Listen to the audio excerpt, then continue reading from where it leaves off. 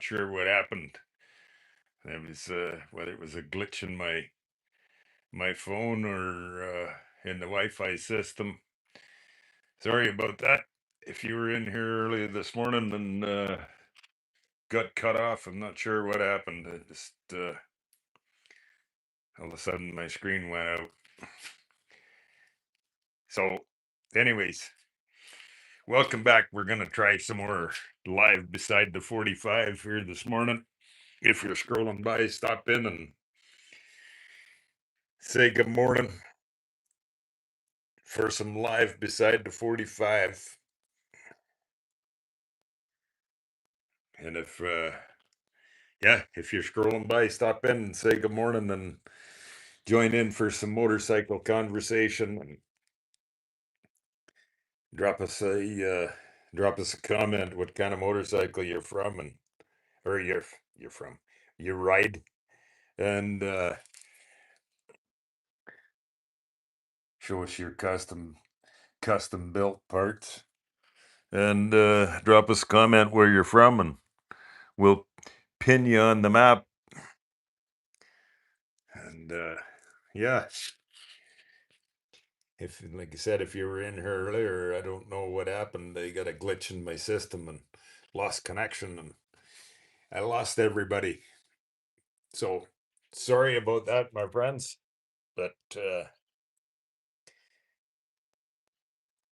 drop in and join in, and let's try again for some more live beside the 45 motorcycle conversation. Everybody's welcome. All makes and models of motorcycles. It doesn't matter about the brand on the side of the tank. We're all motorcycle awesome people. So that's why we're doing these live streams. So come on in and let's have some motorcycle conversation. If you're new in here, this is my 1943 45-inch flathead. So drop by and say hi and let's hear some of your motorcycle stories.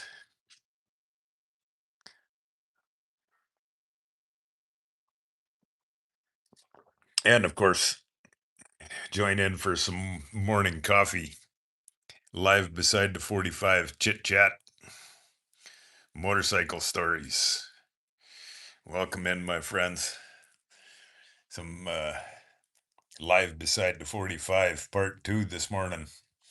If you were in this morning, I don't know what happened. I had a glitch in my system and I lost connection on my end, or wherever the glitch was, whether it's my phone service or it was a glitch in the YouTube, I'm not sure. But if you were here earlier and I lost you, sorry about that. But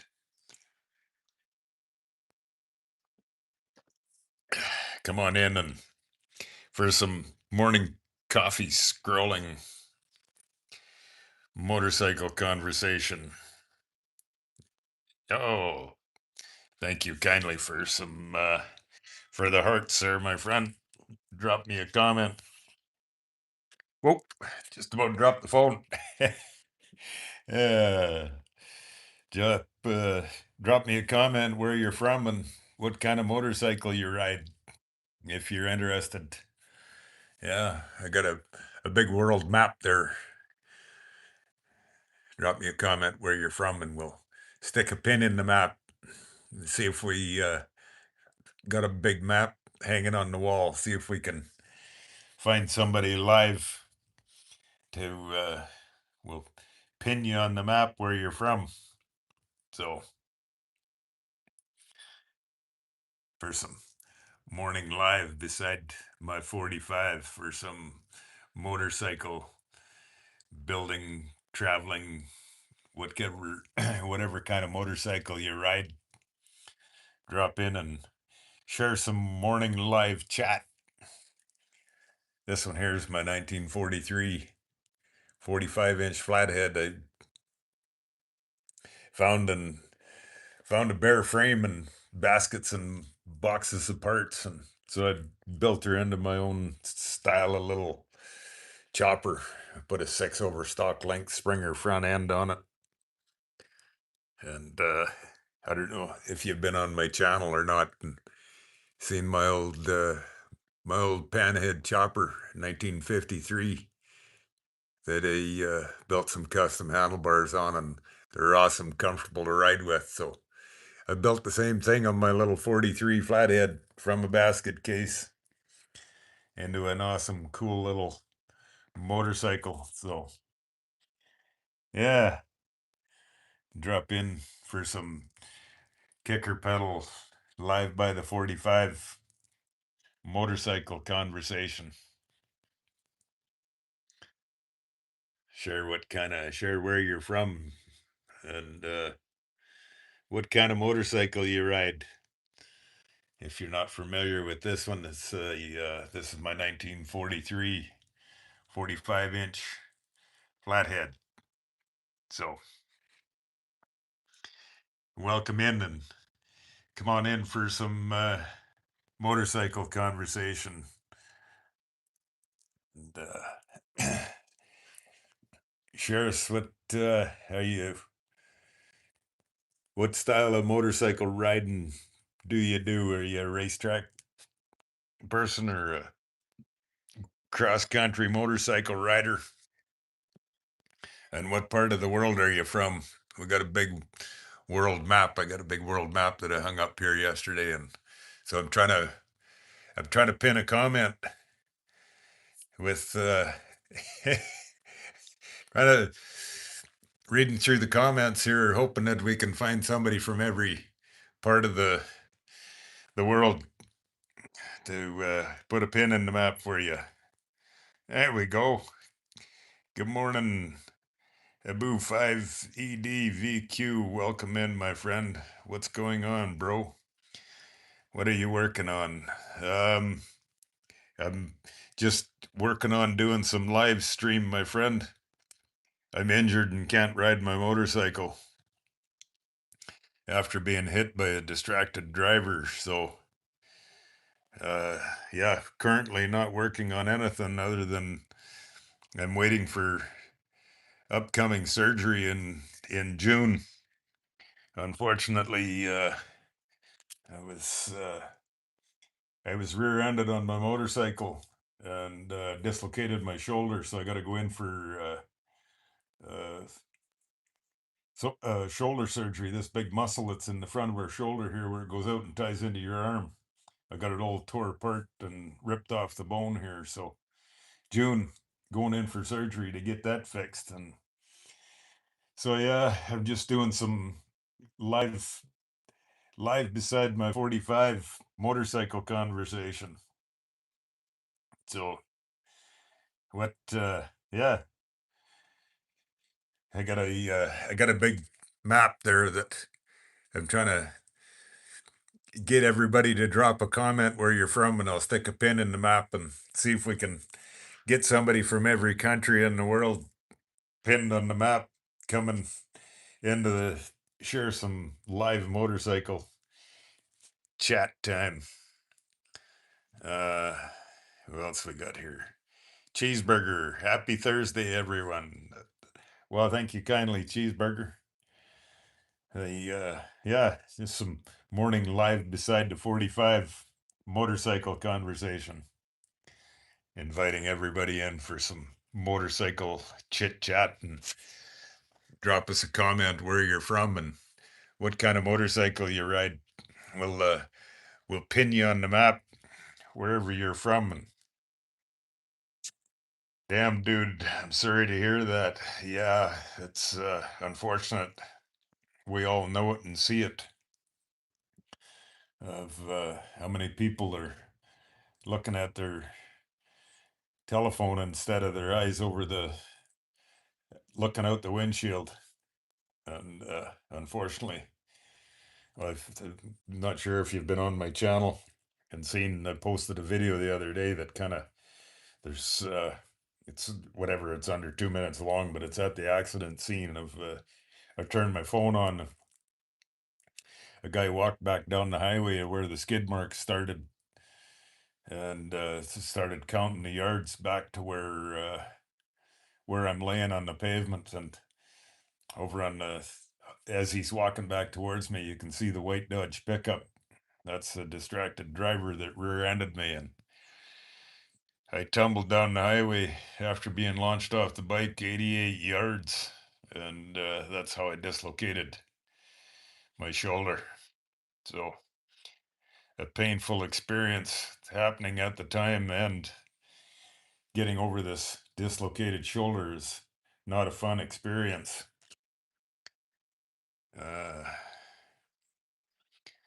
About 5 ED, 5 Ed. Sorry if I mess up your YouTube handle there, my friend.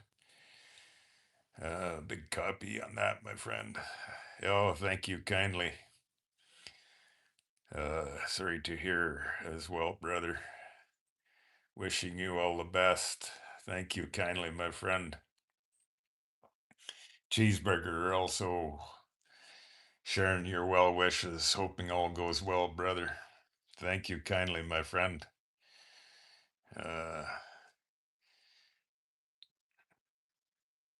Abu 5ED, New York City. All right. Cool. Oops. Fat fingered on the phone here.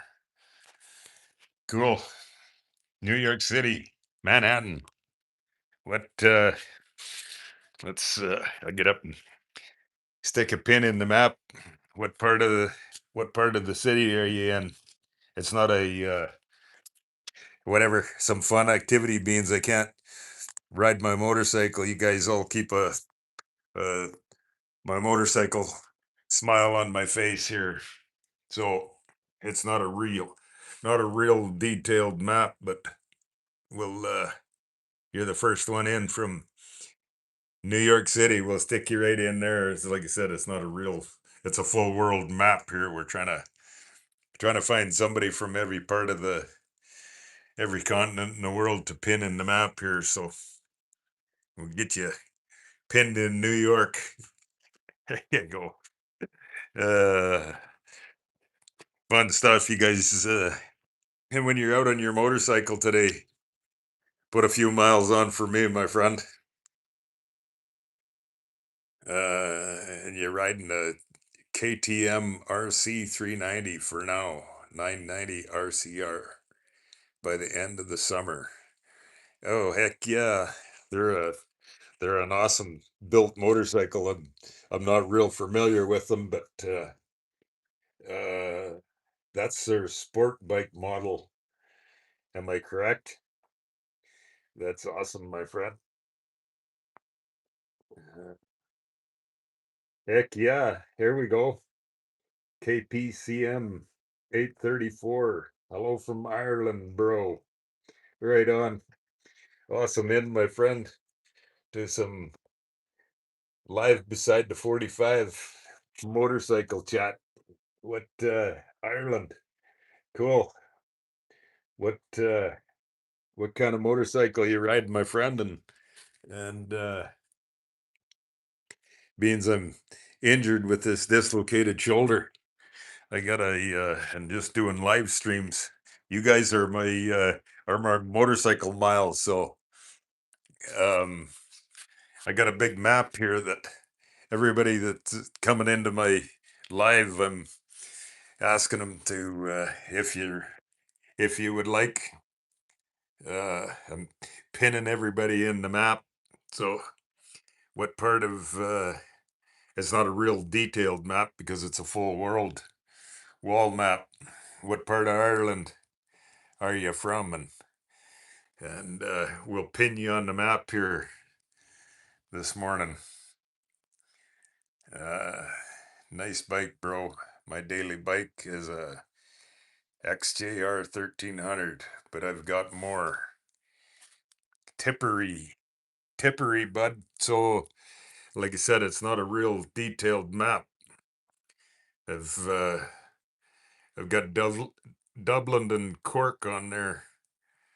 and Belfast. So which direction from where, and we'll we'll pin you to the map there. Thank you kindly on the nice bike. This is a 1943 WLC 45-inch that I found her as a basket case, and yeah, just a little bit of my own creativity. I don't know if you've been on my channel, but I've got my first one I built was a 1953 panhead that I built from a basket case, and that's the first one I built the straight up handlebars on, and yeah, just some fun stuff. I'm gonna poke you in cork here until I get another message from you. Uh, Tell me which way I'll adjust your pin around. I don't want to put the pin in the wrong place and get you lost, my friend. So that's uh, that's awesome. Um, an XJR 1300. Is that a sport bike model? If I'm not familiar with that motorcycle, but if that's what it is um, a sport bike model. Hats off to you guys that ride them, and of course, me being from Canada, I spend lots of the winter months watching MotoGP and Isle of Man racing, and um, the the engineering and everything that goes into them sport bikes and the tires, and you guys that ride them, hats off to you, man. They're incredible machine, those that sport bike model. Absolutely outstanding. And oh, here we go. Good. Well, coming to you from 10 to 8 Arizona time. Paul, hi, mate. Put a pin in Sydney, Australia for me, please. Absolutely. Welcome in. Uh, it's, like I said, 10 to 8 Arizona time. But I think you're probably, what, midnight, uh, Sydney, Australia. Absolutely. There we go. Right in Sydney, Paul.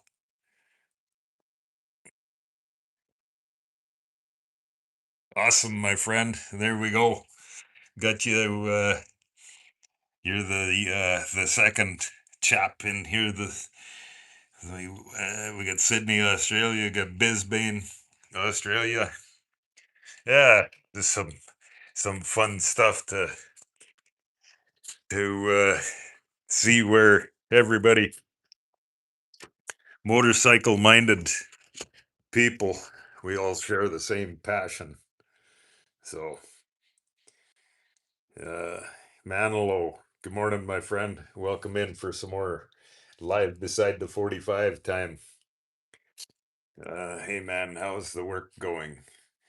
uh it's I'm I'm not at work, my friend. It's I'm waiting for surgery coming up mid June to get my shoulder all sewed back together. So that's why I'm spending the time out here. You guys are keeping my motorcycle smile on, and I love it. I'll stop in here and share your motorcycle stories and passion and where you're from and the style of motorcycle riding you all do. KPCM, it's a Yamaha muscle bike, kind of. That's cool, my friend. I love it. To me, it doesn't matter what kind of motorcycle it is. This is my 1943 45-inch flathead. But to me, it doesn't matter about the brand name or the model on the side of the tank. It all starts right here with the two wheels and freedom in the wind. To me, is the passion that we all share and enjoy together. Manilow, sorry, friend. I meant the mechanic work on your bike. Yeah, no, I'm not doing any mechanical work on it, Manilow. It's sitting here in the shop, sitting here in the garage. I'm unfortunately I can't ride my motorcycle after being rear-ended by a distracted driver, and I dislocated this shoulder. So I'm the big muscle in the front of our shoulder here, where it goes out and ties into your arm. I got that all completely detached off my arm, so I can't ride currently, and I'm booked in for surgery in June here to come and get my arm all sewed back together. So I'm counting on you to when you're out on your motorcycle, get out and make a few miles for me, being I'm injured and not getting any seat time or handlebar time, other than I'm sitting here sharing with you guys some morning live scrolling coffee time, some live beside the 45.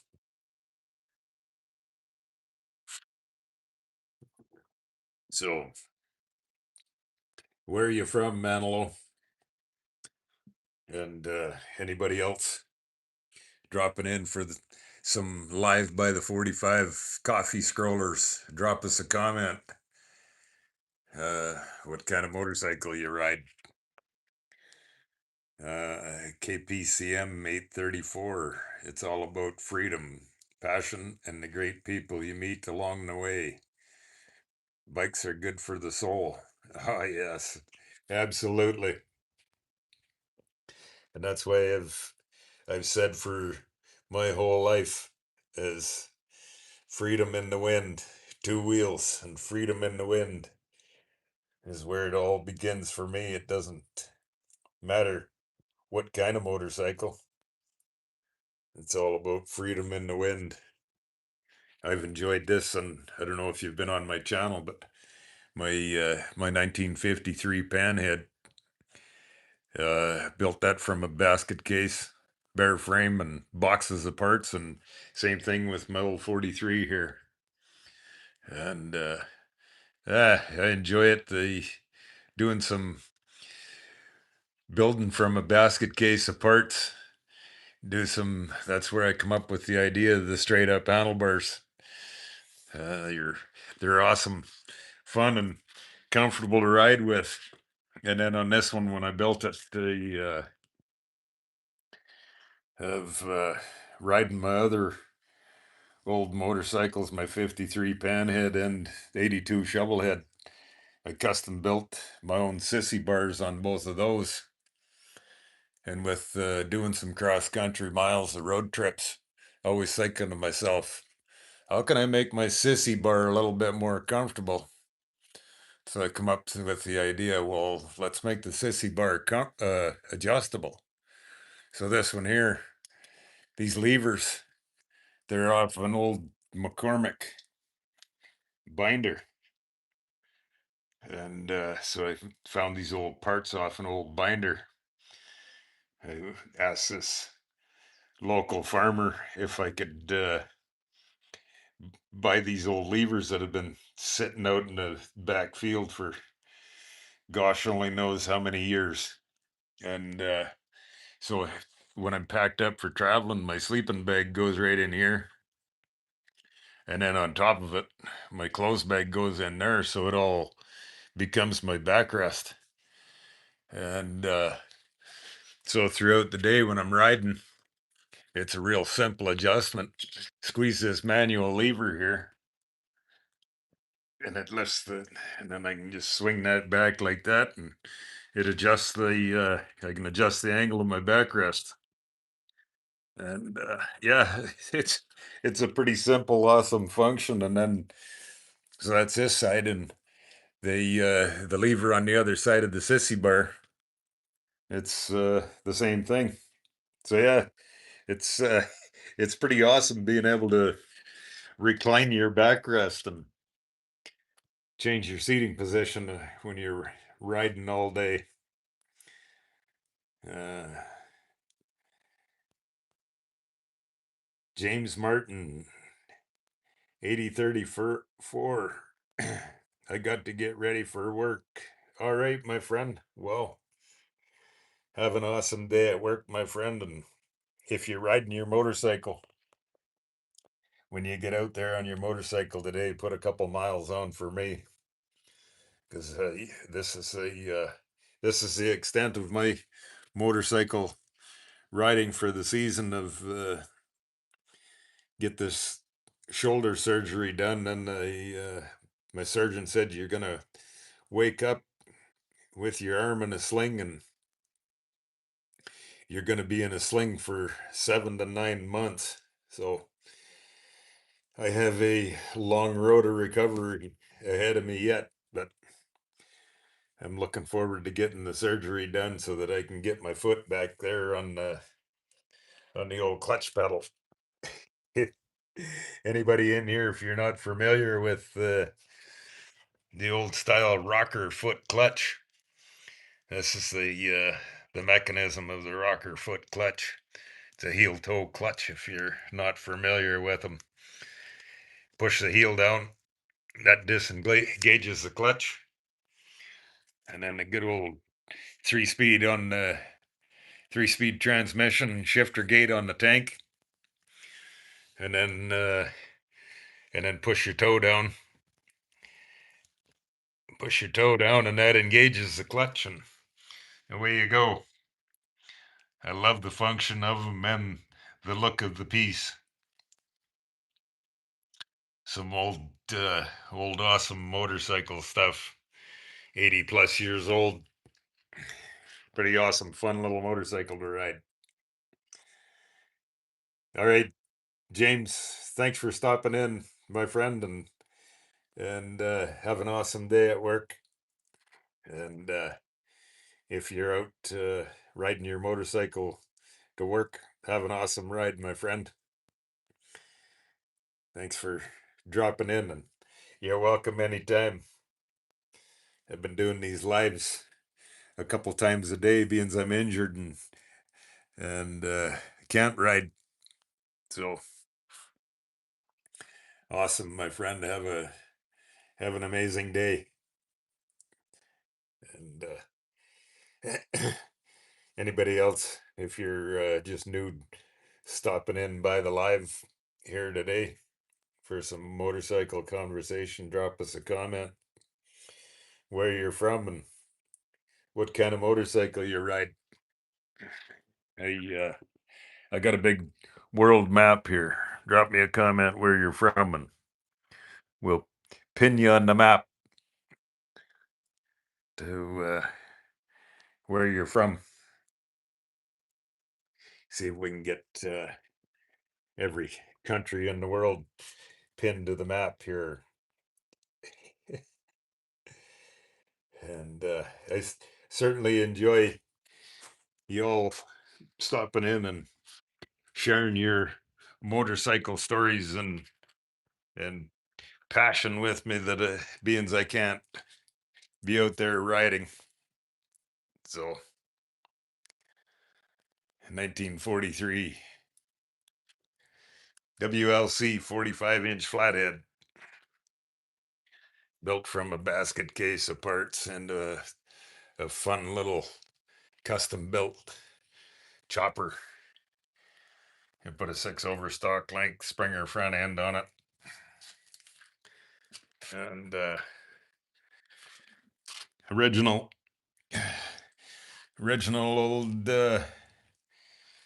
straight leg rigid frame 45 cubic inch flathead.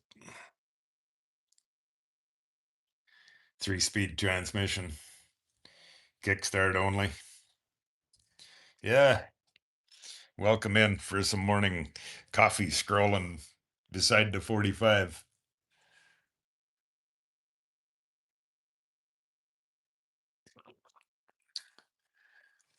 Drop in and drop us a comment. What kind of motorcycle you're riding?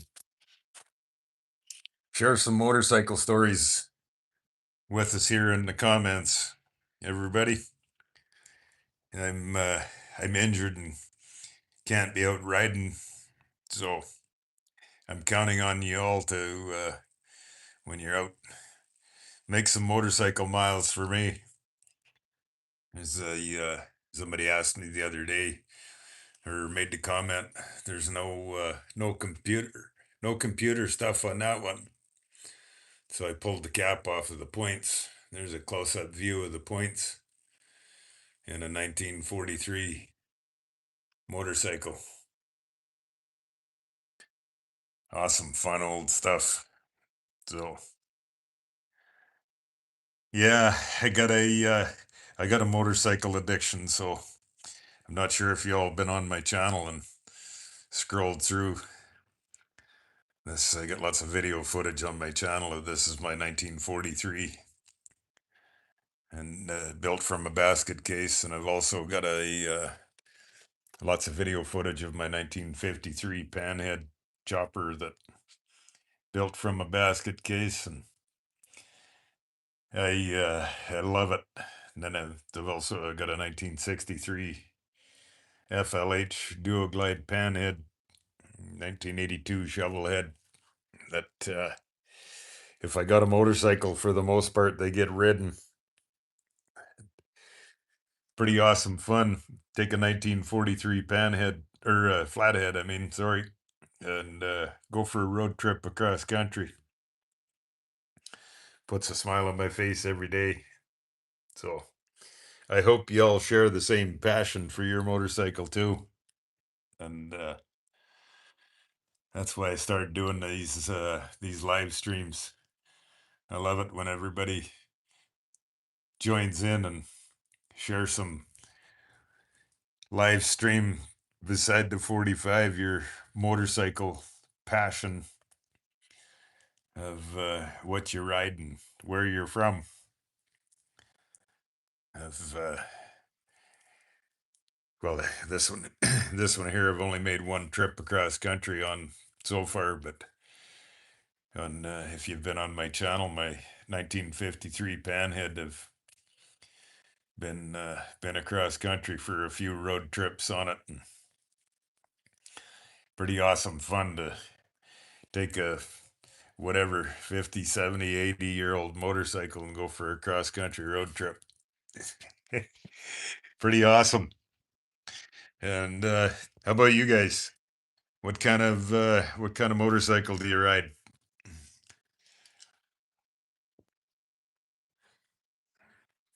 And or if you don't ride a motorcycle, you're welcome into for some morning coffee scrolling motorcycle conversation. If you're here and just enjoy some live stream, it's live beside the 45.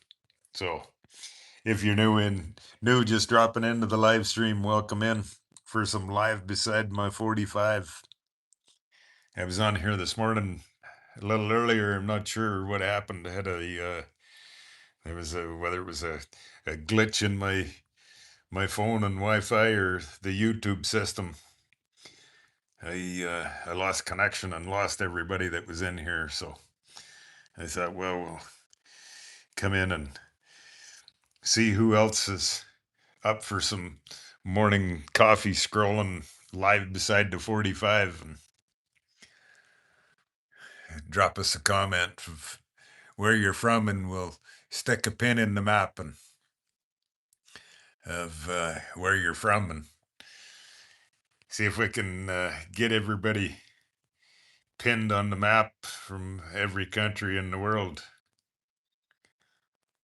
Uh, Brandon Burbarge 1373. Welcome in, my friend, for some live beside the 45. What's the name for cuts in air-cooled motor? I'm not 100% what you mean. You mean Brandon, the fins, you mean?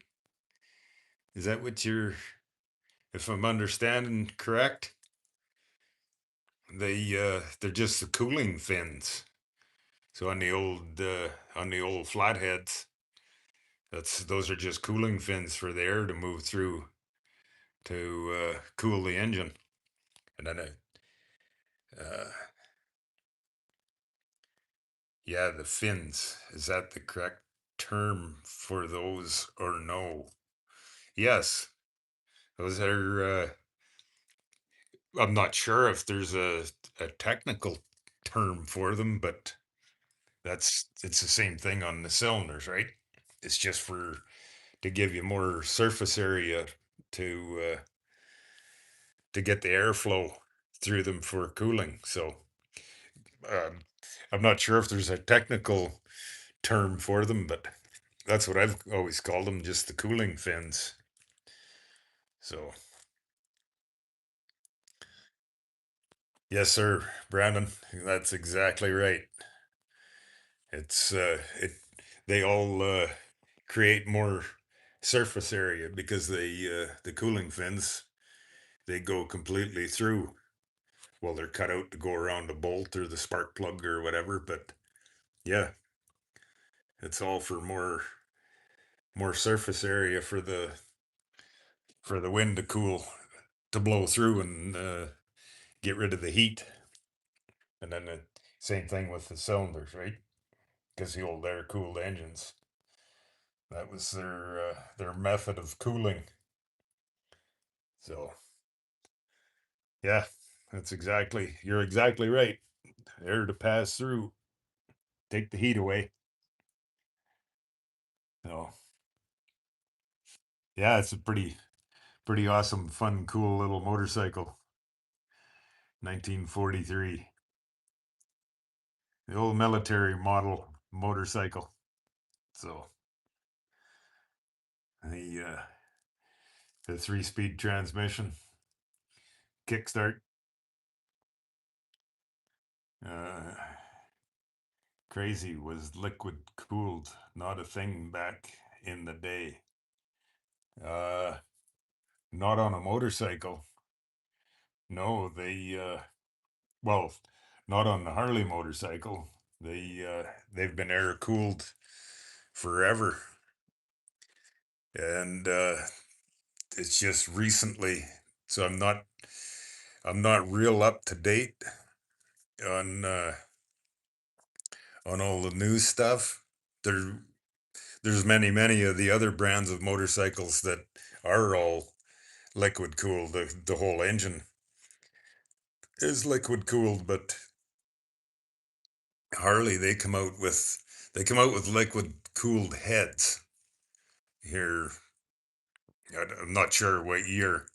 I'm sure there's somebody else in here more familiar with the newer stuff, but uh,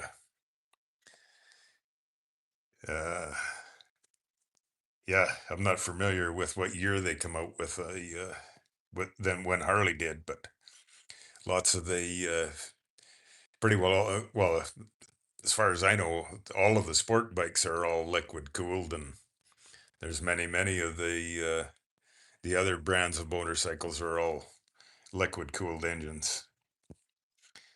Brandon, I ride a dirt bike. I do have an older Honda that is air cooled, but all my MX bikes are liquid cooled. Yeah, they're. I think some of the older model dirt bikes they were liquid cooled too. I'm not a dirt bike guy either, but yeah. Thank you, Brandon. The awesome bike.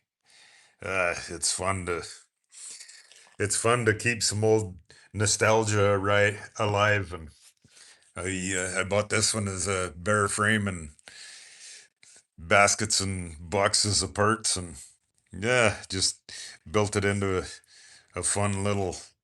I put a 6 over stock length Springer front end on it so I could call it my chopper, and then I've I don't know if you've been on my channel or not, but I've my on my channel I got a 1953 panhead that was the same thing, boxes of parts that I wanted to build it into one of a kind a few years back, and that's where I come up with the that one. I built the handlebars out of 1/2 inch square bar and tied a couple knots in the handlebars, and I come up with this straight up handlebar idea, and so I went ahead and did my 1982 shovel head, and then as well my my old one here that I just built a couple years back. The straight up handlebars are awesome, comfortable to hang on to for all day cross country motorcycle trips. So, uh,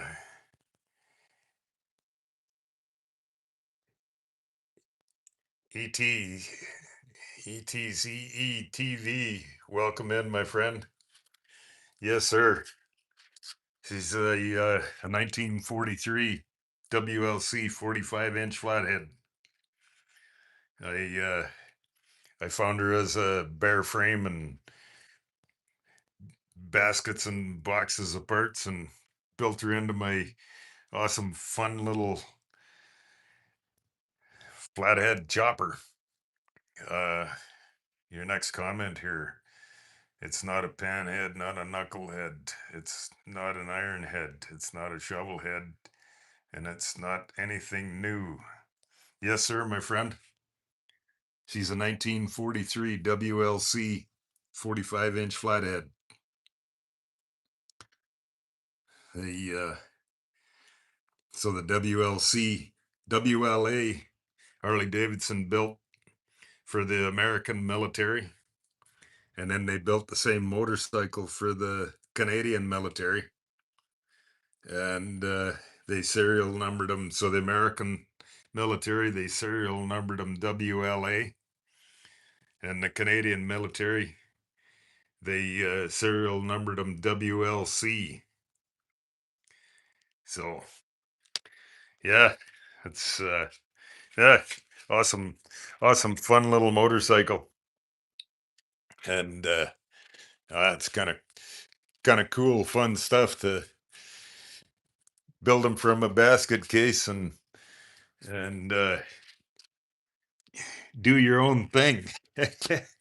So this one here, when I don't know if you've been on my channel and scrolled through my 1953 panhead that's on there, and then as well my 1982 shovel head.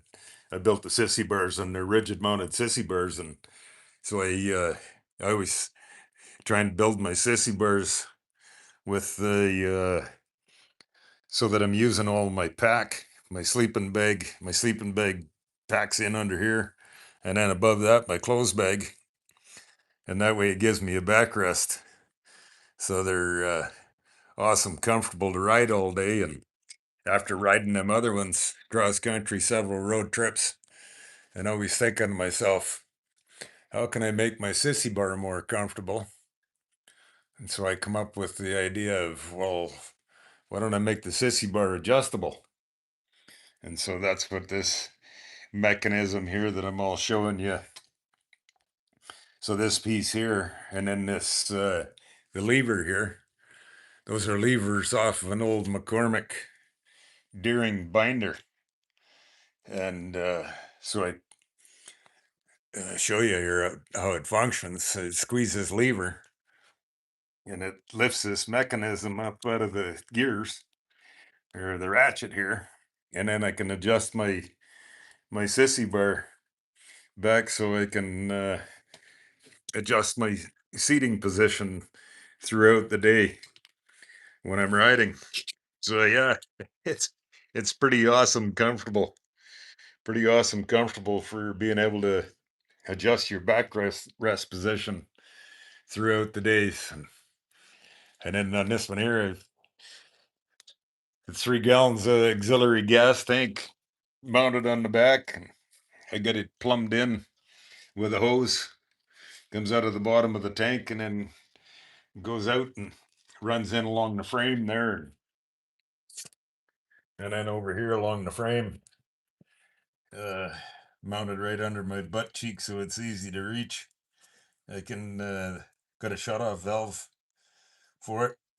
And then out of the shut-off valve, hose runs along, and I got it teed in right here underneath the main petcock, and then out and down into the carburetor. So when I stop and gas up, I always open this tank and run it dry, and then when it goes dry, shut it off and flip onto the main tank. And so yeah, I got 6.5 gallons of gas.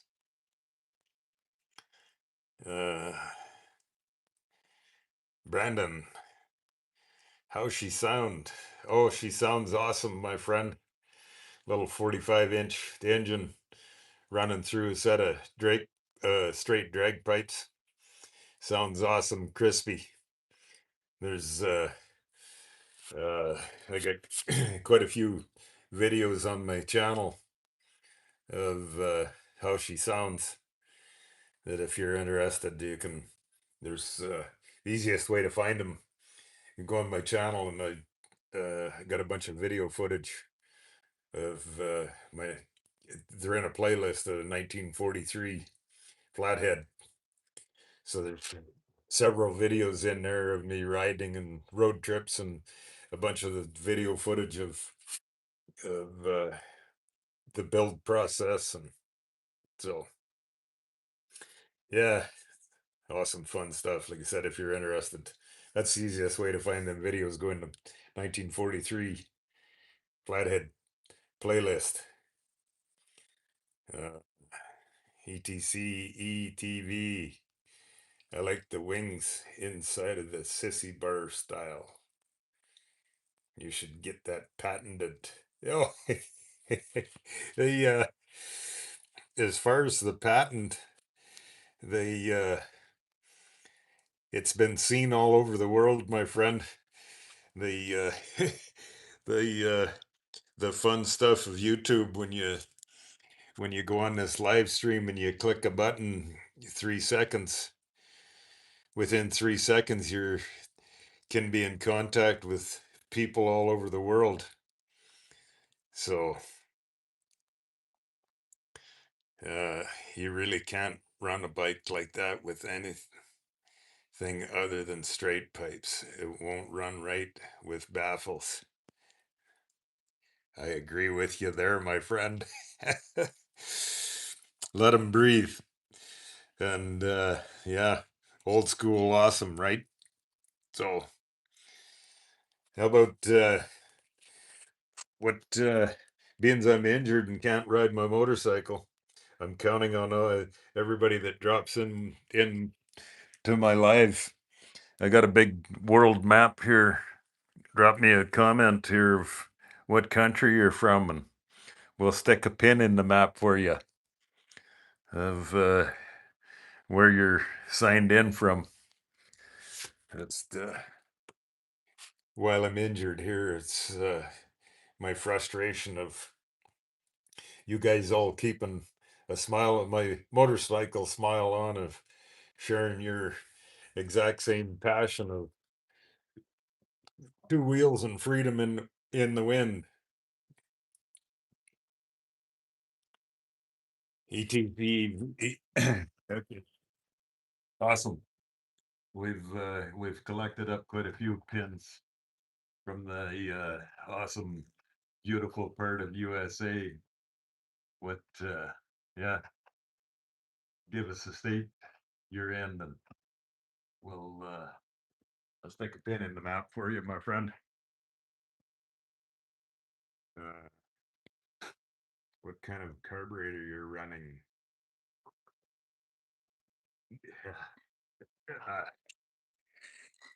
I grab the flashlight for you. The it's an original M88 little brass linker carburetor. Pretty pretty cool, fun little carburetor. So there was a fellow dropped into the live here the other day, and he had lots of experience and knowledge of the old 45s. And so this carburetor, it has no adjustable jets in it. And apparently this carburetor was designed specifically for the military application, that they could they could run pretty much anything for fuel that they would, even if it was dirty fuel, just because of the circumstances that they were designed and built for. They would digest pretty much anything for fuel. So yeah, she's original M88 Linkert. So pretty cool. Pretty cool little carburetor. And it looks awesome. The little original old brass Linkert. So Virginia. Oh, awesome. Awesome. Beautiful Virginia countryside. I've I've ridden through there several times over the years. Amazing, beautiful Virginia scenery. Uh,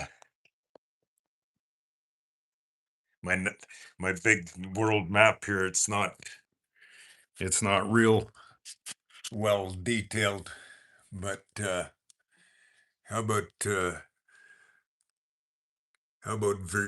Virginia Beach or Norfolk? I'll stick you right in the O of Norfolk here, and we can always readjust you around. Readjust you around to on the map. I don't want to stick you in the wrong spot on the map and get you lost there. So, uh, being I'm all injured here with this shoulder and can't ride, I'm counting on everybody that stops and drops in for my live here to, when you're out on your motorcycle, put in a few miles for me. Uh, that's how Ironhead Sportsters were, as well as some others. They had carburetors that had no adjustable jets. You had to replace the jet if you wanted to modify. Yeah, that's the way every carb is. Uh, you put a different jet in them, but this carburetor, there is no changeable jets in this particular military one. So she was designed specifically for the extreme times of they were. So that's rebuilt Linkert original equipment from 1943 or thereabouts. Yes, from what I understand, my friend, exactly. So I'm not sure how many years that carburetor was built, but my old bike here is a 1943 WLC. Uh, so yeah, I'm not sure how many years they made them, but uh, actually move it up some because I'm an hour west from DC. Absolutely, my friend. Yeah, yeah. It's like I said. It's because it's a entire world map. It's not real well detailed, but we'll stick you up just west of DC a little bit there. That get you a little closer to home. I don't. When I'm pinning the map here, I don't want to get anybody lost so they can't find their way home. But uh, some fun stuff. I love it. Everybody dropping in here and share your two wheels and passion and freedom of our motorcycle life. So, life behind the bars. I love it. I've over the years, I've done. I've rode our continent corner to corner. I've been in Alaska, Newfoundland, San Diego, and Key West. So I've got lots of miles of motorcycle traveling over the years. How about y'all? You guys done lots of motorcycle traveling? Or anybody that's south of the 49th parallel ever make the road trip to across Canada up into Alaska? Anybody that never has, I highly recommend it to go for a trip to Alaska.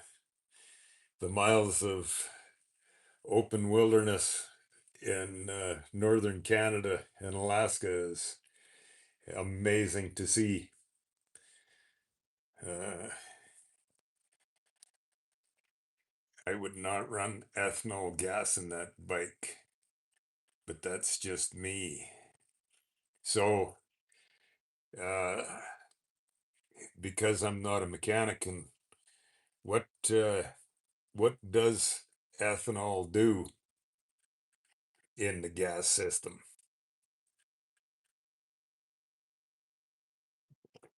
I don't. I know that I've heard other guys say that yeah, that ethanol is hard on these old engines. What is it? Something to do with the valves in the seats that it raises havoc with? Uh, right along the Blue Ridge. Oh yeah. Anybody that's in here listening in on some live by the 45? My friend in here, he's just dropped a comment. He lives right along the Blue Ridge. So I haven't rode the Blue Ridge Parkway from end to end, but I've been up on it and rode some miles, and so it's some amazing, beautiful ride. The Blue Ridge Parkway through the Appalachia Mountains. It's amazing, beautiful. Uh, Go Fast Racing. Good morning, my friend. Cheers. Welcome in for some live beside the 45. As always, morning coffee scrollers.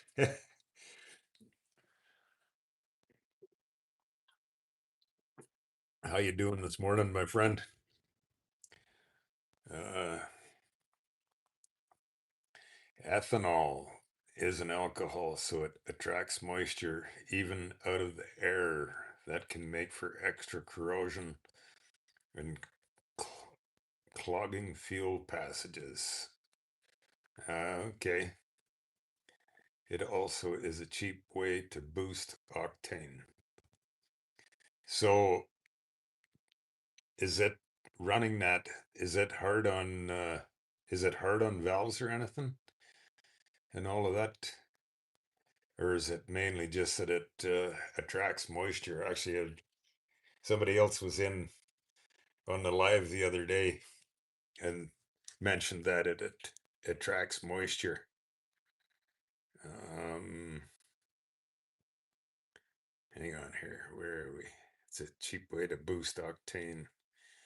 Yes, and now they've changed it to E15. I exclusively buy non-ethanol gas. At least that's what it says on the pump. If you're traveling, you might have to fill up with ethanol gas. Yeah, that's exactly what I've found over the years too. Of especially you get out in the small rural areas where you stop at a gas stop somewhere and they have one pump that it's regular gas. So it's it it will burn regular gas, which is better than walking for gas. So uh yeah, it's sometimes if you get stuck and got no choice, you run what's out of the pump. And well, I often think of that many times of when you grab a hold of the nozzle and you pay more money for when you whichever button you click on the pump for gas selection. Well, if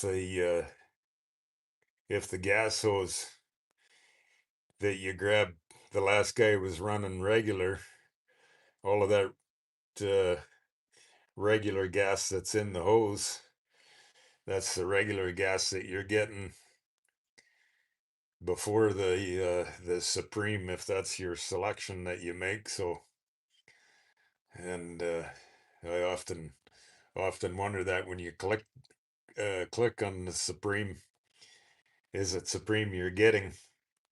Other than if you occasionally you get to those gas stations where they have an individual hose, then you get more chance of getting that selection. But basically, the best thing you can do is run non-ethanol gas as much as possible. But like I said, if you're traveling like this guy, you may not be able to find it. Yeah, exactly. And so, what's your opinion on when you get regular gas or ethanol gas? If you carry a can of octane boost, of add a couple of ounces of octane boost for to a full tank fill up. What's your thoughts on that? Uh, Go fast racing. It's hard on rubberized items like diaphragms in chainsaw carburetors and crank seals, or gas lines and vacuum lines. Oh, that makes sense. They run that stuff, and you're. I suppose it's probably even worse if you leave it. The longer it sits, gives it more time to cause grief. You'll get much better gas mileage with non-ethanol gas, and it will run much better. That's just a fact. The older the bike, and the more it is the case. Huh. Cool. It's all because I'm not a mechanic, and I'm just a motorcycle riding guy, and so it's always awesome, guys with the mechanical knowledge to share your input and knowledge. Uh, and methanol likes to corrode aluminum quickly. Huh. Nasty stuff. Ethanol or methanol likes about 2.5 or 3 times the amount of fuel that regular gasoline does for the same quantity of air. Huh. So in other words, that would affect the performance and your carburetor adjustments. Go fast racing. As we know, richer mix likes a little more advanced timing. Uh, Go fast racing. Pre-war bikes are known to run great on naphtha, straight Coleman lantern fuel. If that's a little too low octane, you can add in some other fun things. Wow.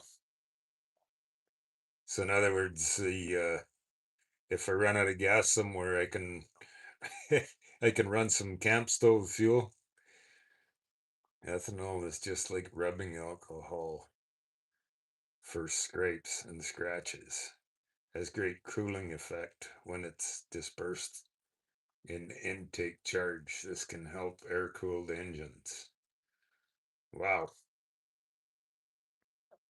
There's uh there's there's a whole lot of knowledge here, you guys, that I know nothing about. I certainly do appreciate you guys sharing your knowledge and skills here of all of this stuff. The worst thing you can do is let a bike sit or any motor sit for an extended period of time with ethanol gas in it.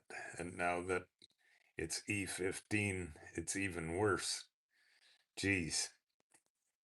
So if you do have uh, if you do end up leaving a one sit with gas in it, does that fuel stabilizer equalize and smoothen that out, or not?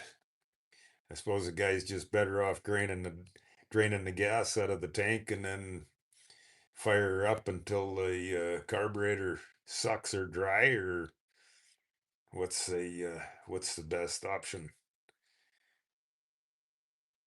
Uh, Don P5J dropped a comment here. You've been filming the same thing for a few days now.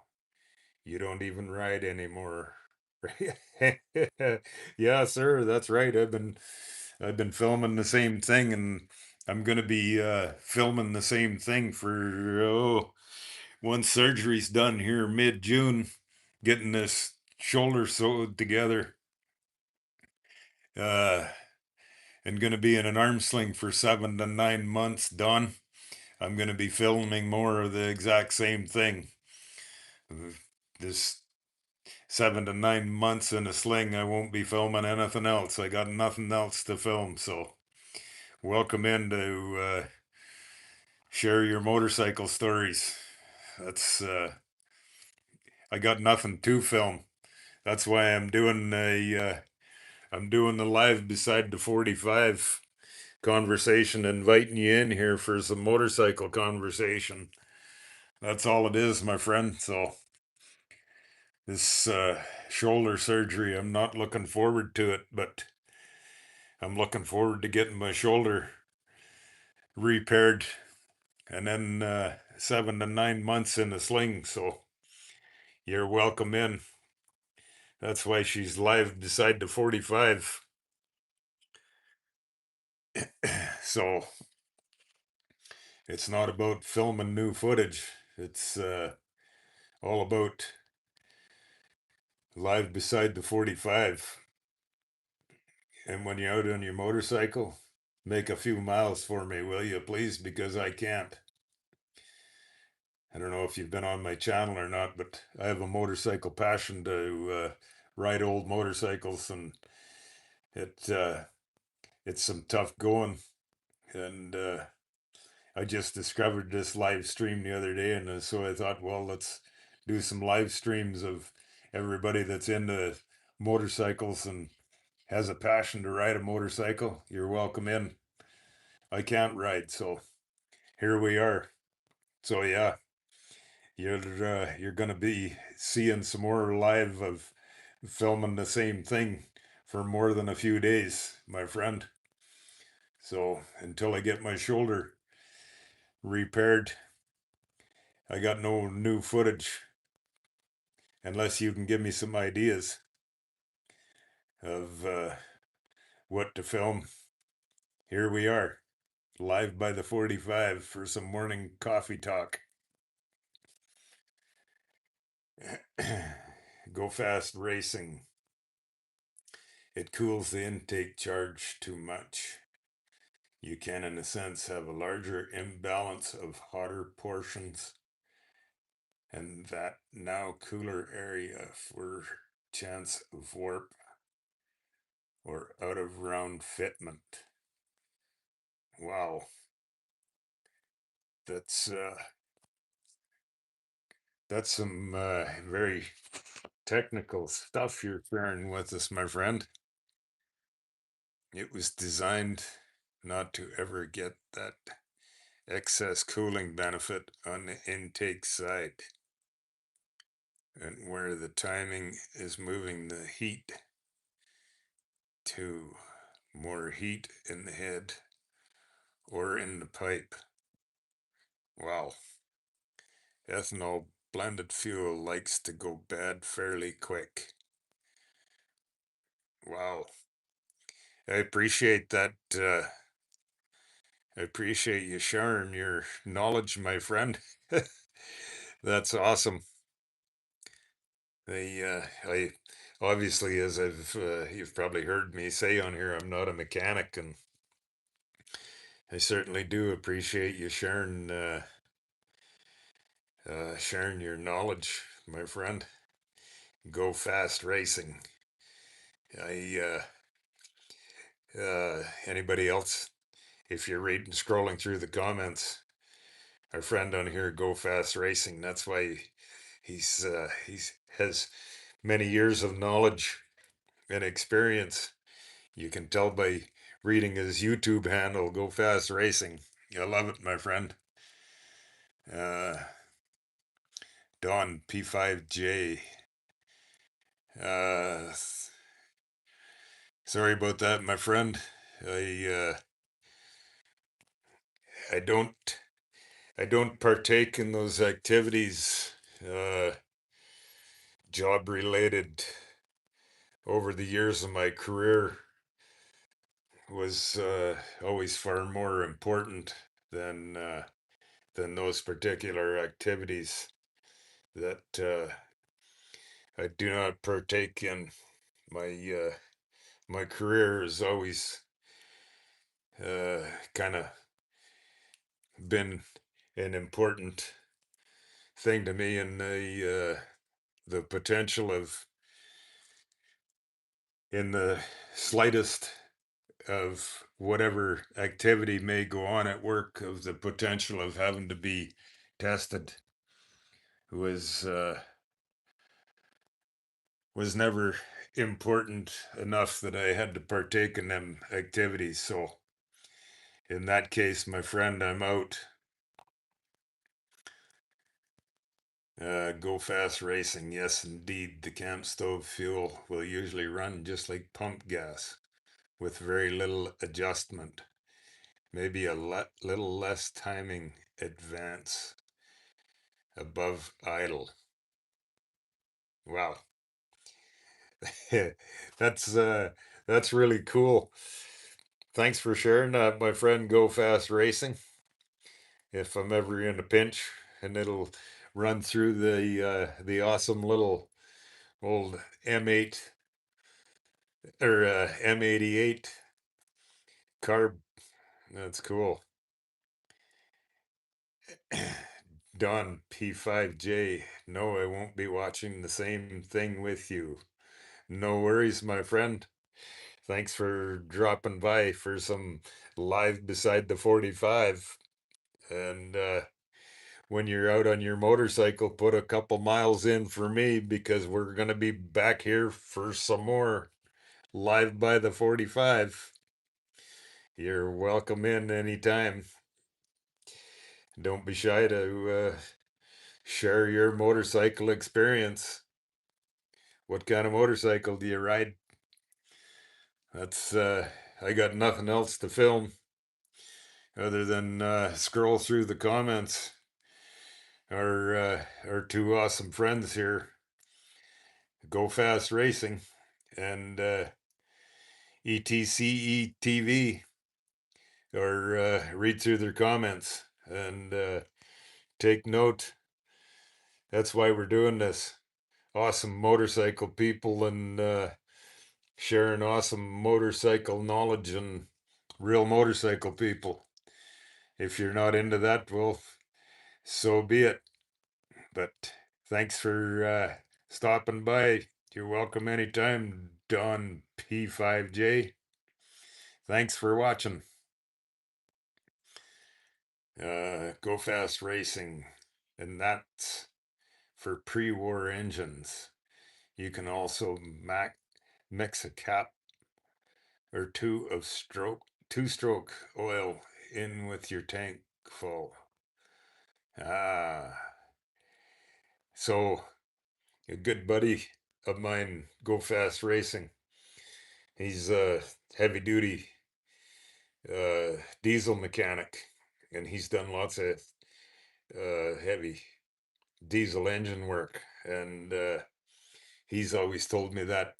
He said, in your diesel pickup, your diesel engine, he said, run some two-stroke motor oil in it. It's specifically designed engine oil, and it's good for just lubrication. That's interesting to that you say run a few well, not ounces, run a cap full of two-stroke motor oil in there, and so just for lubrication in the cylinder. Interesting. That's that's cool to hear. Uh, cool to hear to add that in the system, in the fuel system. How about, so you saying that? How about what's your opinion on that? What's it called? It's in a red jug. Marvel Mystery or Mystery Marvel oil, or yeah, I can't remember the name of it. What's your opinion on running a few capfuls of that in the gas system? What's your opinion of that? Marvel Mystery, or I forget the name exactly, but ETC ETV fuel stabilizer can help, but the best policy is to not leave a bike with gas in it. Drain the carburetor completely if it's going into storage and for any time over 30 days. Uh-huh. Yeah, makes total sense. William Moore, good morning, my friend. Welcome in for some more live beside the 45 conversation. How you doing today, William? Always good to see you in, my friend. Do we, William, you guys, I got my big world map. I can't remember. Do we have you pinned on the map, my friend? Drop me a comment where you're from, and we'll pin you in the map. ETC, I don't know if you guys have ever heard of it, but the best motorcycle mechanic channel that I've found is, oh boy, I, unfortunately, I don't public flog on social media, but the name that you put on there, I I won't even mention it on my channel. I'll leave it in the comments here, but unfortunately, it's probably getting about 4 years ago now. Can't even remember. It's probably at least 4 years ago, if not 5. I bought a set of heads from that name you mentioned. I sent him $2,000 and never got the set of heads that I bought from him. And he won't respond to an email. Pretty disappointed. So, like I said, that's it. I won't even mention the name on my channel here. So, pretty huge disappointment in that name. Yeah, the end. He won't respond to an email. If somebody knows him personally, grab my $2,000, $2,000 cash that he got. Well, I could go back in the email. It's got to be minimum at least 4 years ago. So be cautious. And then if anybody knows him personally, ask him if he's got Cactus's $2,000 cash. Like I said, he won't even respond to an email. So pretty disappointed. um,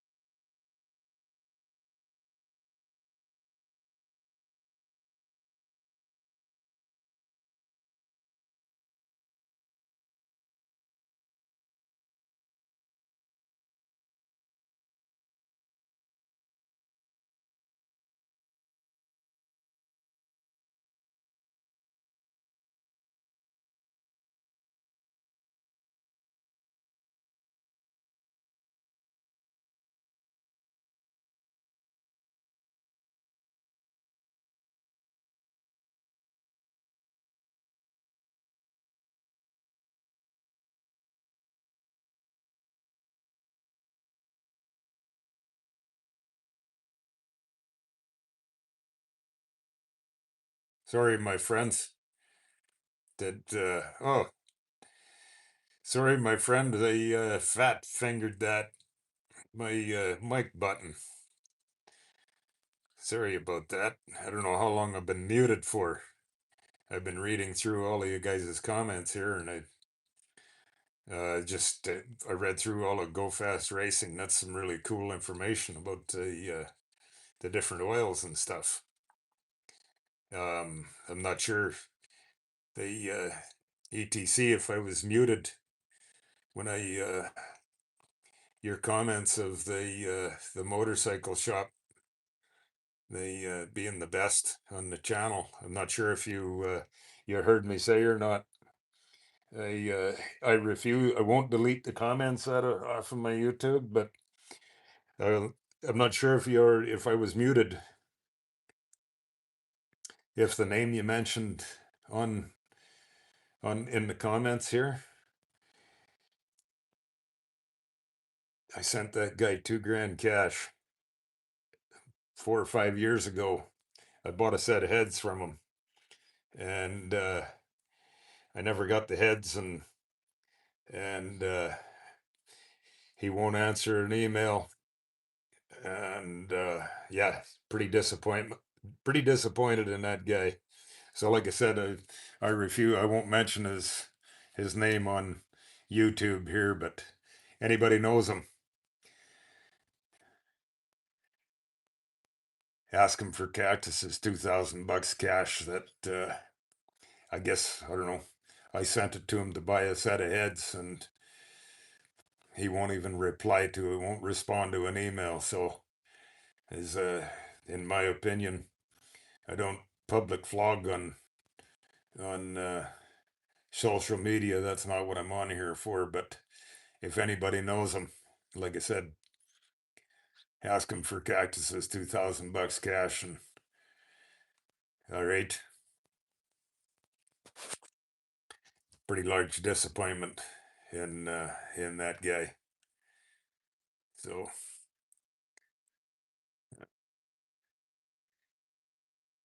yeah, that little 45-inch engine.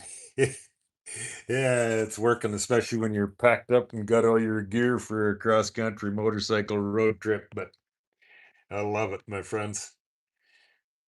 Uh, Go Fast Racing, Oil of Wintergreen. Yeah, I read this one already. I've never even heard of that before. Oil of Wintergreen. Uh, it makes sense. Keeps all the rubber O-rings and stuff soft and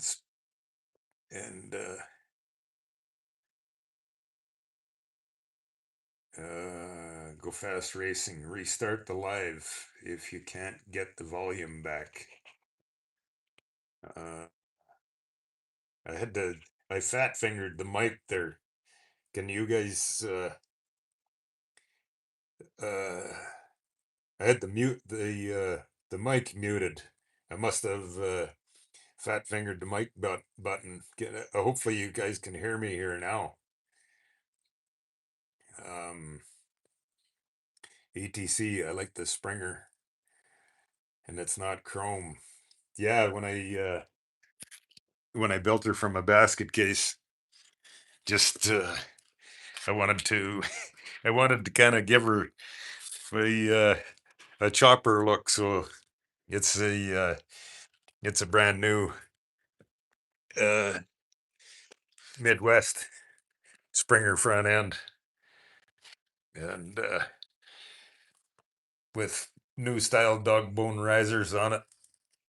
And yeah, the Springer, it's 6 inches stock over stock length front end. I just wanted to give her kind of a little bit of a chopperish look to it. So yeah, and it's powder coated black. So I if I'd have if I'd have found an original old rusty one, I probably would have put it on there. But I yeah, just get her put together, and instead of spending a whole bunch of time parts hunting and searching, I just whatever. Bought a new one and stuck her on there. And so, yeah, I love it, you guys. I love you guys sharing your knowledge. And it's so interesting, all this fuel and oil stuff. It's crazy. That bike only seems to have one down tube for the frame. Yeah, the original old frame. They're all single down tube frame, and it kind of creates completely different challenges for the attachments of the footboards and the clutch assembly. Gonna create some different parts, and the way it bolts on, the front here, and then they got a flat bar to extend out far enough for the footboard to mount on, and then the brake the assembly. Yeah, she's all creates some definitely some different mounting challenges, and then that flat bar, it goes all along the back, goes back to the back end for the place for the brake light switch to mount, and then the mechanical brake function. Yeah, and then it's the same on the other side for all the clutch assembly and the footboard. Oh, the 45 cubic inch looks like an old Indian motor. Yeah, pretty awesome, fun, cool little motor. They built out of necessity for the time of the rough and tough tumble service that they went through of the times, right? And, they somebody made a comment today. Oh boy, there's no computer system in that one. And so I pulled the cover off the points cap, and so I could give them a close up of, yeah, no computer system on this one.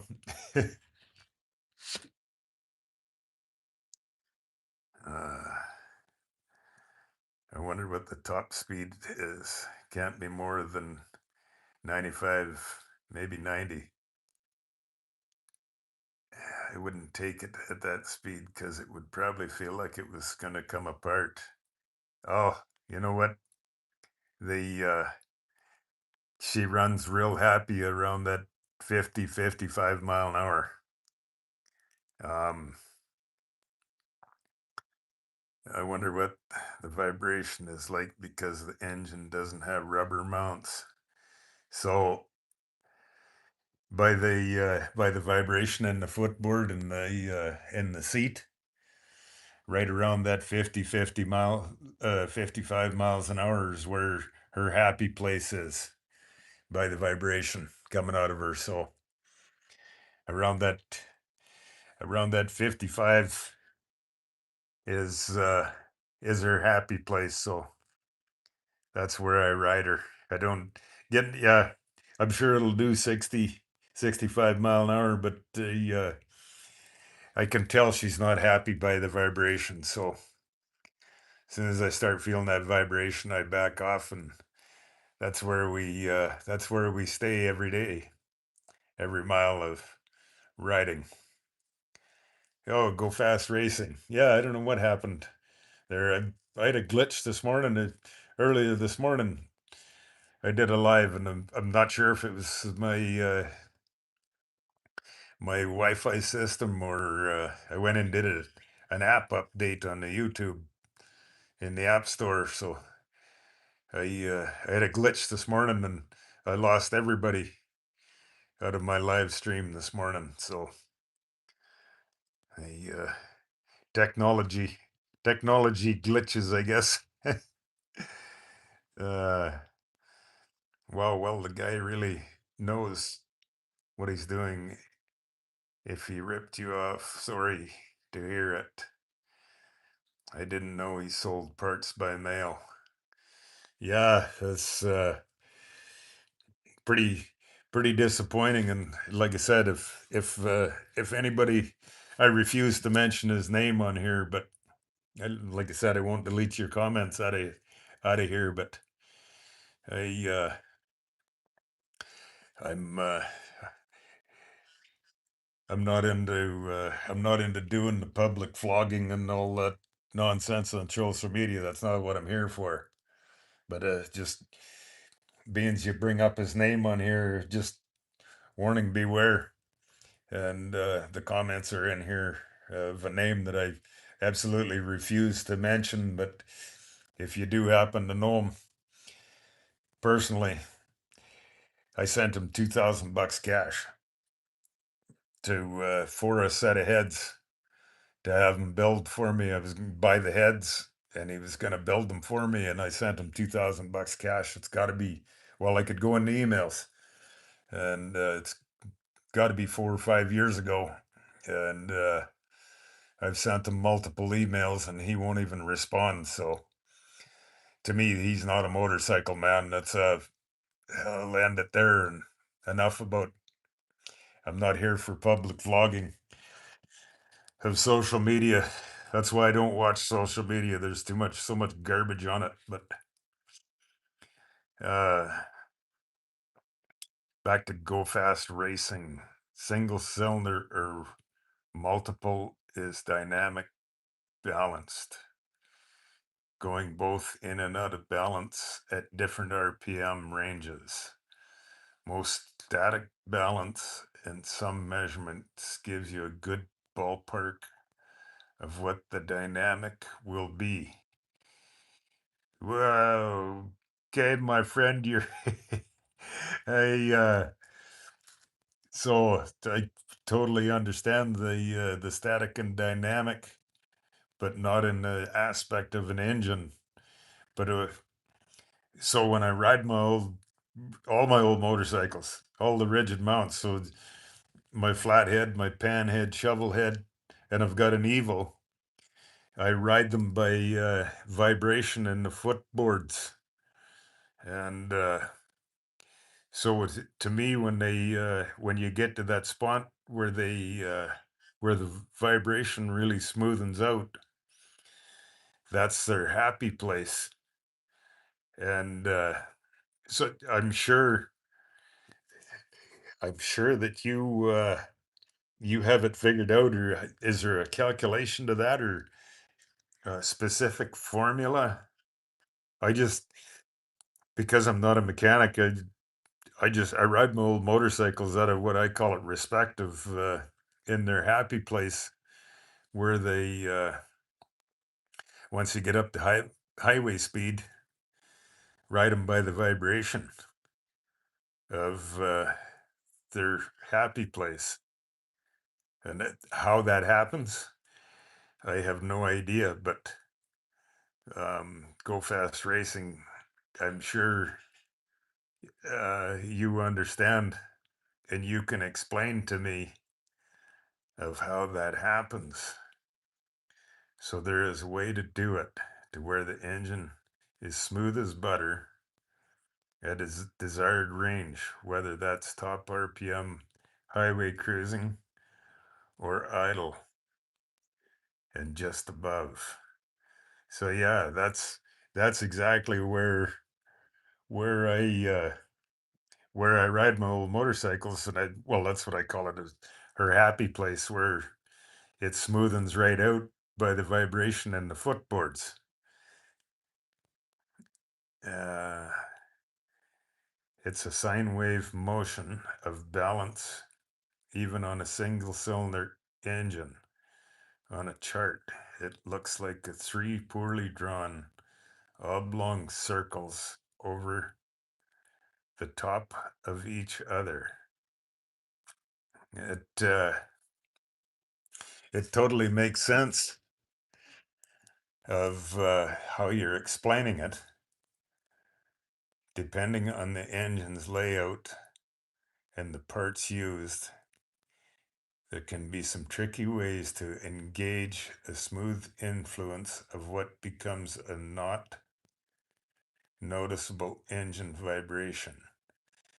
It can be just 1 gram of material away. Yeah. And so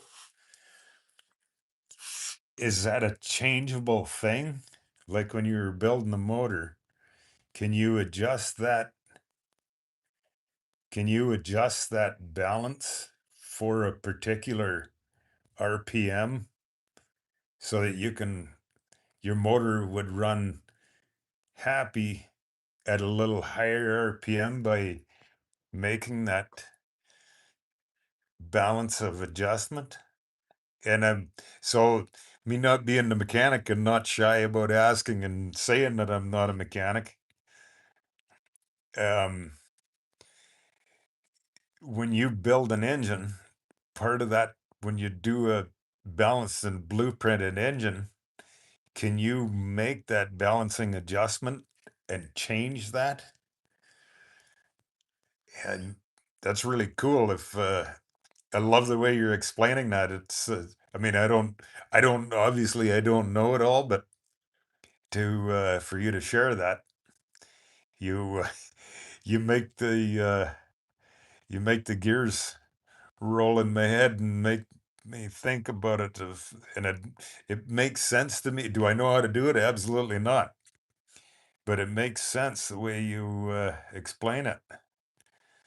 The World War I era rotary engines that had crankshaft bolted to the firewall with the cylinders and head spinning with the propeller in the symmetrical layout did not have much of a vibration trouble. Wow. Are you running highway sprockets? Or are you running high RPM sprockets? Uh, so, because when I built my as from a basket case, and because I'm not a huge performance guy, and I love the look of open belt primary. I just I don't even know what the sprockets are. It's an open belt drive kit that V Twin makes the belts or has the kit. And so I got that on there, and to be honest with you, I don't even know what the sprocket count is, and or if there's different sprockets you can get on them. And then as well on the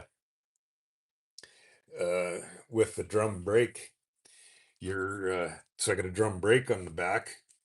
You're limited to how small a sprocket you can go because of the drum, and then as well there's with the chain sprocket on the transmission, you're limited up to the size you can go on there too. So I'm uh, I'm at the max. Other than I'm not sure if you can get different sprockets for the belt drive kit on them. But yeah, I know she's not very fast.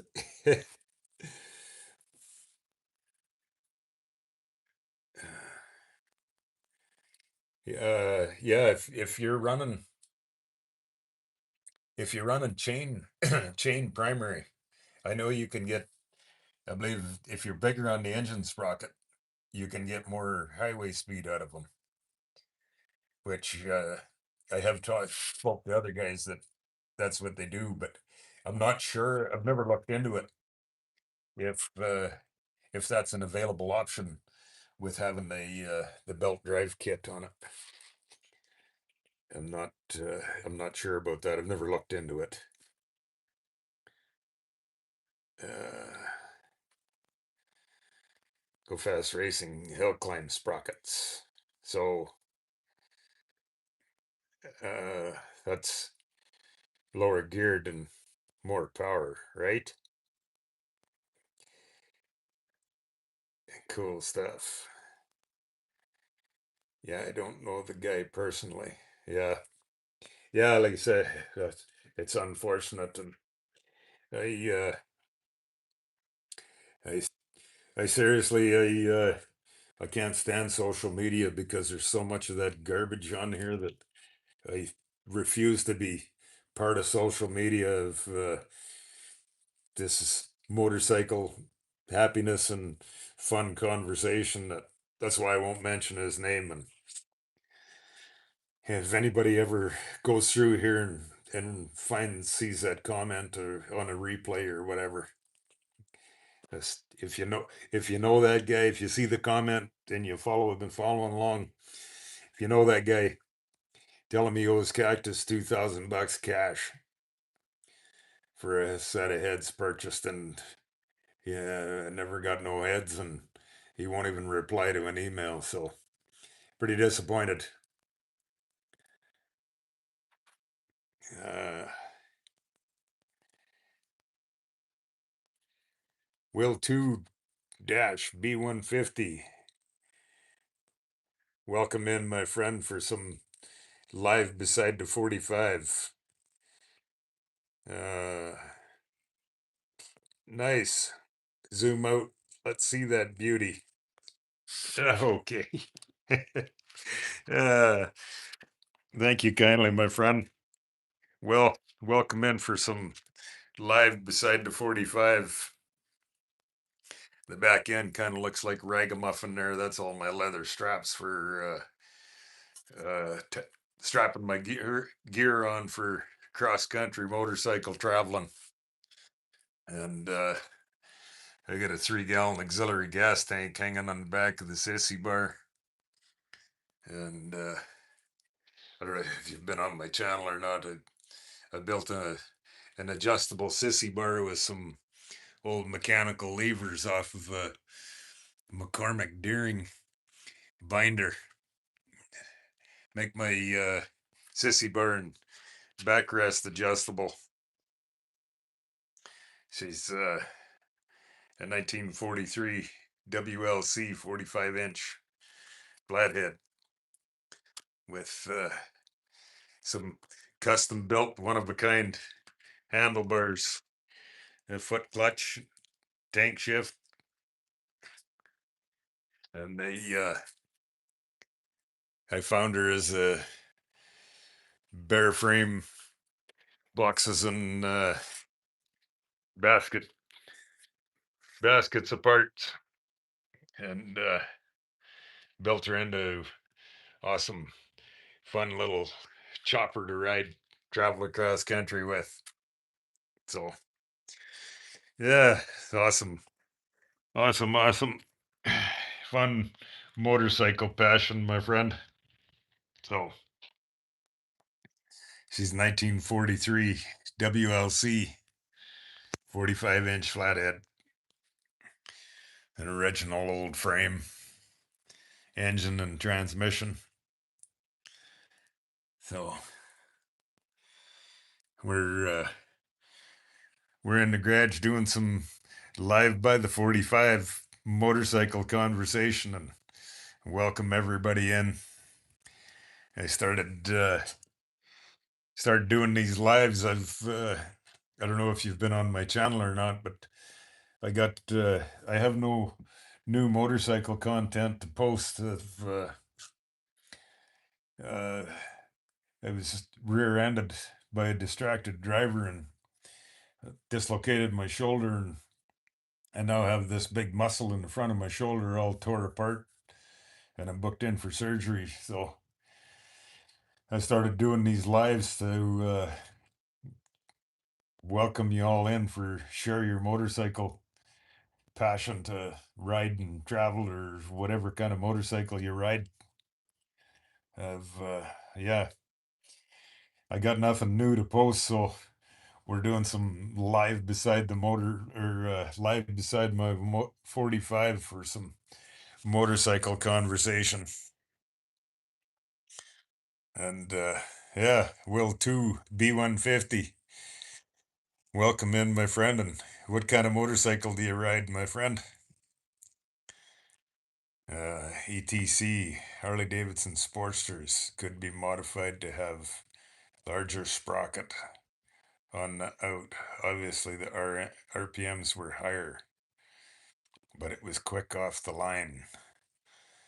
Yeah, right on. That's cool. They apparently, well, because these old WLCs or these old military bikes with the 3-speed transmission, the um, there's a transmission out of a British bike now. What is? Oh, I can't remember. Is it an old? It's either a Triumph or a BSA. I forget now. There's a 4-speed transmission out of one of the British bikes that you can put uh, in behind the old 45, and it gives you a 4-speed, so they can get you a little bit more long-legged out of them. Um, but once you got it up to anything over 65 mile an hour, it would start vibrating bad. That's Ironhead Sportster. Yes, exactly. That's I've heard that before too. As well, yeah. If you got room, the with the old 45s, you're limited by the room in there for the on the transmission sprocket, and as well on the back end, you're limited by the diameter of the brake drum in there. So AMF 1000 cc, 64 cubic inch. Oops, or was it 70? I forget. Uh, yeah, 1000 cc. The yeah, I anytime anybody asks me, oh, 45-inch is 750 cc. I got to Google it every time too. Guy should write it on the shop wall of the cubic inch. Uh, every time somebody asks me, I could do the Google button to find it out. Go Fast Racing. Yes, it is entirely adjustable. Yeah, wow, that's really cool. So, but you have to be a motor man like you, Go Fast Racing, to be able to know what you're doing. I have no idea of any of that stuff. I mean, it makes sense to me, but I by no means am a mechanic, nor ever. There's so many guys out there that they claim to be, but it takes years of knowledge and skills. Every vehicle has a resonance point. All engines have a resonance point. Where the combination operates, the resonance point can change based on improving induction, cam timing, and exhaust. Wow, that that's some amazing engineering and knowledge to engine building that I've heard about, but it's beyond my understanding. uh, I've ridden V-twin motorcycles that when you got off of them, it felt like you had been running a jackhammer. Yeah. The vibration is real. It's real. It's real life. Uh, if you ever run a jackhammer before, you know what I'm talking about. Yeah, I've never run a jackhammer before, but I have used a hammer drill, so that it's a. I'm sure it's a similar effect, just a little bit less horsepower. Oh, I forgot that that has a rear drum brake. Yes, yes, sir. It certainly does. And yeah, so you're limited to the to how small you can. You're limited to how small you can go down on the drum brake, and then with the room on the transmission, you're limited to the size that you can go up. And open belt primary and chain drive is nice because the primary is not wet primary, and so you don't have to check the primary oil. Exactly. But I just I love the look of the open belt. I love chain drives too, but I love the look of the open belt and the open rotating parts and fun stuff. Cuts down on the vibration so much. And if you were running a conventional chain primary and drive chain, you would have to wet primary, and the vibration would be so much more, right? With the flatty, just doing a mild cleanup on the ports, a good valve job, and doing something with the heads. Thinner gaskets, improving gas flow in and out, and modern cam profile can wake it up. That's really awesome. Uh, oh, hang on here. Scroll back in the comments here. Oh, sorry, my friend. Host 3056. Welcome in, my friend. I didn't realize we got some pretty honest, awesome motorcycle engine conversation this going this morning, and you kind of fit just right in along. And I just noticed here I forgot to welcome in my friend and for some live beside the 45, a couple other chaps in here this morning sharing some awesome motorcycle engine building knowledge.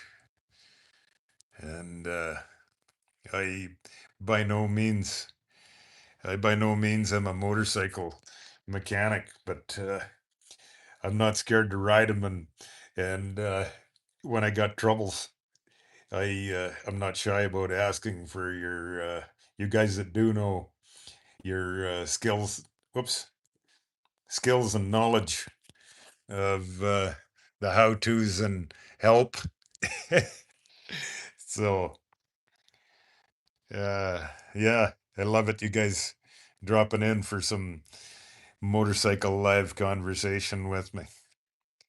If you guys are new on my channel here, I'm injured and can't ride, and I got nothing to make new video footage of, so that's why I started doing this, doing some live, uh, honest, happy, positive motorcycle channel here, and everybody's welcome in to share some motorcycle passion.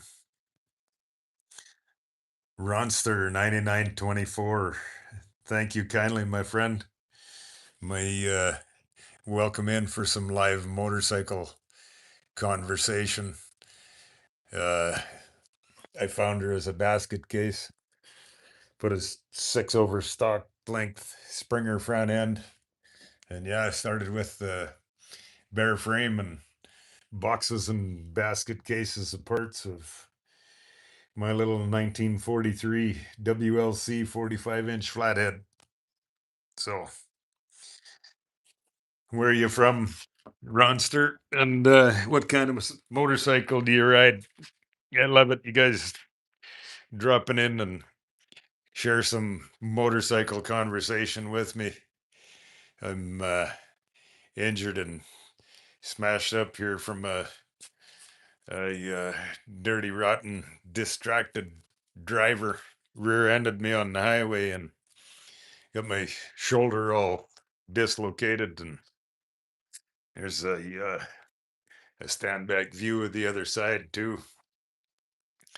I'm not sure if you've been on my channel and seen my old panhead or shovel head. I got straight up handlebars built on those ones too.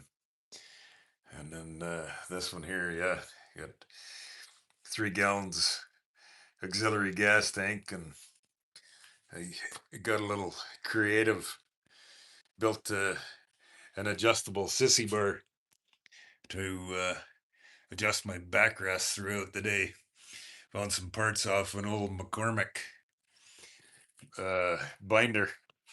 Found them out back on an old binder in a farmer's field. So, uh, yeah, it's some fun chopper stuff, Ron. Yeah, etc. That little 3 gallon gas tank on the back works awesome. I also got 3 gallon gas tank on my panhead and shovel head too, because I've rode them all across country, and being from up in the Central Plains, some of the small town areas, the gas station stops are they roll up the gas station sidewalk at 5 or 6 p.m. So this one here, I get the gas hose down in there and running along the frame, and then I got a shut off valve mounted right here on the frame for that auxiliary tank, and then the hose comes along and got her teed in right here below the main petcock, and then out and down into the carburetor. So yeah, I get packing 6.5 gallons of gas with me. Good for some of them cross country road trips, especially where the cross country motorcycle miles of the small town areas. Um, oh boy, your next comment here, etc. That's I hope you got rich off the accident. That's a rough subject, my friend. Uh, I I better not I better not even make that in the comments, and most definitely not at this point. It's all coming out of my own pocket, and better. I'm nowhere near the the end of it, and or yeah, I better just I better keep my mouth shut. And it's social media. You never know where it's going or whose ears are open to it. But yeah, I know your comment. That definitely not happening.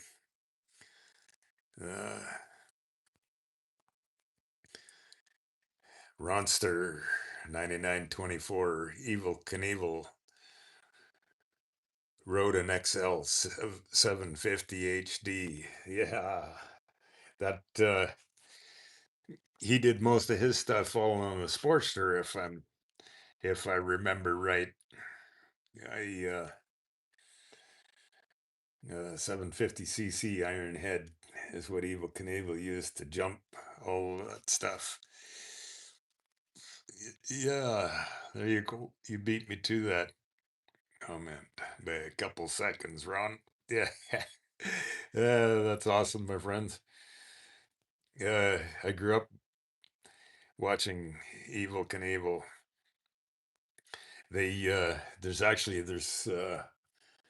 There's a documentary not too long ago I watched about him, kind of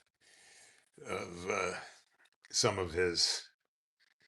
I, oh, the documentary was kind of just of his the progression of his life and his um, oh, what you call it? I guess the documentary of as the more and more he got into doing the jumps and stuff, the longer they got, and the crash landing and some of his hospital adventures, I guess one might say. Um, yeah, the I remember I remember seeing some of the wind up toys, and you set them down and you roll them backwards and let them go, and they pop a wheelie and away they go. uh, yeah, me too. I couldn't believe when I heard the Hells Angels got beat up by the Evil Knievel show. Oh, I never I never heard about that. I missed that one. Everybody wanted to be Evil Knievel. Oh yeah, the um the the big public motorcycle world, right? Back the days before the social media uh, come alive. Actually, well, even before that, before the cell phone world began. Electra, same here, brother. Posters on the wall. That's cool, Ron. Uh, history not forgotten, right? I really miss those days. The music was better. It was all so cool back then. Yeah, the awesome old days of the good old tunes, right? The Trans Am 6.6. Oh yeah, the old Trans Am. They were that was a pretty hot car. Uh, Ronster, that's a pretty sweet build, brother. Well, thank you kindly, my friend. Whatever. I'm not sure if you've been on my channel. Uh, uh, I just like doing some of my own stuff and whatever. Finding this one here, my 1943, and on my channel, I got a 1953 Panhead that I found them as complete basket cases, and by no means am I a mechanic, but doing doing some of this crazy stuff like this and putting my own imagination and creation into it. I love it. But, um, this morning here in this live here, we've got a couple of awesome, awesome motorcycle mechanical talented fellows that are sharing some of their motorcycle skills and knowledge that I love it. That's part of the reason why I started doing these lives. That well, I'm all smashed up here and I got nothing else to for new video footage to post on my channel, so I started doing these live sessions just to for guys like you that appreciate some old motorcycle and jump in for some motorcycle conversation and chat. So uh, I thought that was a Springer. Yes, it's so it by no means is it original run. Like I said, I bought it as a basket case of parts, and I didn't have in the guy that I bought it from.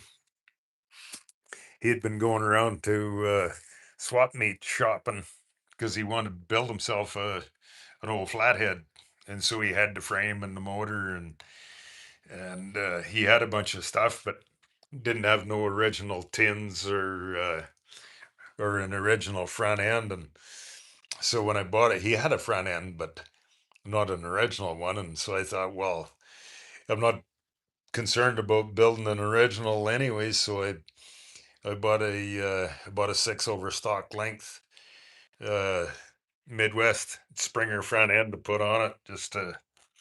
It's an original frame, so I wasn't going to cut the neck, and so I just went 6 over stock Springer front end, and yeah, just for some fun stuff of I build my own handlebars, and then I'm not sure if you saw that I built I built an adjustable sissy bar out of some old farm machinery parts, so they're adjustable adjustable levers off of an old McCormick Deering binder. So when I'm traveling, I pack my sleeping bag and my clothes bag in behind here, and becomes my backrest, and so with traveling all day, I always thought to myself, how the heck can I make my sissy bar adjustable and more comfortable? So that's where I come up with these old manual levers that I can adjust my sissy bar and recline my backrest for the day, or if I can adjust it up, and yeah, that's whatever, some creative imagination to do some one of a kind fun tinkering time. Oh, ETC, it is a Springer, yeah. Ronster, North Central Texas. I don't ride anymore. I got hit by a pickup truck. Oh man, I have a spinal cord damage from it. Oh my God, I'm sorry to hear that, Ron. Uh, oh my God, same thing with me. That's why I'm injured right now. I got rear-ended by a distracted driver in New Mexico, and dislocated my shoulder, and now I got this big muscle in the front of our shoulder here where it goes out and connects into our arm. I got that all tore off the bone, and so I'm booked in for surgery and in coming up in June, and yeah, stupid distracted driver. I'm uh, I'm sorry to hear you're injured too, Ron. It's grossly disgusting. Uh, and being I can't ride my motorcycle, that's why I started coming in here and doing these live streams, just to uh, invite like-minded motorcycle people into the keep a motorcycle smile on our face and share some happy, positive conversation. And oh, and so I've had I've had several people stop in from all over the planet here, so I got a big world map here, and I started wherever you're from, sticking poking a pin in the map from wherever you are. So where are you, Ron? Uh, well, Amarillo, where are you? We'll stick a pin in the map here somewhere. How about east of Lubbock? Or there you are. You're west of Dallas, east of Lubbock. It'd be uh, stick a pin in the map for you there, my friend. And yeah, I started doing these live streams because I can't be out on my motorcycle riding, so doing these live streams, and everybody dropping in here and sharing some motorcycle conversation is, I love it. Keeps a smile on my face anyways, being I can't be riding. Uh ETC. The thing is, if you're going to be taking that thing on long distances, you should learn some mechanical stuff like how to adjust the valves. Yes, absolutely, my friend. I I went on and that lowbrow, and I bought some of the specific tools for the 45, and uh, and by the looks of it, it doesn't look easy. Bring a toolkit with you. Oh yes, absolutely, my friend. So I'm, like I said, I'm by no means a mechanic, but I do know that takes air, spark, and fuel to make them run.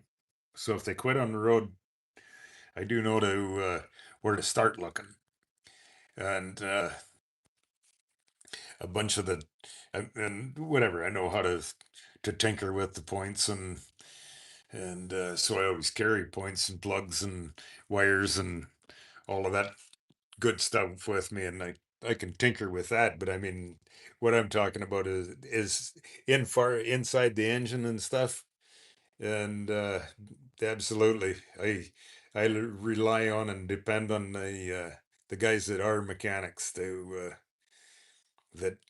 do that stuff. I'm not a know-it-all that talks about this and that and the other thing. I'm the first guy to ask for help and the how-tos. So, Ronster, I grew up building and racing dirt bikes. Oh wow, that's cool, my friend. So you have lots of you're the motorcycle or the engine builder guy yourself. That's really cool. And you know what? Hey, you guys, I love it that you drop in here, and I by no means am not the mechanic, and I love you guys dropping in here.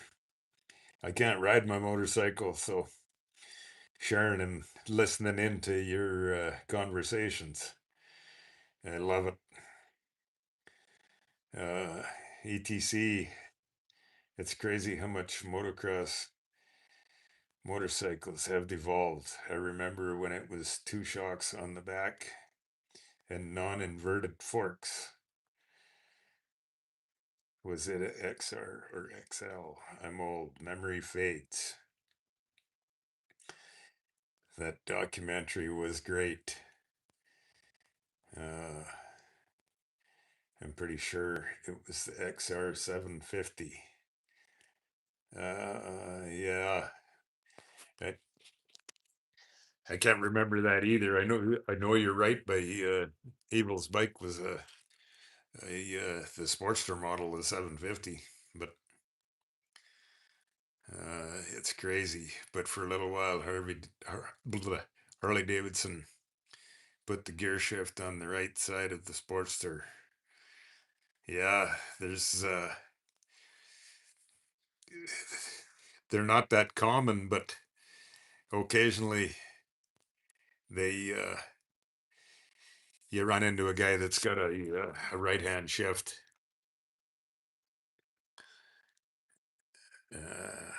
Ronster, yes sir, it was the best times. Right on. Yeah, it certainly was. The world has changed so much since they come out with this social media and the uh, cell phone. It's incredible.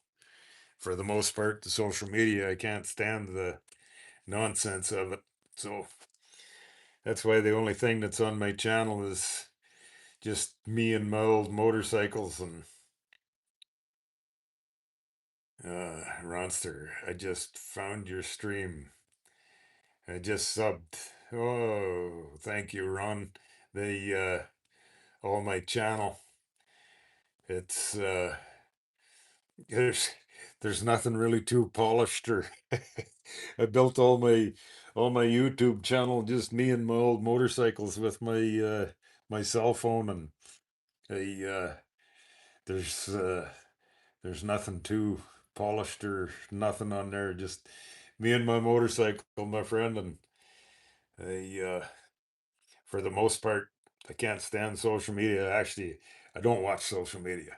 If there's uh, if whatever comes up in my feed, if there isn't a motorcycle in it, in the picture, the front of the video or whatever, if there isn't a motorcycle in it, I don't open it. It's that simple. I don't. I haven't got the patience for it. So that's why when you, if you're scrolling through my channel, that's why it looks like it does. Just me and my old motorcycle and out on the road traveling across country. That's where my passion is to take an old motorcycle and go for a ride across country. And it's not about, to me, my motorcycles are not about big horsepower or high speed, but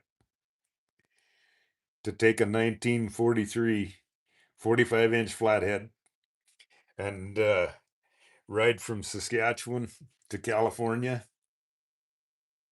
puts a smile on my face every day. So that's what uh, that's what motorcycling means to me. And well, same thing with my old panhead. I've rode it from Saskatchewan to Tennessee, Texas, then back home. And one summer I rode it 3 times from Saskatchewan down to the Four Corners in Colorado, then back to Canada, and rode it from Saskatchewan down to California and back. So that's where my motorcycle passion is not about big horsepower and high speed, but just being out on the road with my a 60 or a 80-year-old motorcycle. That's where my smiles are. So that's exactly what my channel is. So etc, I'm going to order pizza today and go pick it up. Well, that's awesome, my friend. Oh, it's raining in Virginia today. Well, pizza time. Pizza in the rain. Well, hopefully it doesn't get not raining hard enough that it soaks your pizza there, etc, my friend.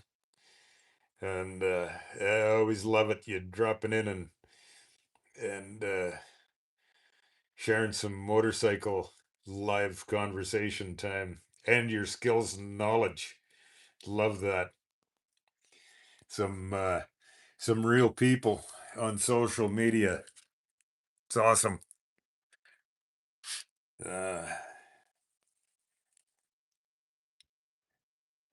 where are we? Ron, it's raining here in north central Texas as well. Oh, it's raining in North Texas. Oh my God. I will I will never forget whatever years back. I was on a cross country road trip and somewhere in West Texas. I think it was if I remember right, there was a big rainstorm had gone through there. And apparently the rainstorm had gone through the day before I got there. And there was over 5 inches of rain had come in this one dump of rain. And so I'm riding along, and my first time across that part of Texas, and here's this big water puddle on the road. So whatever, I slowed right down. Well, I didn't want to turn around and go all the way back, and so I stopped and I looked and I'll just ease my way through it. And so I go beetling my way through this water puddle on the highway, and then as I carry on down the road, oh my God, this one area in out in the north central Texas. Here's this area riding along, and all of a sudden, here's all this area. I don't know however long it was. Here's this area where all these toads, the highway's crawling with toads, and it's like, wow, wow, is this ever cool? I've never seen that before. I mean, course, in Saskatchewan, we got nothing like that. But and then there was another area, same thing. There was obviously this rainstorm. It woke up a bunch of tarantulas. So it's like, wow, that's one of the cool experiences that if you're not in on a cross country road trip in North Texas after a big monsoon rainstorm, you're never going to experience. So I I wished I'd have I I wished I'd have stopped taking pictures of it. Of course, that was long before I ever started social media and never thought of it, but I'll never forget that. This is riding along, and all of a sudden, here's this area. It's like the highway's crawling with tarantulas. I wanted some of the memories of the cross country road trip miles are put smiles on my face forever. So that's doing this live stream. I got no new motorcycle content. So here we are. You're getting a bunch of old stories of some motorcycle miles. Oh, yeah. It's raining here, and oh, I got that one. I'm just trying to read all you guys' comments here. ETC, ETV. I was born in Texas. It's awesome. The beautiful state of Texas. One of those things about the 45 is that it doesn't have a fender, or so you really shouldn't be riding in the rain. Yeah, yeah, that gives you quite the yeah, it gets you quite the line spray face wash. Definitely riding without the front fender. I got fenders on all front fenders on all the rest of my bikes, and this one here is like we better build one without a without a front fender. So that's why I was gonna put a front fender on it, but she's bare for the face wash. Uh, Ronster, same here. The guy's girlfriend had her head in his lap. Oh, geez. Gross. Absolutely disgusting. Ron. Uh, I'm so sorry to hear that about stupid, distracted driving garbage, man. I'm in the same boat. That's why I'm all smashed up. Um, Same here. The guy, oh, hang on, I read that one. I'm retired now. I used to build power lines for Texas Electric. Oh, cool, my friend. That's I know exactly what you do. I got a couple of good friends of mine that are well, I got a couple of them that are still linemen, and a couple of them that are also retired linemen. Not a not an easy job. Hard work and on call. Wichita, Kansas, or Wichita Falls, Texas. Oh, right on. Cool, my friend. Just just south of the Oklahoma borderline. Uh, where? Yeah, it's where are you? You're not over. You're more over straight north of Dallas. I remember right. Right? It doesn't have it. You're just you're right on the highway straight south of Oklahoma City, if I remember correctly. Stick you in the map right there. uh, I think. Or am I? No, I can't remember. You're somewhere over north of Dallas, if I remember correctly. Maybe a little bit west. But yeah, I was through there. Oh, there we go. ETC TV, another lineman. Awesome, my friend. I gotta, like I said, uh, that's awesome. You guys, like I said, I got a couple of friends that are linemen that are still currently linemen, as well as a couple guys that are retired linemen. Yeah, an easy, a not easy job of climbing poles and all hours of the day on call for the. I'm a lineman from the country. Right on. Excuse me. Boldy, good morning, my friend. How are you on this awesome fine day? Welcome in for some more motorcycle chit chat. How's how's it up in the beautiful northeast this morning? Are you going out for some motorcycle riding today, Boldy? I hope.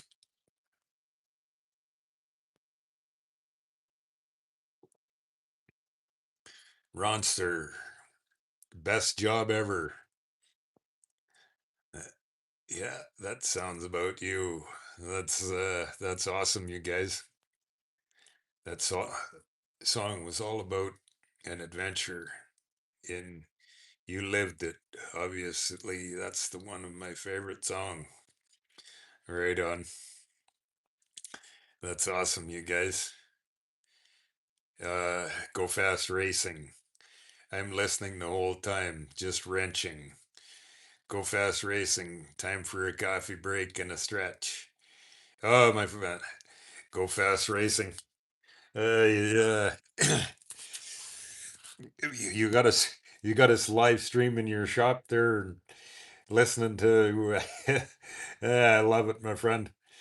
Um, Someday when I get this shoulder all healed up and back in condition, I'd love to get out to your neck of the woods and cross paths with. That's the one thing I love about this social media. This YouTube is amazing how with a click of a button within 3 seconds you can be connected to like-minded awesome motorcycle people from all over the planet for some morning coffee scrolling motorcycle conversation. uh Go fast racing blah, blah. Anyone else here doing a full rebuild on a bike? Find yourself going back to components you thought were already ready to reassemble, only to find that you need to apply a little bit more elbow grease. Old school is the best. You're doing great. Right on. Go fast racing. My friend, I am not a mechanic, so when I when I take things, whatever, I don't take engine apart because I don't of a couple things. I don't have the skills and the talent, knowledge to do it, and so I ask, I rely on the guys like yourself that are the professionals and know what they're doing, and yeah, not only that, but I don't have all the tools that are required to do it all. So, but I know doing other little tinkering and time and stuff that I do that I try and specifically uh, okay, as I take it off, lay it in a line of the in order apart, in order back together, so that I don't do exactly what kind of what you're saying. Go to reassemble it, and then it's like a scratching my head with a mumbo jumbo of, oh my god, what do I do? uh, Ronster 9924. Old school is the best. You're doing great. Uh, Go fast. Yes, I did. I love it, you guys. I love it, you being in here and sharing some awesome motorcycle passion together. Pack the components away and think they're clean. They are in the clean and done pile. Then take a second look and results. Your standards have increased since then. Oh yeah, there you go. The knowing exactly how to knowing how to do stuff properly. That's uh, that's all part of the hand skills of everything we do, right? And unfortunately, mine are not a mechanic. As much as I would like them to be, I rely on you guys for that stuff. I I may have a couple other talents of being able to build some creative this and that's, but mine aren't with a wrench and inside of an engine, unfortunately. But thank goodness for you guys that do. Uh,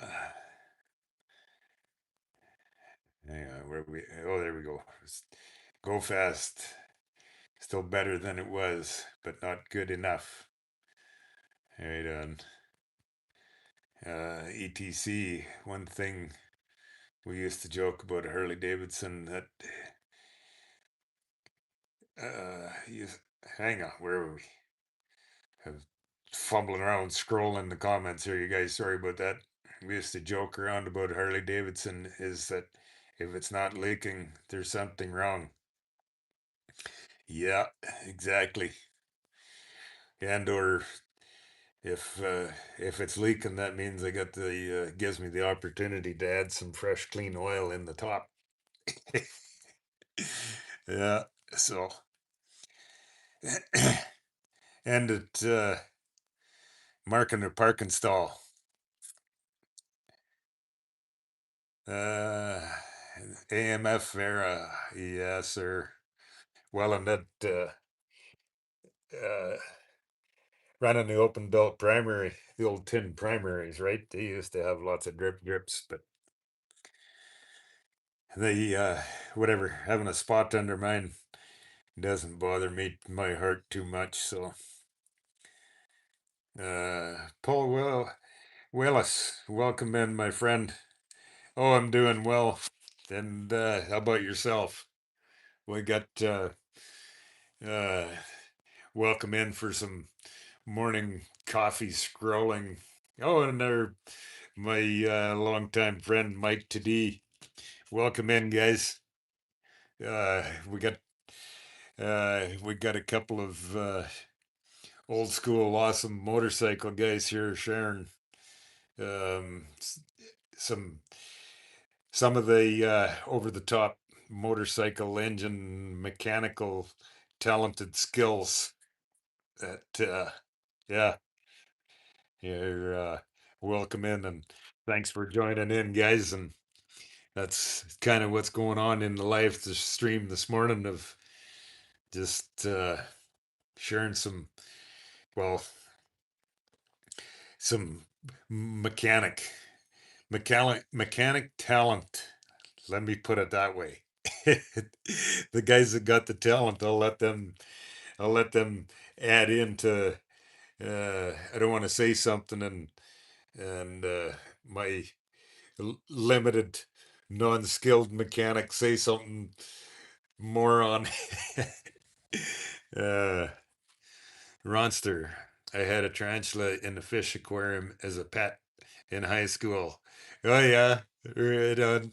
And did you was he friendly? Did you let him out of the aquarium and let him crawl around on you?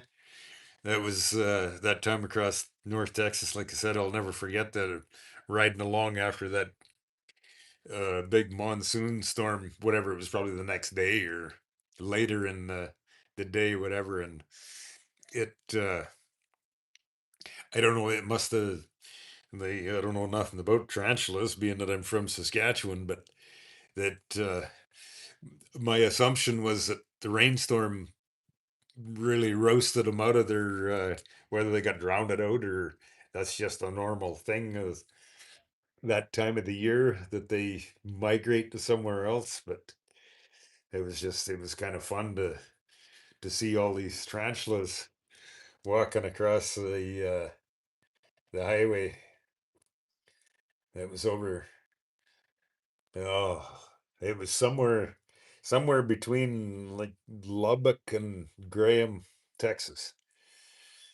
It was on that highway. I can't remember. Would that have been? Is it Highway 60 that runs across there across Texas? Like, I forget. But it was a pretty neat experience, anyways. Uh, Ronster, we lived through the pain. Yeah, no kidding, my friend. Unfortunately. Nice. We're not on most maps. LOL. Yeah, yeah. Small town. Well, in the part of it, this one here, this big map that I got it's a world map, so it's it's pretty vague. But I thought it'd be fun to be able to see everybody pinned to the map. But once I got it, it's like, dang it, maybe I should have done individual. I should have done a map for North America, South America. But I didn't realize it was quite so vague when I ordered it. But whatever, it's all.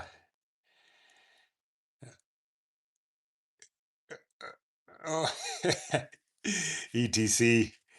It says, I'm not a lineman. I was just singing the song. Oh, oh well, you're welcome to uh, sing a song. Puts a smile on your face. That's all that counts, right? Some old motorcycles and a smile on her face, and singing the song is all good too. Although for some of us that don't have the musical talent, I won't try singing to you. Trust me. Everybody will vacate the live if I do. So my musical talents aren't aren't very good.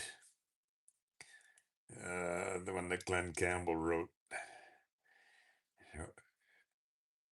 Did I forget who wrote it? Yeah, not familiar with that one. ETC. The name of the song is Wichita Lineman. And the guy in here is a lineman from Wichita Falls. So that song is about the guy in this chat. It's crazy. It's so awesome fun. Uh, Ronster, I worked with an old lineman with that CB handle. That's awesome. Awesome fun stuff, you guys. Dang. It's been some awesome conversation with you guys here this morning of everybody sharing sharing some awesome motorcycle conversation and not just a bunch of nothing nonsense to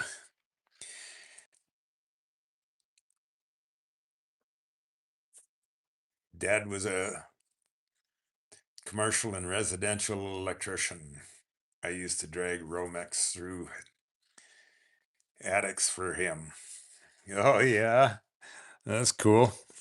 You yeah, so you got the experience of being around the electrical and the lineman stuff for your entire career, starting from a young age.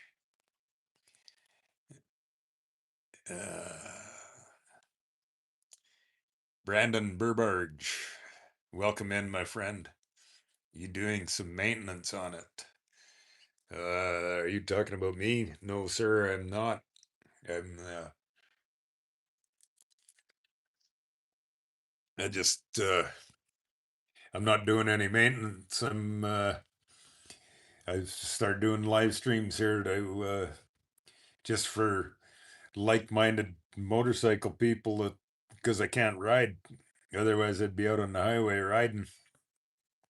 I was rear-ended on my motorcycle by a distracted driver and dislocated my shoulder, and this muscle here in the front of my shoulder, I got it all tore apart and ripped off my arm. So I'm booked in for surgery uh upcoming here in June. And so I got no new footage. So I thought, well, let's here we are. We're doing some live by the 45 motorcycle conversation and some uh coffee scrolling. So that's yeah, not doing anything. Waiting for surgery. How about yourself, Brandon? You a motorcycle man too? Uh oh, hang on here. Where are we? I have friends in the local MC club. My brother-in-law was in the club. He passed away several years ago, heart attack. Oh, I'm sorry to hear that, Ron. Or the loss of your brother.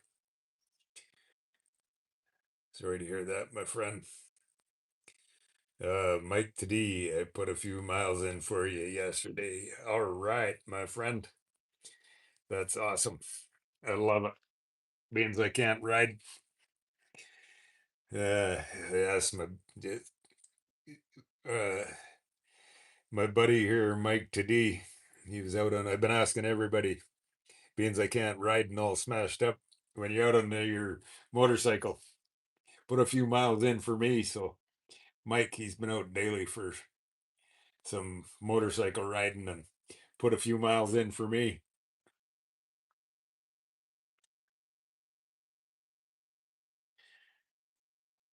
Uh, Ron, it was friendly, and I let him crawl on my arm.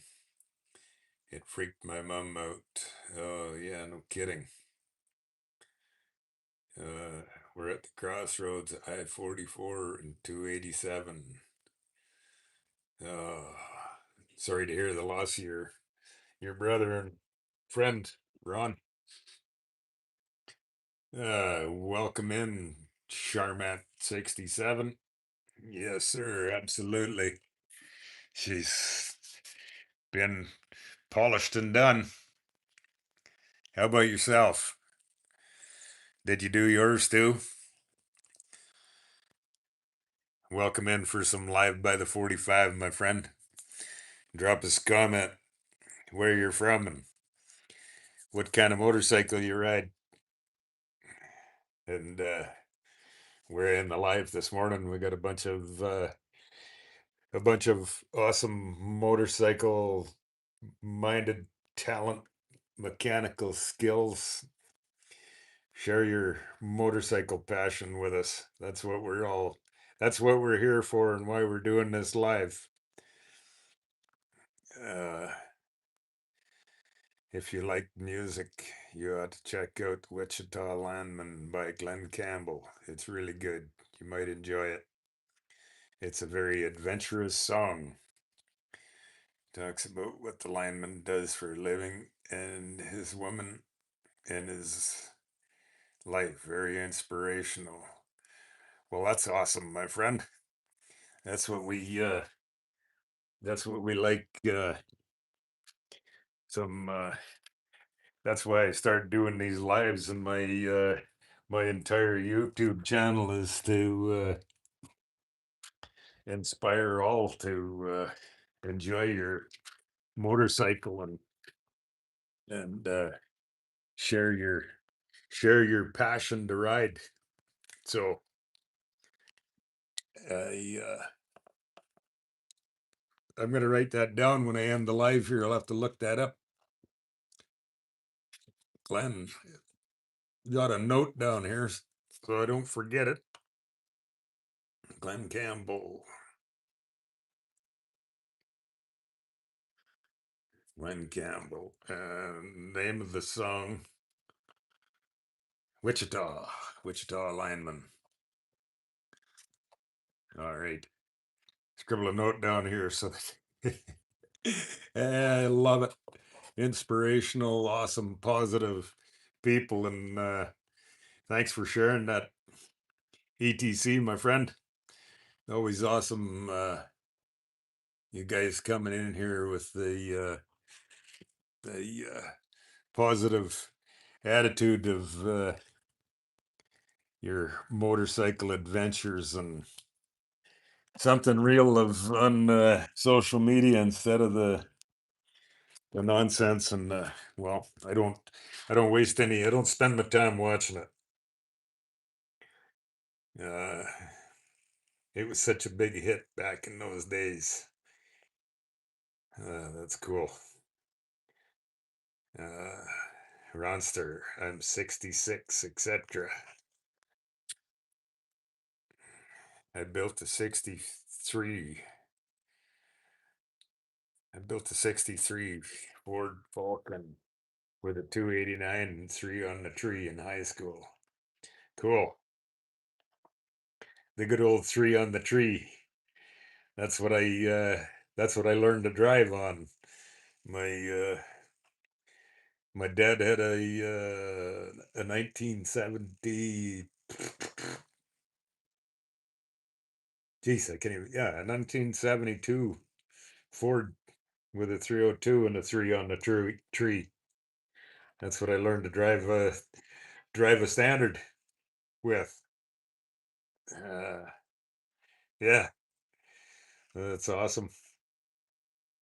Uh, Crappy hunters. Hey, my friend, welcome in to some live beside the 45.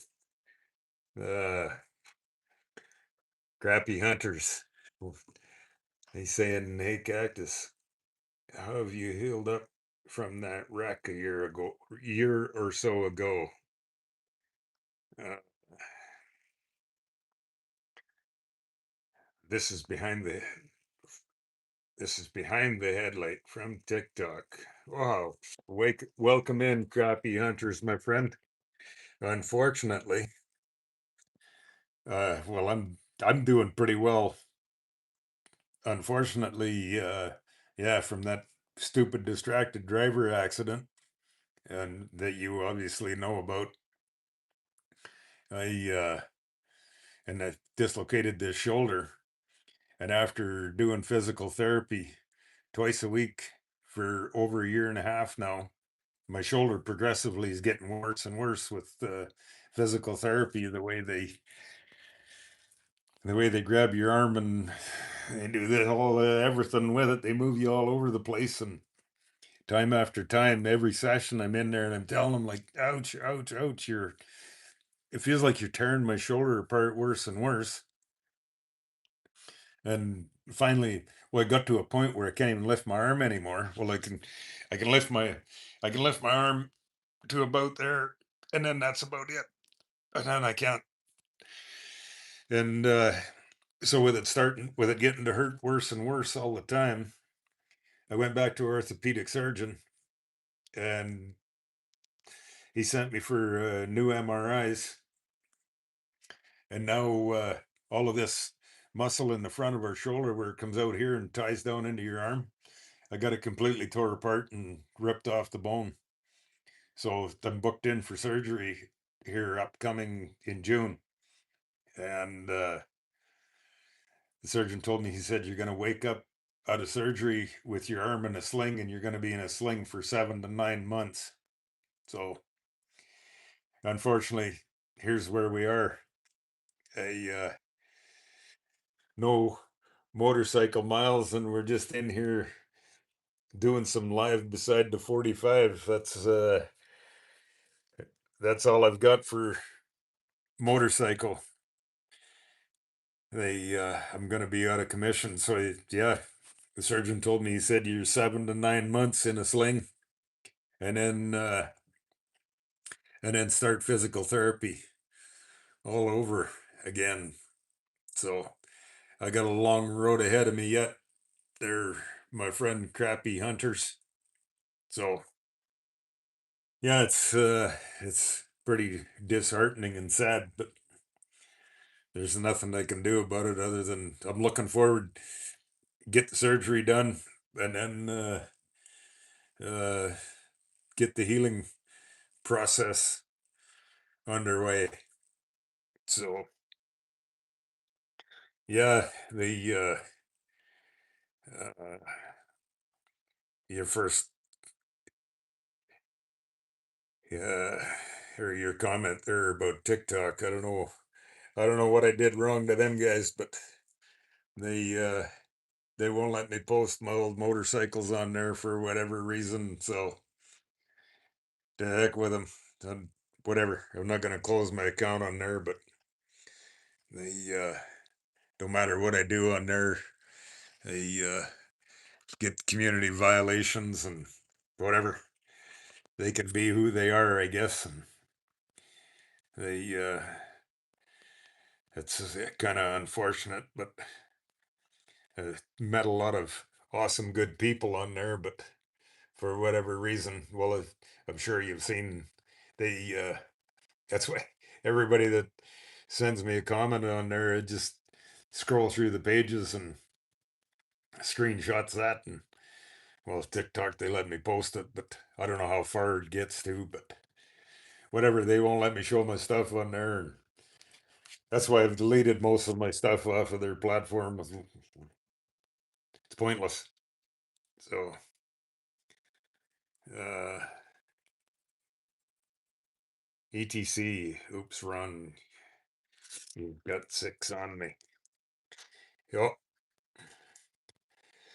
Well, cheers to that, my friend. You've all got a couple on me, so uh Mike to D.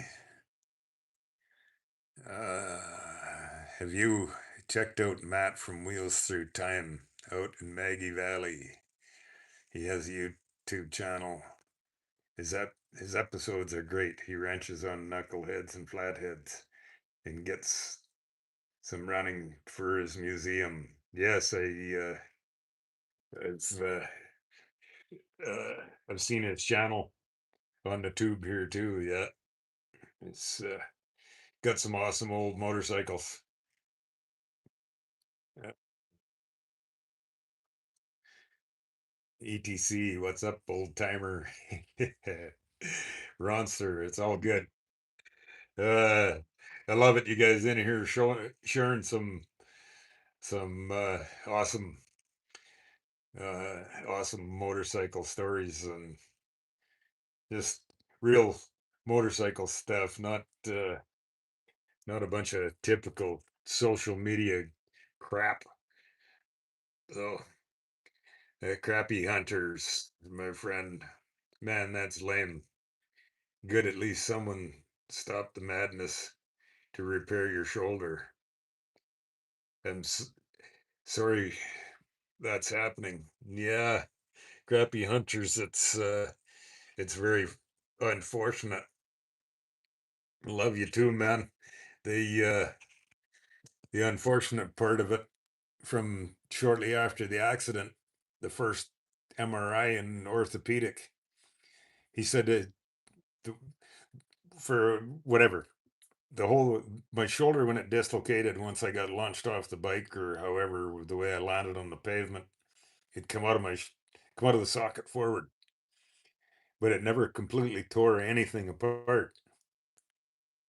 And so the first MRI, like whatever it was, end of July or beginning of August of 2024, after the accident, the orthopedic surgeon, he said, there's a bunch of small tears all over in your shoulder, but nothing big enough to warrant opening up, cutting you open to do surgery, that they'll all heal on their own. And okay, well, he's the professional. And so the doing physical therapy and them obviously I've seen multiple. It wasn't just one physical therapist that I've seen multiples of them, and they get you laying on the bench, and they're all over the place doing everything with your arm, and multiple times I told them, like, you're hurting me. It feels like you're tearing my arm apart. Worse. Oh, no, no, we gotta keep the mobility up so you don't lose mobility. Well, they kept the mobility all up all right, and what was small little tears all in here, now it's completely detached off the bone. So here we are, June. So it'll be a year and 11 months after the fact that now we're going to get surgery and start all over again. So yeah, it's kind of frustrating, but there's nothing I can do about it. So etc. Well, I'm going to get a pizza. Nice hanging out with you, old timers.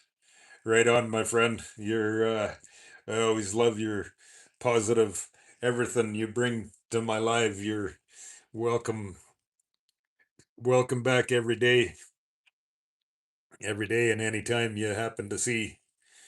And that same goes for everybody in here. That this is kind of no nonsense, just motorcycle, whether new, old, doesn't matter what kind of motorcycle. It's all no no nonsense. Social media is kind of the way I love to see it, and it's I have very little patience for it. So you guys are uh, you guys are my motorcycle support system while I'm going through the difficulties of the aggravation of this uh, frustration of a stupid, distracted driver. Uh, Ronster, prayers for a positive outcome from the surgery, brother. Thank you kindly. Thank you kindly, Ronster. Much appreciated.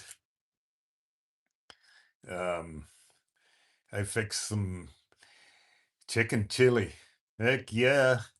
Awesome, my friend. uh, I'll have that sounds like an excellent snack for lunch. Some chicken chili. Yum, yum. I'm coming to get me some. I love it, my friends.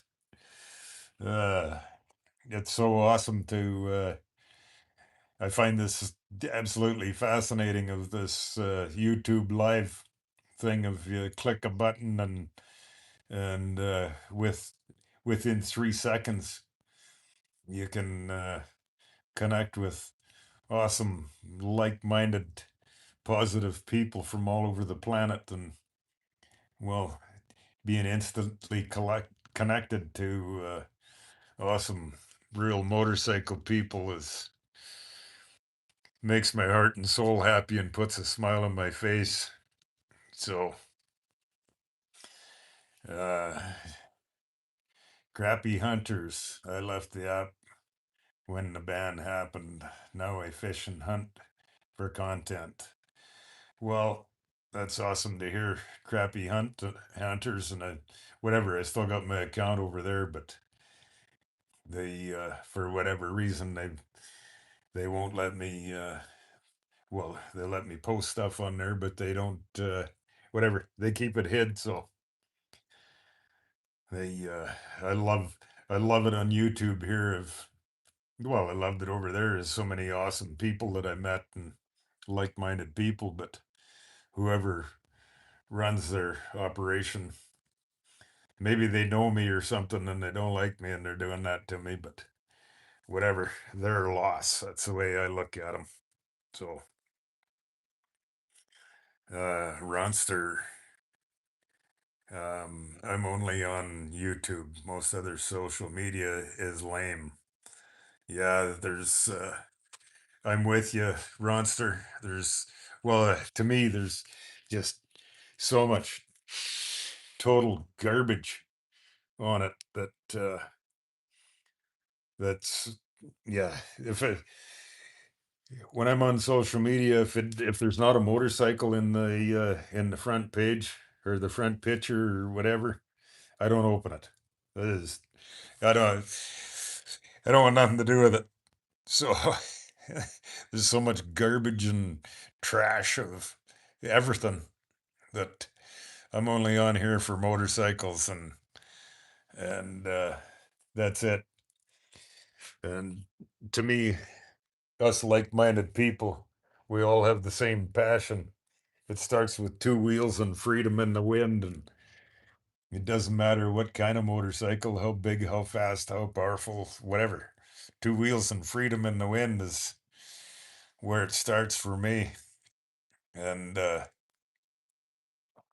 oh, here we go, and there's uh Ronster's next comment. I had a Kawasaki 1000 back in the day. Crazy fast. Oh yeah. Them uh that Kawasaki, was that what you were riding? Was that one of the sport bikes, Ronster? Of course, me being from Canada, and well, I always tell everybody, we've pretty much, depending on the year, we got 5 to 7 months of winter, so and can't ride our motorcycles, so I spend lots of time through the winter with the TV on, and I watch lots of MotoGP and Isle of Man racing, and that style of racing, that MotoGP and Isle of Man, that style of all those sport bikes is the the motorcycle and the tires are absolute amazing piece of engineering of how them guys can ride them motorcycles like that, and the talent of the riders is just absolutely fascinating, and the skills and talent is amazing. So if that's what your Kawasaki was, is hats off to you, my friend. Ronster, therapy was crazy. Yes, absolutely. It was.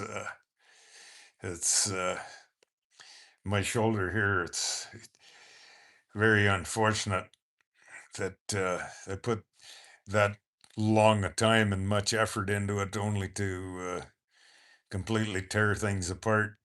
So I'm pretty disappointed in that aspect of things, but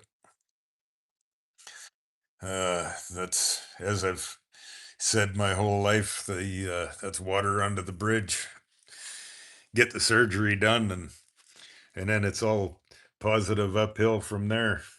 So uh, Alexander 3757 dash Z5U.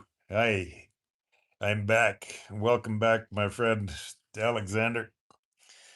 We're just we got a whole collection of awesome motorcycle conversation going here this morning. Couple of awesome, talented motorcycle skills and of engine builders, and a whole wealth of motorcycle knowledge joining in this morning. And we, Alexander, drop me a comment of where you're from, and we'll stick a pin in the map for you, my friend. And oh, there we go. Of a Pavan. Sorry, my friend, make a mess of your YouTube handle. Our friend dropping in. Well, it's we're 10:40 a.m. Arizona time. Everybody in here, he just dropped in. Our friend from Finland, dropping in for some live time here this morning.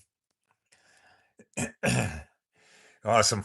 We got him pinned on the map up there. He's up in the, I've never been there, but someday, I certainly hope to get to Finland someday. And awesome to see you drop in, my friend, for some more motorcycle live beside the 45 conversation. Some more morning coffee chit chat. Ronster, my crash was on a 3-cylinder 2-stroke Suzuki 6 big speed. Suzuki 6 big carbs and expansion chambers.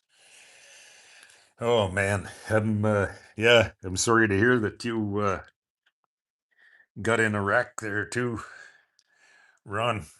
And but yeah, a 3-cylinder 2-stroke. I bet you that thing was insanely fast and high performance. Yeah. So did you run it on the track too? Was it a track bike or did you run it both on the track and out on the highway?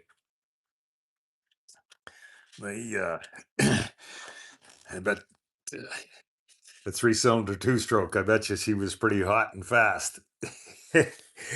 Unlike my little 45 of all, I don't know, I've heard everywhere from 18 to 20, 22 horsepower. It's Ronster, Isle of Man is awesome. Oh yeah, absolutely. Oh yeah, and here you are. I watch MotoGP too.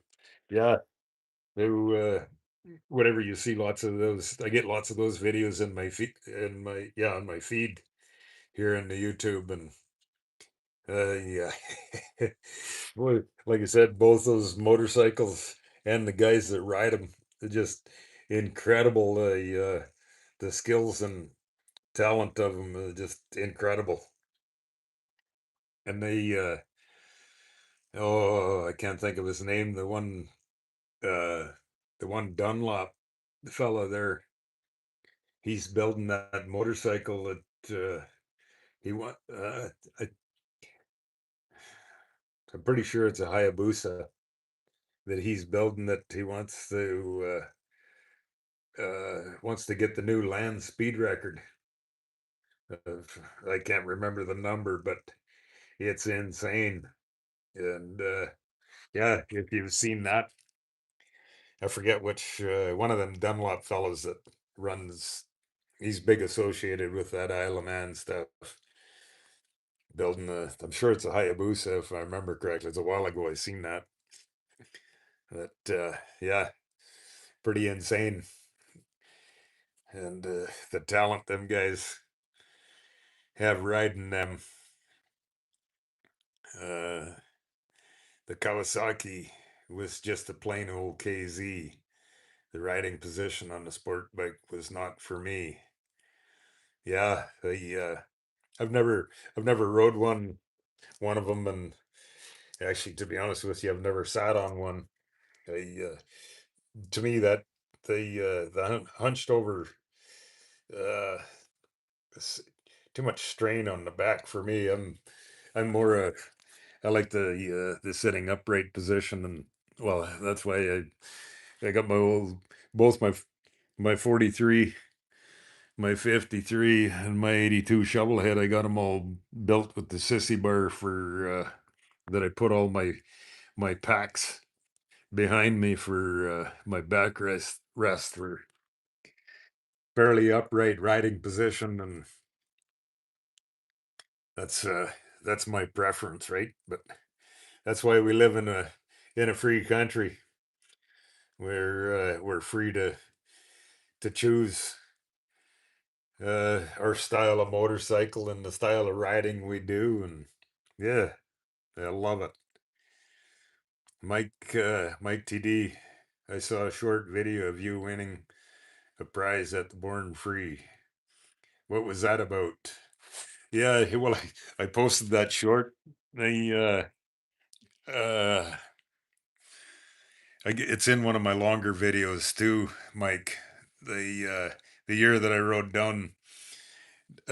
to Born Free, California, on my '53 Pan.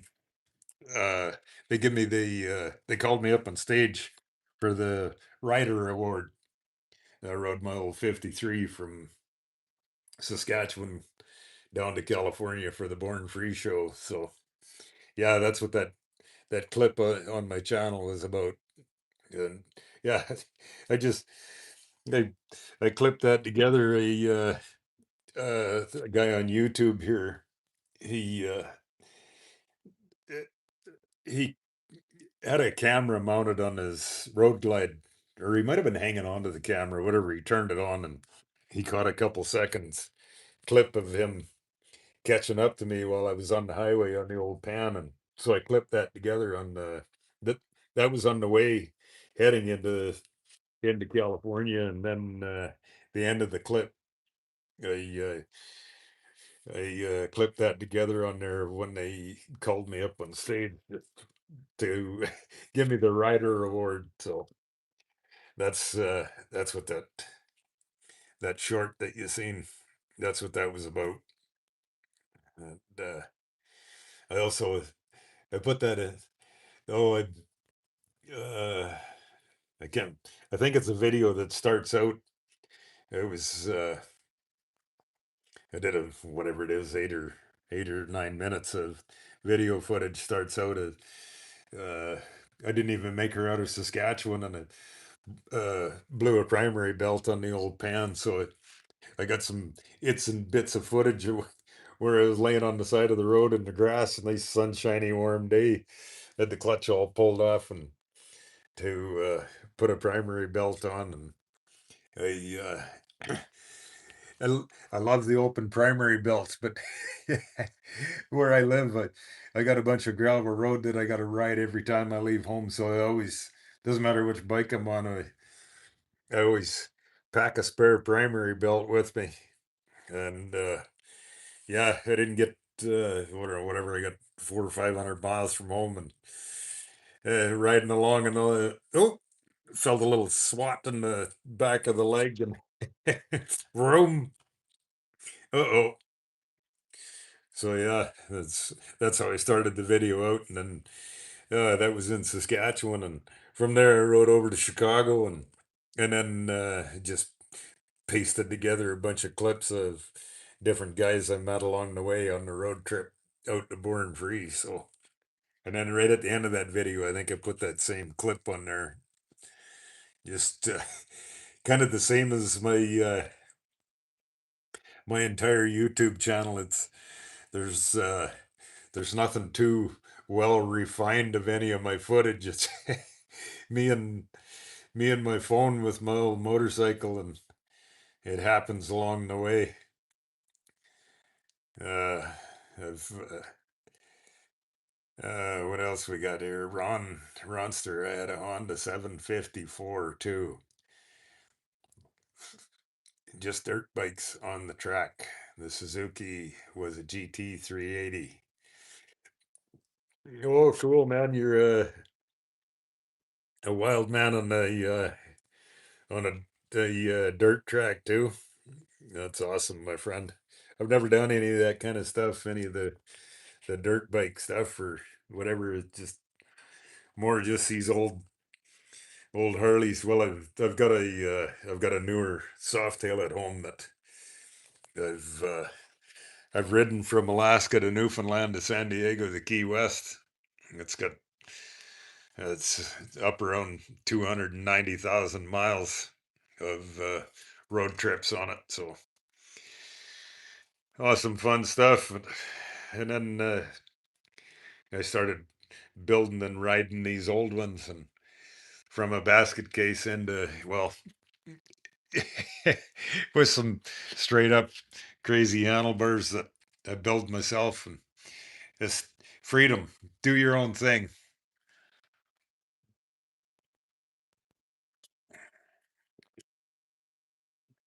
uh, Mike today. Speaking of Isle of Man, it's coming up in June. I'm hoping to plan a trip there one day soon. Oh yeah, absolutely, my friend. That would be awesome to go there and watch some guys live. It's to me, it's fascinating. You see some of them video clips where when them guys pop over the crest of the hill and they come right off the pavement, and when they land on the pavement, there's no letting up. They're wide open and amazing. Are you talking about Michael Dunlap trying to break the landscape record? Yeah, that sounds right. Michael Dunlap, right? Have you seen that too, Mike, today? That um, if I remember right, I think he's building a Hayabusa, going after the land speed record.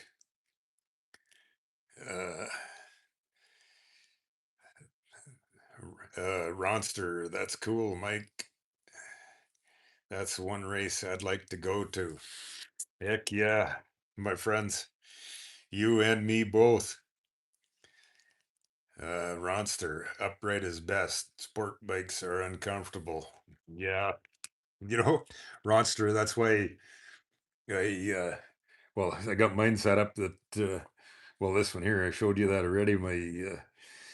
My sleeping bag and clothes bag become my backrest behind me, and that sitting upright position to me is the most comfortable. And then this one here, well, it works out pretty good being able to adjust that sissy bar forward and backward a little bit, so you can change the sitting position throughout the day. And then as well, uh,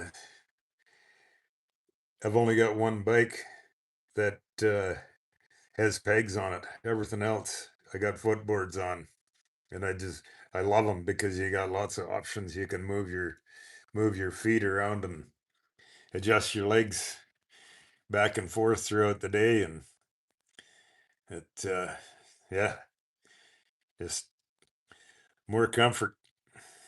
And well, good day, Abram Cineros. Welcome into some live beside the 45, my friend.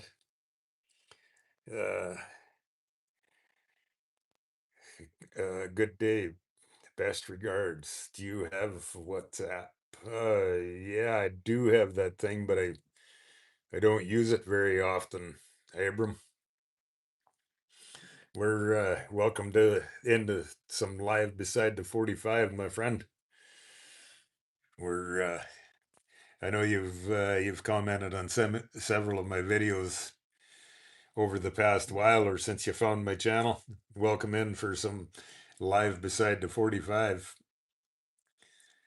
Ronster, back in the 70s, my best friends. Dad had a Yamaha dealership. I've done the basket case builds too. Right on. Yeah, it's I've only got the two of them. This here one, my 1943, and then as well as my 53. And yeah, I find it fun that it's yeah you piece together. And my 1953, that's the one. That's the first one that I come up with the idea when I started building that one. I thought I want to build a set of handlebars that are one of a kind. So I did both the handlebars and the sissy bar are built at a 1/2 inch square bar, and I tied a knot in them in the 1/2 inch square bar. So just some old school built by hand is that's kind of why I did that. And we're a free country, and do something different. Oh, here's my friend, All Star Welding Service. Hey, brother, keep the rubber side down and the shiny side up forever on two wheels. L-Star Welding. Thank you kindly, my friend. And yeah, we're definitely working on it once I get this, get through this surgery on my shoulder. I got a long road of recovery ahead of me yet, but absolutely, my friend. Um, All-Star Welding. You're out in West Texas somewhere, didn't you tell me? I got my big map here to pin everybody to. Uh, Tell me again where you're from, and we'll put a pin in the map for you of where you're where you're from. Mike D would like to see your other motorcycles when you get a chance. Absolutely, Mike. I unfortunately this is the one that I have here with me. The my 1953. I still don't have it. Well, I blew the engine out of it. Well, I pulled it out before I blew the engine on that summer that I was in 23 when I was in California at the Born Free show on my way home. I stopped in Cheyenne, Wyoming, at a buddy of mine's place and to change oil in the old bike and when I pulled the filter out of it, I cut the filter apart and it was like, oh my God, there's a shocking find in there. Actually, there's a video posted of when I opened the filter up and stretched the paper out. There was a whole bunch of shiny chrome little particles in there, and it's like, oh no, heart that heart sinking feeling. And so I put a new filter in and oil, and I left Cheyenne, Wyoming, and rode up to Sturgis, and which whatever it is, 400 miles or 380 or 400 miles, whatever it is. And so brand new oil and filter. And I stopped at another buddy of mine's place in Sturgis and pulled the filter out and cut it apart. And oh no, the heartbreaking, the heart sinking feeling news got even deeper as there was even more of the chrome finish. And so I made the decision there to pull the engine out.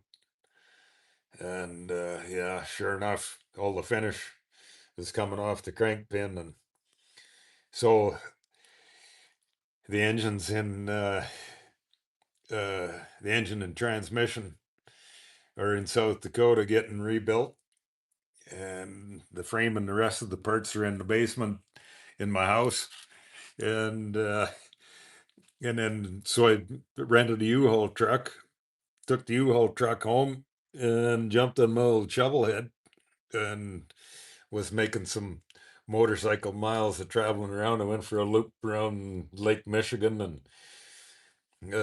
down to Elkhart, Indiana, to see a buddy of mine down there. Stopped by his place, and actually, funny story how things go.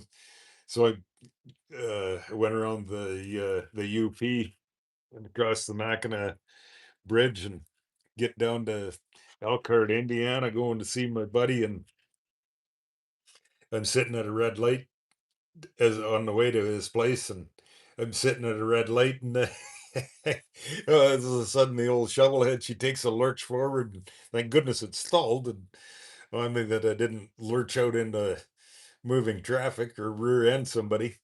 The I'm sitting there waiting for the red light, and the clutch cable snapped, and so there I am.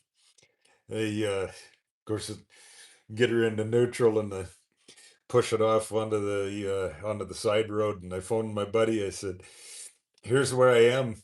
How far am I from your place?" come with the Jeep and and a tow rope. So we whatever, it was only a couple miles from his place, so he, he gave me a tow back to his place to and then the next day, this was later on in the evening, next day we monkeyed around to get the cable put back together. And oh yeah, the story carried on that that summer of the with the old shovel. And I whatever. I need to sit down and go through a bunch of my videos and and make a bunch more videos to post on my channel of kind of in series of how that whole rest of the summer carried out. That was, and then so after we got the clutch cable put back together, I rode back to Saskatchewan, and then from Saskatchewan down to Sturgis and back to Saskatchewan, and then from Saskatchewan down to down to Nashville, and from Nashville spent a few days putting around there, and then over to Lawton, Oklahoma, and then back across, went over through Fort Worth and over to the Born Free motorcycle show over in southeast Texas. And of course, me being from Canada and getting around to the end of October, I know I'm pushing motorcycle season past the end of motorcycle season. And so after the Born Free motorcycle show in Texas, I pack up the tent and the sleeping bag, and I start heading her home. And I get up to I run into a blizzard in Harvey, North Dakota, and yeah, there's this footage, some video footage posted. I got more. I got to put together and make a longer video of that episode too of the snowstorm ride. I didn't make her home. Whatever, I rode 5 or 6 hours in the snow blizzard, and I got up into Manitoba and blew the engine in the old shovel head. So that was quite the adventures of motorcycle riding and riding that summer. And so that old motorcycle, it's out northwest of Calgary. I got a friend out there. He's been a long time old school motorcycle mechanic, and so that's where the old shovel is, out there for a complete engine overhaul. And so yeah, those ones aren't back together yet. But uh, hey, where are we here? Uh, Getting sidetracked in my motorcycle adventures and stories. uh, so yeah, someday, Mike today, someday when I get my lineup, get all of my motorcycles together, I got to get them outside and in a lineup, and we'll do a little walk by video of them all, and to post on here. And oh, and as well, I don't know if you've my my '63 FLH. It's sitting in the living room. So I someday I'll get them all gathered up and together and in running order, and and do one video and see if I can't capture them all at one time. Uh, Mike today, I didn't even know he was going after the land speed record. I figured he was getting ready for a race coming up next month. Have you checked out the movie called Road, about the whole Dunlop family? No, I haven't. I that's the name of the movie, Mike? Is just Road? No, I've never heard of it. Is that on where can you find it? Find it on Netflix or Amazon Prime? That's cool. I'll have to check that out. But yeah, drop us another comment. The name of it and uh, and where to find it at. Yeah, I love watching motorcycle movies. And Ronster 9924.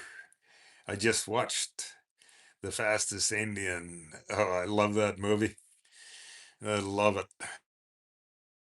Yeah, if I'm scrolling through whatever on television, that's one of my yep, stop and watch it again movies. Absolutely love that movie. Uh, I've seen it several times over the years. So, yeah, thank you, Ron. I, like I said, I bought her as a basket case and just did some. I love doing some one of a kind creative imagination. It's like taking some 100-year-old farm parts and incorporate them into a sissy bar. The that Ron, if you're interested, actually, if you if you're interested to see on my channel, I've created playlists as by the year of my motorcycles, and there's I've done several videos of kind of how I come up with this to make this so that it's all adjustable and functional work. And uh,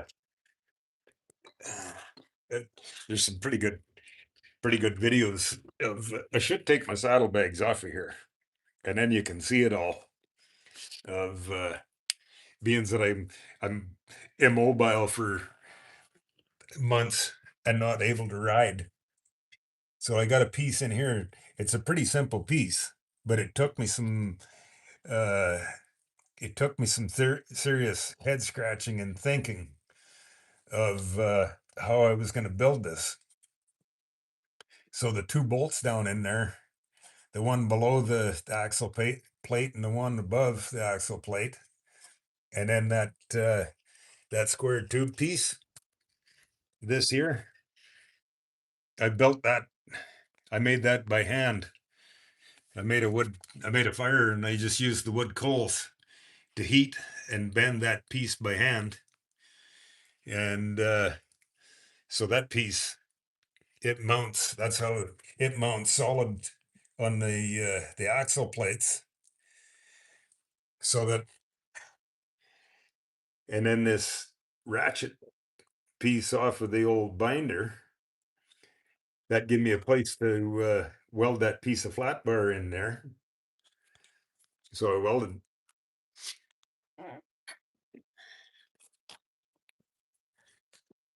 that, give me a place in there to weld that piece of flat bar on there, and then it gives me a spot to to bolt that old piece off of the binder to, and then as well down in there behind the sissy bag, uh, the bar or the my saddlebag. Blah, blah, blah. There's a bolt down in there, and that is where the lever bolts on. That's a double function piece there. That bolts the lever on and makes the spot for the pivot point in there. Yeah, I can't see it. It's in behind my saddlebags, but if you're interested, there's kind of some video footage on of how I did that, and yeah, it's a fairly. It's not that complicated of a piece that I built in there, but it took me a little bit of creative imagination to. How in the heck am I going to do this? And it, yeah, turned out worked out pretty good. So uh, being able to making the function work. So yeah, there's some creative imagination. And then on the actually on my old 53 panhead, that one there, the there's if you there's some video that I've done of hidden in behind the leather that, or there's some video without any of the leather in the way that you can see the kind of the crafty that I come up with of how I built the, well, I haven't showed how I built, but of the bear sissy bar. Of yeah, I just I love it. Do something by hand and some one of a kind, and let your creative imagination run wild. Uh, okay, get back into the comments here. Get a little sidetracked. That one, yeah, the world's fastest Indian Ronster. Another good one that's pretty fun to watch. Have you ever seen that one? It's called 21 Days Under the Sky. That's a pretty awesome watch. It's I haven't been able to find it on any of the live streaming TV for a few years, but I'm pretty sure you can find it on YouTube if you've never seen that one. 21 Days Under the Sky. That's a it's about four buddies. They build some whatever choppers, and they go for a motorcycle ride across the country on their old choppers. And yeah, if you haven't heard of that or seen it, that's a pretty fun watch too. So uh our buddy All Star Welding Services, we're gonna stick a pin in the map. He's from El Paso, Texas. We'll pin you right in El Paso there, my friend. Awesome. Welcome into welcome from to El Paso, in for some live by the motorcycle, live by my 45 motorcycle conversation with awesome real motorcycle people. Uh, where are we here? Oh, there we go. 2-4. Hey, young fella, I just got back to camp. Got 80 miles on. Little windy, but nice day overall. All right. Awesome, my friend. Out for anybody in the comments here, our friend 2-4. He lives up on the east coast of Canada. Beautiful country of countryside of Nova Scotia, eastern Canada. Welcome in, my friend. We got a whole bunch of just awesome motorcycle conversation and chit chat going on here this morning. Oh, and look at this. Here's our buddy from user 8 Wind of Change Cactus. Hello from Russia. Good morning, my friend. Or well, it's still morning. It's 11:14 Arizona time. Uh, 8 Winds of Change, Russia. I got my big world map, my friend. Drop me a comment, and we'll put a pin in the map for you of from Arizona to Russia. Welcome in, my friend, for some live beside my 45. A Wind of Change. Nice Scorpions reference. Awesome. Yeah. Cheers from Texas to Russia. So awesome. Cool, you guys. How click on this live and within 3 seconds. Uh, how we're connected to people all over the world. I love it. I love it. Ronster, love to hear the stories, Cactus. Well, Ronster, my friend, I love it too, and to me, that's what our motorcycle world is all about. The the common interest of our motorcycle passion and love to ride and freedom in the wind and all of it, right? That's uh that's what I love about you guys. It just doing this live stuff. I just learned about this live stuff by accident the other day. I come out to somebody asked me something about my old bike, and I come out to take a couple of photos, and I fat fingered something on the phone, and this live thing popped up, and I didn't even know about it till I think this is whatever it is, the 15th or 16th live session that I've done. So I'm doing these. I'm doing all these live sessions exactly like everything that's on my channel. Just me and my me and my phone and my old motorcycles, and just unfortunately, I can't be out riding to make new footage. So you guys are my you guys are my motorcycle passion, and that's why I thought, well, I got nothing else to do other than, well, let's uh, let's get a big world map and uh,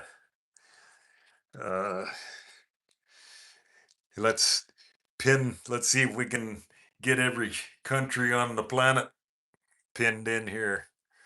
So the other day, there was a young fella in from China.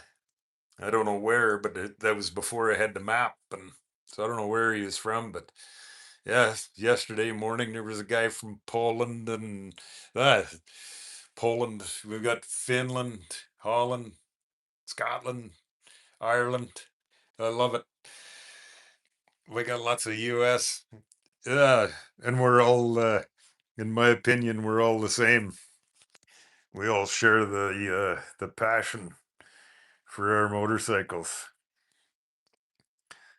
Uh, there we go, Mike today. Yeah, it's called Road. You look it up. It's a crazy story. Awesome, awesome, awesome. Well, I'm gonna jot down I gotta. I spend so much time talking on here, you guys. I can't keep track of everything, but I'm scribbling down scribbling down a note. Road, the movie, Dunlop, different things too. this is this is you guys are keeping Cactus occupied, means I can't ride my motorcycle. So I love it. You guys all sharing in, joining in the live here, and this like I said, that's what it is to me. Everybody um sharing we're all the same, sharing our awesome positive motorcycle life. Uh, oh, read that one. And pardon me, you guys, I'm scrolling through the comments here. I love sharing everybody being in here reading our comments. That's a wild sissy bar build. Yeah, thank you, Ron. I like I said, I love doing one of a kind. And actually, if you're scrolling through my channel on my 53 panhead, The brown leather saddlebags. I built them myself too, and I some of these when I build some of this crazy stuff like these sissy bar and this here sissy bar and the one on my 53 pan, they come up with a crazy idea and then challenge your mind if you can actually put your hands to work and do it. And so I did that with the brown saddlebags. I built them. There's actually I did I don't have any video footage of it, but I just some random photos I took as I was working my way through figuring out how to build them saddlebags. If you scroll through and watch, they I built the bag itself out of one piece of leather, and so that was the first goal of building these saddlebags was to be one piece of leather, and then on the front face of the bag, I wanted to have as much exposed raw leather edge from the tannery, and so I I used I used a beer box for my size and pattern to make them, and then it was a matter of getting it slid around and for the to get that raw leather edge look. And if you find the video on my channel, it'll make more sense what I'm explaining to you. And then once I figured that out, I so the whole bag made out of one piece, and there's no sewing and no rivets. It's all just it's all put together with all this same kind of half-inch leather saddle string, and so they're all just laced together. And yeah, uh, fun stuff. Of like I said, something creative to build with your own hand and fun stuff. That's way cool, brother. I'll have to go watch your videos. Yeah, they're my my channel's kind of a mess, and all the video footage. It's there's no professional editing of any sort there. It's kind of shaky. Same thing. I do these edit or these this live stream hanging onto my phone and uh lots of my footage it's off center, it's real, it's raw. That's all that's on my channel. And so um I started this YouTube channel before I didn't know there was a difference between a long and a short. And so if you're in there scrolling through watching anything on my channel and there's shorts mixed in the long column and longs mixed in the shorts column. I didn't know what I was doing when I built a YouTube channel, so it is what it is. Me and my old motorcycles, that's what puts a smile on my face. And you guys being here, and I know you share the same passion. So uh Mike to D, more I think about it, your farm sissy bar may have saved your life when you were rear-ended, seeing how solid that thing appears to be. uh, Absolutely. I well, it's oh, hang on. Turn the camera back around. You can't see it when you're so it's made out of that's half by half solid square bar, two of them together. And that's the piece that I made in the fire. And then there's lots of uh, there's lots of good uh, footage on my channel of how I did it. Oh, boy, I'll tell you what, this is a real frustrating bummer of a thing. This shoulder there, there's in behind the saddlebag. So there's a close-up shot, Mike. That's them doubled up. Sorry, it's not real good footage here, you guys, but that's that half by half doubled up solid square bar that I V'd out, and I welded the bottom couple inches, and then I used another chunk of 1/4 inch flat bar to reach down to the other hole on the axle plate. So that's how I accomplished that, to get get mounted rigid on the frame. And then, well, here, being I got the saddlebag picked up, that bolt in there, that's the bottom of the lever that mounts the lever on. And then so it acts as both. That's the mount and the pivot point of the lever. And so this right here, if you see that if you see that video footage on my channel of how bad the frame was mangled and bent from that Dodge pickup that rammed into me, I believe that piece that I built on the back end of the frame is what stopped that Dodge pickup truck from going right over top of my motorcycle. So on there, whatever, on one of them videos, I've got I did a short video clip of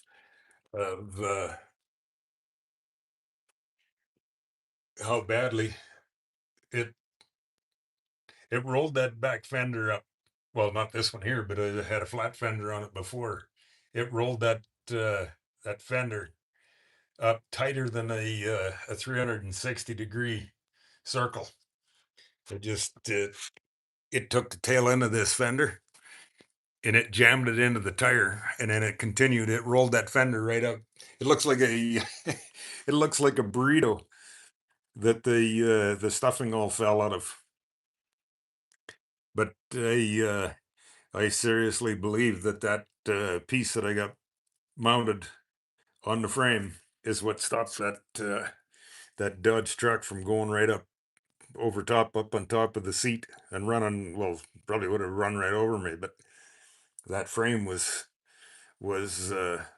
solid enough that it. Well, yeah. If you find that video to watch of how bad these the bottom tube, it was pinched in right against the tire. Everything was twisted on the frame. This uh that whole assembly underneath the transmission, it was bent. Then the the whole casting under where the seat post, that was all twisted. Oh yeah, it was unbelievable. And then the frame guy, the top two tubes on both sides, they were mangled up. This tube here, they were mangled up and bent so bad. Oh, my hand in the way.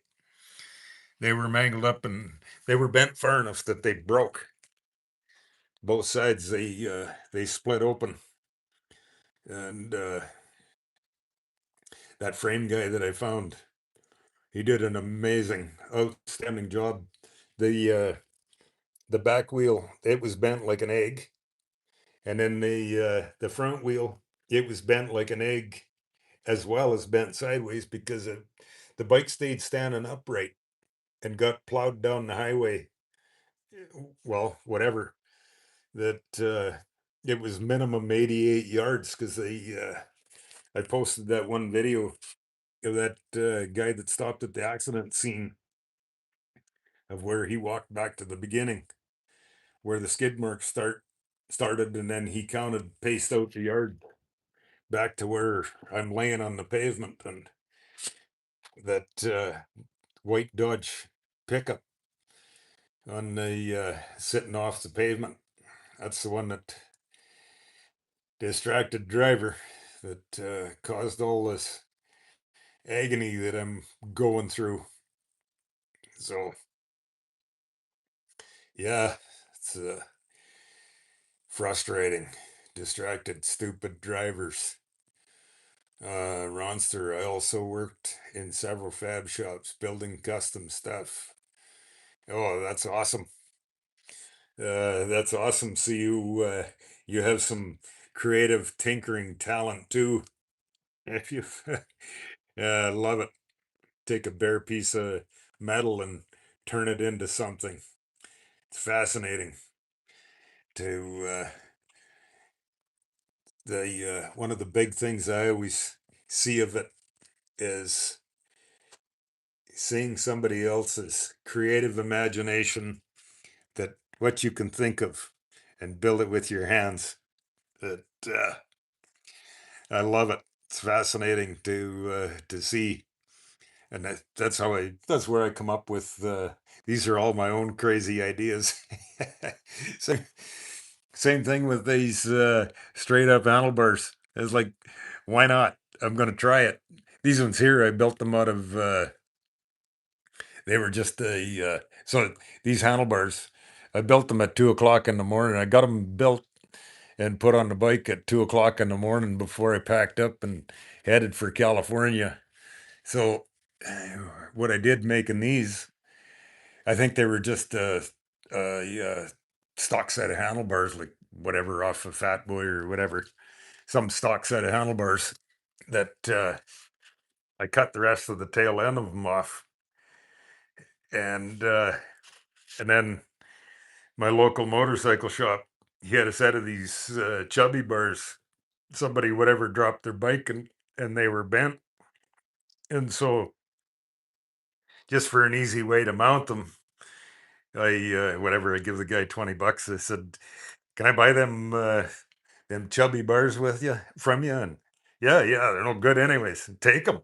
And so just for an easy way to have a sleeve to mount them here, I chopped them off and slid them on there and stood them straight up, and that's how I built these handlebars. And well, at 2 o'clock in the morning, I wasn't too concerned about the welds, and it was like, there we go. uh, Good enough. Let's go. Let's go to California, and then I kind of double purpose. Then I got a local grease rag riding on an old motorcycle. Guy tends to get greasy fingers on occasion. Yeah, my Ronster. There you go. Some of my explanation of my crazy ideas and thoughts. Yeah, yeah. Ronster, and anybody else, you guys, anybody else that's listening in on the live here, um, that 21 days under the sky. That's it's just four buddies. They some old choppers and they go for a cross country road trip. Just awesome, fun stuff. So, uh, where did our friend from Russia go? Our friend from Russia there, if you understand. Um, I'm not sure if your communication is in English.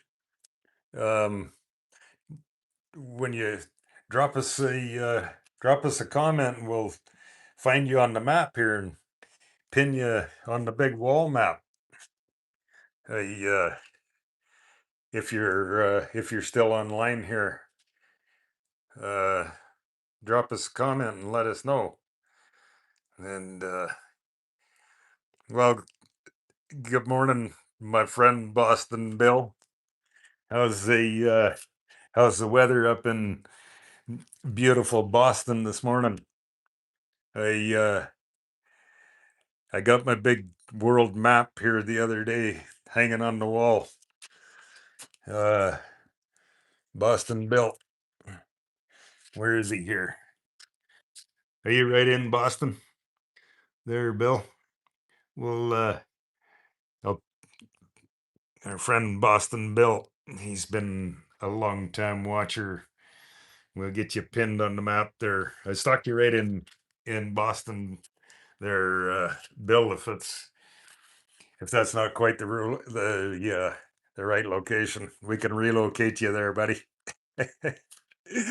uh, we're we got a whole bunch of awesome motorcycle conversation and motorcycle mechanic, and welcome in Boston Bill. Uh, we just got a whole bunch of awesome motorcycle guys in here sharing some motorcycle conversation there, Boston Bill. I'm taking my bike for a scoot today. Awesome. Wind therapy. Uh, and put a couple miles on for me today too there, buddy. Uh, Lone Star Sunfish. Do a burnout. LOL. Just kidding. Cheers. Yeah, that's I'm not a burnout guy there, Lone Star Sunfish. I have a hard time keeping the back tire on my old motorcycle from making cross country road trip miles. So I that's one thing that I definitely try not to do is spin my back tire. I, I've had summers where I've rode out four back tires, so I try not to spin them, my friend. But how about you, Lone Star Sunfish? You say Lone Star, I'm guessing maybe Texas. Drop us a comment where you're from, and we got the big world map here. We'll put a pin in, put a pin in the map for you. Drop us a comment where you're from and what kind of motorcycle you ride. Uh, Boston Bill, I'm glad you found it. This is great. Absolutely. Absolutely, my friend. Yeah, fun stuff. You guys doing this, you guys sure help keep a smile on my face and my motorcycle passion alive. It's some frustrating days being a couch potato with this shoulder, and I can't do much, especially no motorcycle miles. So thank you kindly, Boston Bill. Go ahead and pin the county of Texas. LOL. Absolutely, my friend. We've got a couple pins in the it's not a real detailed map, but um give me a location roughly where you are, and we'll how about right out here in the middle? I'll stick you in there right now. They're Lone Star Sunfish. That get you close to home. If it's not, drop a comment there and we can relocate you. uh, what kind of motorcycle you ride, my friend? Uh, Boston Bill, thumbs up. Did we get you pretty close to home there, my friend? Awesome. Up there in beautiful Boston. When you get out there for a little wind therapy, uh, get a couple of miles of breeze in your whiskers for me too, there, my friend. Ronster wind therapy is the best. I miss it. I saw a road on the Speed Channel years ago. It was great. That's cool. Yeah, I scribbled a note down so that I can look that up. Sounds like an awesome sit down watch for a couple hours. I Who's ever seen Easy Rider? I can still watch Easy Rider. It's motorcycle stuff, right? Motorcycle shows. That's everybody everybody and anybody that's here on my live. I believe that I'm pretty safe to say and share that we all share the same passion. Uh, where, yeah, okay, here we go. Sorry about that, you guys. I get lost scrolling through the comments here. I try not to miss anybody. So, Boston Bill, whose whose videos are legendary. Oh, thank you kindly, Boston Bill. I've yes, Boston Bill. He's just like everybody that's in here on our everybody joining in on our live for our 45. He's an awesome motorcycle man too, and longtime supporter and of watching my videos of just the raw real. It is what it is. uh, oh, Ronster, thank you kindly, my friend. He's saying Boston. I just found him today, just scrolling. This is awesome. Well, much appreciated. Much appreciated, Ronster. Like I said, that's this is what social media is to me, and you guys dropping in here and sharing some motorcycle passion of we are who we are. There's nothing.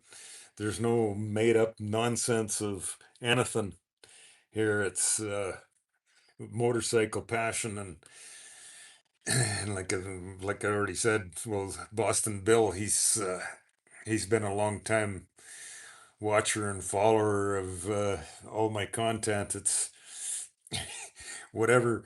It's all filmed by my phone and hanging onto the phone one hand and trying to capture some footage and so it's between me mumbling and stumbling my words and fumbling around, and there's lots of videos that you can't even hear my voice because the wind noise, and but it's real, it's raw, I guess. That's what like a like I said, social media I have very little patience for. Of if there isn't a motorcycle, and it don't matter what kind of motorcycle, it for me, here's where it starts, right here: two wheels and freedom in the wind. So yeah, Ronster, nice leather work. Oh, thank you kindly, my friend. I, I like I said, I love doing something by hand and one of a kind, and I by no means am a leather worker. Well, here you because my little flathead here, I going for a cross country road trip, and I built the handlebars at 2 o'clock in the morning before I left Saskatchewan heading for California.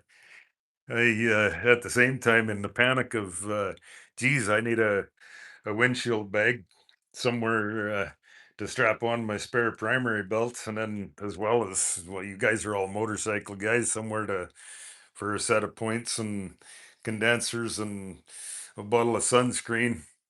This this is a leftover piece of leather I had from something else that I built over the years.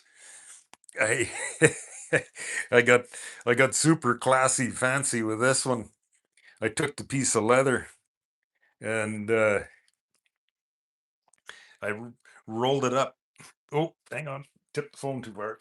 I rolled the this piece of leather around a log of firewood and folded the end over and put a couple of copper rivets in it, and there we go. We got a windshield bag, and then, well, you can't see it up in here, but up here on the Springer front end here, yeah, you can't see it in there. There's uh, a headlight mount in there that I poked a couple holes in that I could stick a bolt in, and so yeah, make do. That's why the lid looks like it does. It just kind of, well, this side's getting a little bit of in the wind shape to it, but this side here, the wind's not quite done shaping it yet. So that, yeah, just fun stuff. Build it by hand, Ron. It's your creative imagination. Uh, Run wild. Keep the gears turning so they don't get rusty. uh, and they yeah, the brown saddlebags that I got on my old on my 53 panhead, that's how they come about. And actually I want to do the same thing. I want to build a custom set of bags for on my old flathead here too. These these black ones on here, they've uh they're my old standbys that they've been on I think they've been on 5 or 6 of my old motorcycles over the years. I just kind of adapt and adjust them to fit until well, that brown set on my 53, that's the first set of bags, but the way they turned out, I want to do the same on here. I want to make a custom hand built set of one of a kind. So uh oh, Jason Stormone, sorry if I mispronounce your last name there, my friend. Good afternoon, my friend. Well, it's still morning here, 11:47 Arizona time. I tell you, I started my channel on motorcycles and where I travel to, and I had to watch a bunch of videos on shorts, videos, lives, post, and all that. Yeah. Yeah. I didn't watch any of it. I just started loading video footage on whatever it is, what it is. So, uh, yeah, welcome in, Jason. What, I got, I got my big map. Jason, drop me a comment where you're from, what part of the globe you live on, and we'll, stick a pin in the map for you there, my friend. Awesome. Oh, there's our friend Boldy, 1056. Welcome in, my friend. From your videos, looks like lots of 7018 rod going on. Love it. Okay, I'll give the secret away. Yeah, you're right. Good old 7018. I've burnt a couple of them in my days gone by. Haven't burnt any for a while, a couple of years. Well, my sissy bar here, that's probably the last one that I built, but yes, sir. Some good old DC current and 7018. That's some good stuff. Ronster, nice job on the bars. I took a pair of bent Z bars and and put straightened them up and put them on my Suzuki. Oh, cool. That's awesome, Ron. A little bit of custom built by hand creativity too, right? That's awesome. Absolutely, my friend. Awesome, awesome. It's always, I love that, I tinkering around doing my own creative stuff, and I love that you guys come on here and whatever it is. So I say that to everybody. Don't let your imagination hold your creation back. Give it a try. And if it doesn't work, well, you learn something that, oh, that don't work. Don't do that again. Rethink it and try again. Right? So yeah, that's awesome. Yeah, Jason. I got the map. Actually, got the map yesterday, and just got it hung up. So yeah, uh, Ronster, dig the map. Oh yeah, just it's some fun stuff. Of you, like I said, you guys keeping a smile on my face, being I'm all smacked up and this till I get this shoulder going again. I thought it'd be fun stuff to everybody that drops in here with the awesome motorcycle people you all are. Let's uh, let's get a big world map going here, and it's not real detailed. It's a full world map, so it's not super tight detailed, but we'll get a pin in the map to get you close to home, anyways. So, uh, Asherville, or yeah, Jason, Asherville in the Smoky Mountains. So, uh, how about which way from Charlotte are you? Well, yeah, Charlotte, North Carolina. We'll start you. We'll start you in the map there in Charlotte, Jason, because it's not a real detailed map. Which way from which way from Charlotte do we got to go? I don't want to get you too far from home and get you lost. But then, on the other hand, why not? That's what motorcycles life's all about. You're never lost. You're never lost when you're behind the handlebars. Oh yeah, Ronster, absolutely, my friend. They anybody anybody new on the live here, Ronster, he's joined in here with us. He's a an awesome motorcycle man that was injured by injured on his motorcycle by a stupid, distracted, not paying attention driver too. So unfortunately, Jason, 2 years. I hope next year you're out in Sturgis. So we'll meet up. Absolutely, my friend. Boldy, don't forget to like, subscribe while you're here. It's free. Oh, Boldy, thank you kindly, my friend. I just motorcycle life, two wheels and freedom, you guys.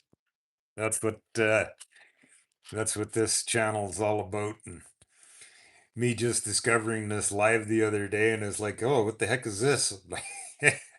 The opportunity to sit and the only thing I wished you guys could all be on camera at the same time, and that way I could uh, hear and listen to you guys chit chatting too. But I sure certainly do appreciate you all being in here to sh- share some real motorcycle content. That's what it's all about. Not not the typical social media garble.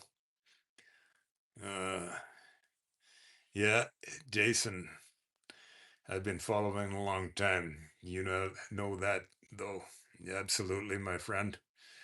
Much appreciated. And like I said, we all share the passion for our motorcycles, and in my opinion, that's why everybody's in here.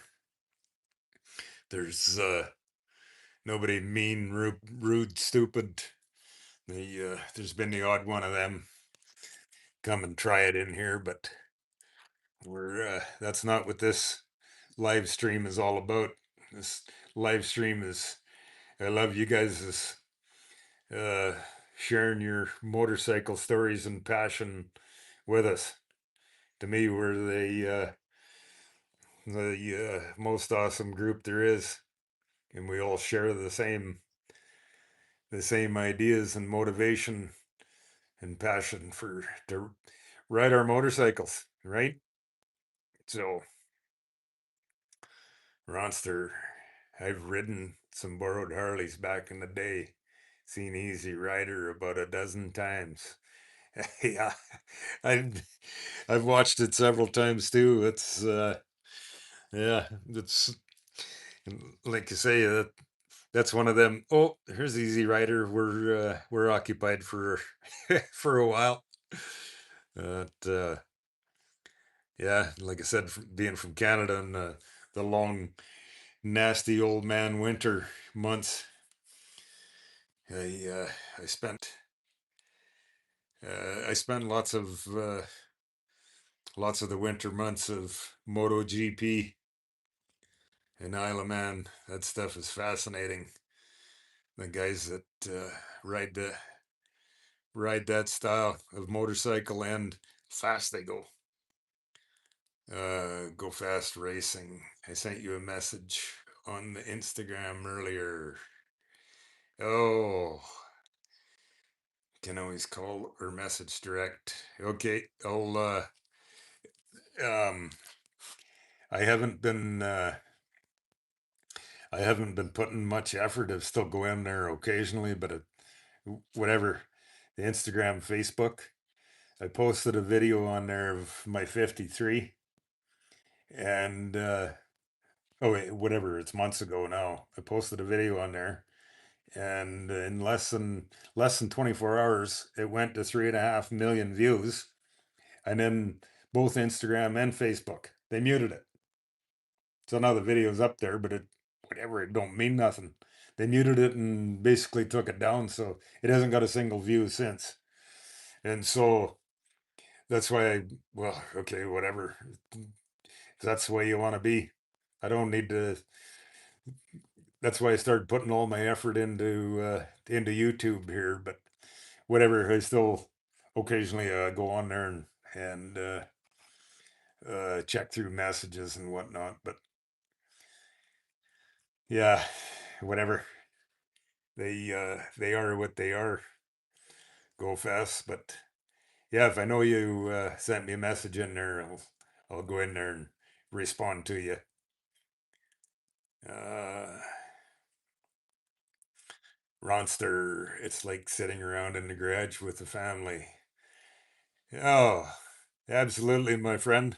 And that's the way I see it too. You know, that's one thing I've loved about the motorcycle world forever because we all share the same passion for it doesn't matter what kind of motorcycle you ride, what kind of motorcycle, or uh, what style of riding you do. We all share the same passion of being in the wind, two wheels and in the wind, and the that's why on my 1953, and here it is on my 1943. It don't matter the brand or the badge on the side of the tank.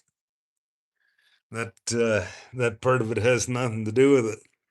It's we're all we're all awesome motorcycle people, and we all share the passion for the same thing. So absolutely, you're welcome into my garage to sit around and visit and tell motorcycle stories all day long. So absolutely. Carrying extra parts is smart. Oh yeah, absolutely. And they es- especially some of these older ones. The not just everywhere that you can walk into a store and pick up a set of points that look like those ones on the old Flathead. So always carry a set with you, and then because of these, well, whatever. I love the I love the look of the open built primary and the dry clutches.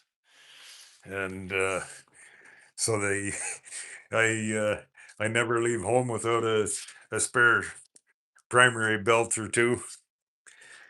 The they tend to not like the rocks very much. And up there where I live in Saskatchewan, I got I got a bunch of gravel road that uh, most definitely creates some entertaining moments getting home on occasion. uh, I one time I was on the way home. I was on my Softail, and just before I got home, there'd been a fairly heavy thunderstorm and 2 inches of rain shower blew by, and that one particular trip I wiped out in the mud 3 times going home. So of course, whatever, I wasn't going fast enough to I didn't hurt anything, but time I got home, my the shoulder and the arm on my jacket and down the leg of my chaps were fairly muddy. But anyways, yeah, carrying it. Here I am, sidetracked off the story again. That's why I always pack points and plugs and wires and primary belts and some of the small stuff that you can pack. The Lord only knows the day that you're going to be going down the road and have to do some tinkering time. Like I, I got some video footage of when I was going to on my way to California. I just did this one for with tape. They I was just across the border into California and riding down the highway, and all of a sudden the old flathead started to miss and popping away, and well, what the heck? So over to the shoulder of the road, and at first I thought, well, um, uh, fire it up and just pull the spark plug wire off and see who's getting the zap and who's not getting the zap, and so before I discovered it, I pulled the spark plug wire off, and the front plug was dead. And okay, well, whatever. So I put a new spark plug in, fired up. Well, it was still running on one cylinder. Well, okay, keep digging a little further, and here I hadn't realized that the spark plug wire it did have it routed over here on the front side of or on the other side of the petcock here, and riding down the road somewhere along the way, the spark plug wire jiggled its way and it melted down and was in between the cooling fins, and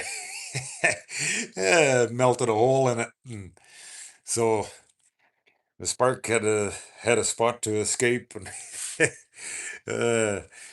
yeah, as you can see, my I didn't put a new spark plug wire on it. I wrapped her up with some. Well, I routed it around the outside here so that, and wrapped her up with some electrical tape. So runs much better when she's running on 2 cylinders, anyways.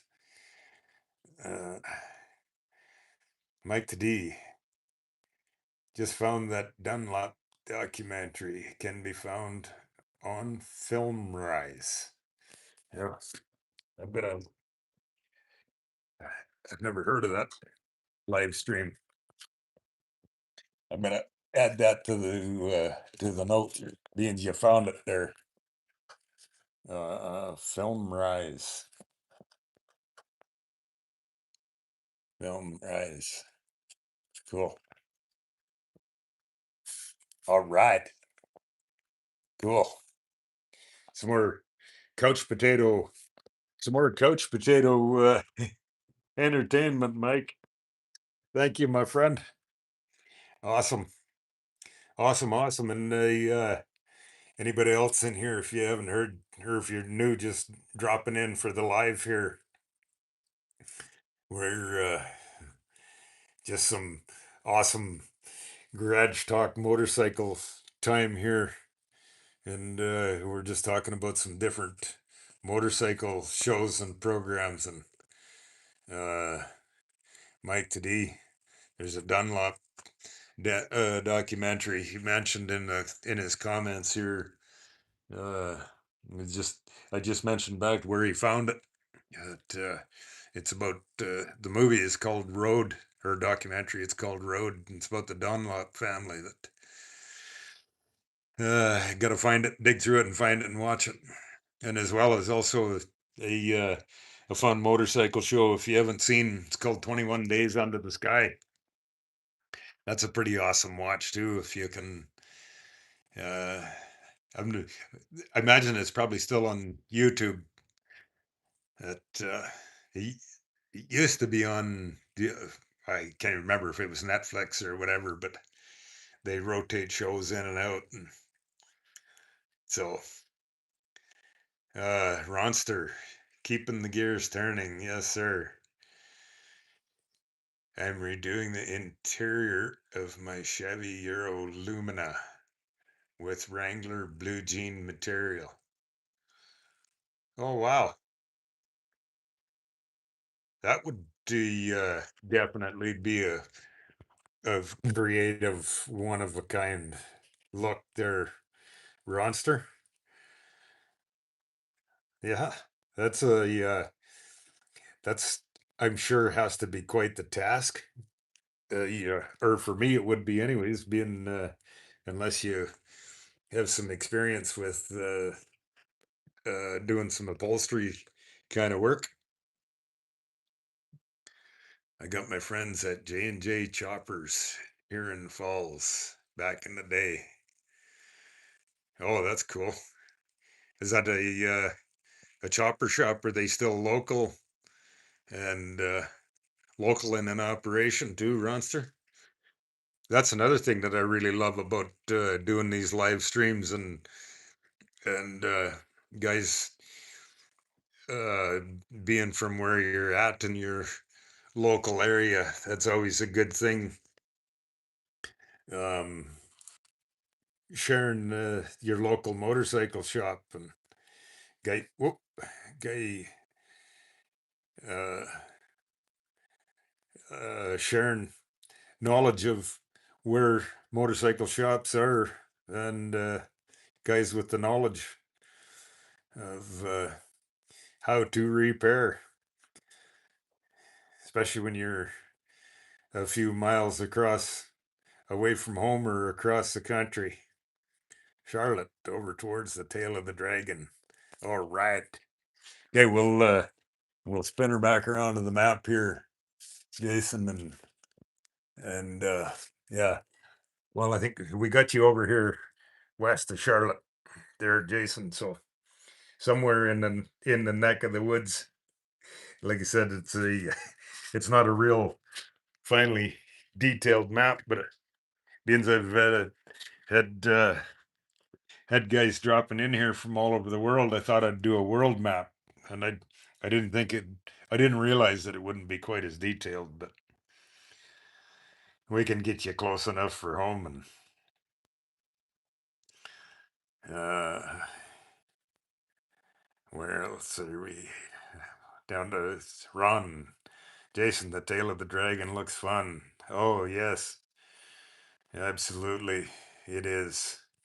Some of the awesome motorcycle roads and across the countryside is amazing. The a couple of well, whatever some of the motorcycle miles that I mentioned to people have cross. Put it on your to do road trip list. Up in the northwest corner of Arkansas, it's called the Pig Trail. Google search Pig Trail up in the Ozarks. Nice, beautiful, windy little two-laner through the woods up in the corner of Arkansas. And another amazing one over in the southwest corner of Colorado. It's south of Grand Junction. Head southward towards Dove Creek, which heading kind of towards the Four Corners area. Is just look on your map, south of Grand Junction, Highway 141. That that 141, it's down the bottom of a river, canyon along the river, whatever, 45, 50 mile an hour, just nice long winding curves, amazing, beautiful, beautiful scenery, beautiful curves. Yeah, you can, and like I said, whatever, it's a 40, 50 mile an hour road, just beautiful, one of those beautiful relaxing, wow, look at this road. And then another one, the oh, I can't remember exactly the highway numbers, 92, 95, that go, they run north south through Idaho. One goes up, it goes through the little town of Riggins. If you look that up in your, if you Google map that, Riggins, Idaho, that's an amazing, beautiful ride. And another one, south of Missoula, Montana. If you're ever up in that neck of the woods, write it down or jot it down. It's called the Lolo Pass.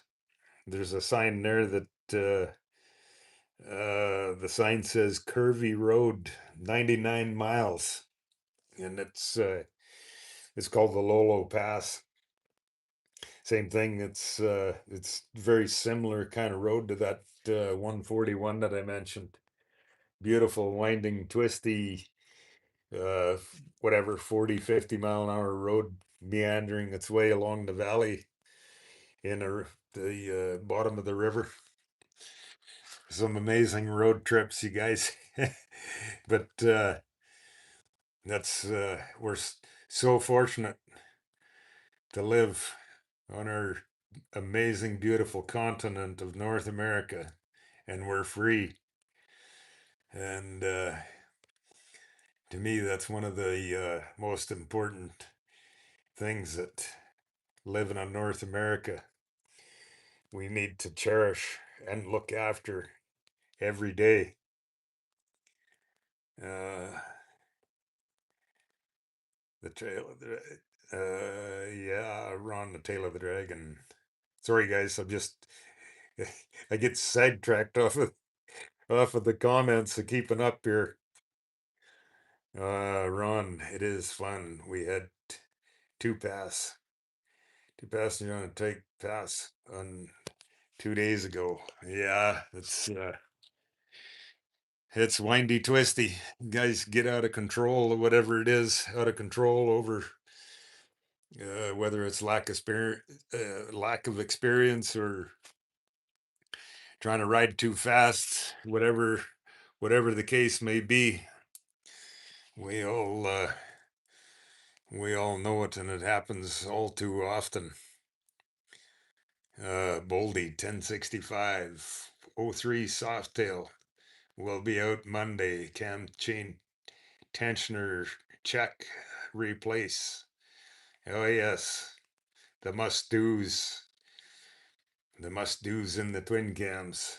The fluid change once over and ride Laconia Rally in a couple weeks. Tons of bikes around during the rally. Oh yeah, absolutely, Boldy. The anybody that's never rode up in the Northeast, amazing, beautiful. Well, it's kind of getting up towards the north end of the Appalachia, and some amazing, beautiful, winding, twisting two-laners through the woods, and yeah, the Laconia Rally. Uh, what is that's the somewhere around the 12th or 15th of Laconia. What are the dates this year, Boldy? Amazing, beautiful rally. I was down there in 2012 for the partook in the rally for a couple of days. Uh, Raj, 9084. Welcome in, my friend. It's a 600cc. This one here? No, Raj, this is a 45 cubic inch. So it's a 750. 750cc, my friend. How about yourself? What do you ride? Welcome in for some afternoon live beside the 45, Raj. Uh, drop us a comment. Where are you from? And I welcome in for some lives. I got a big world map, my friend. Uh, drop us a drop me a comment there, Raj, where you're from, and I'll uh, I'll stick a pin in the map for you, and I'll stick a pin in the map for you wherever you're from. That's what I'm doing. Everybody that drops into my live stream here, we're pinning a map for you. Pinning a map of where's you just got to tell me where home is, and I'll put a pin in the map for you here, Raj.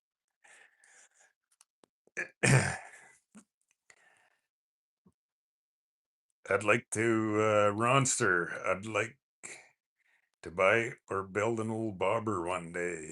Oh yeah, absolutely, Ronster. It's always fun.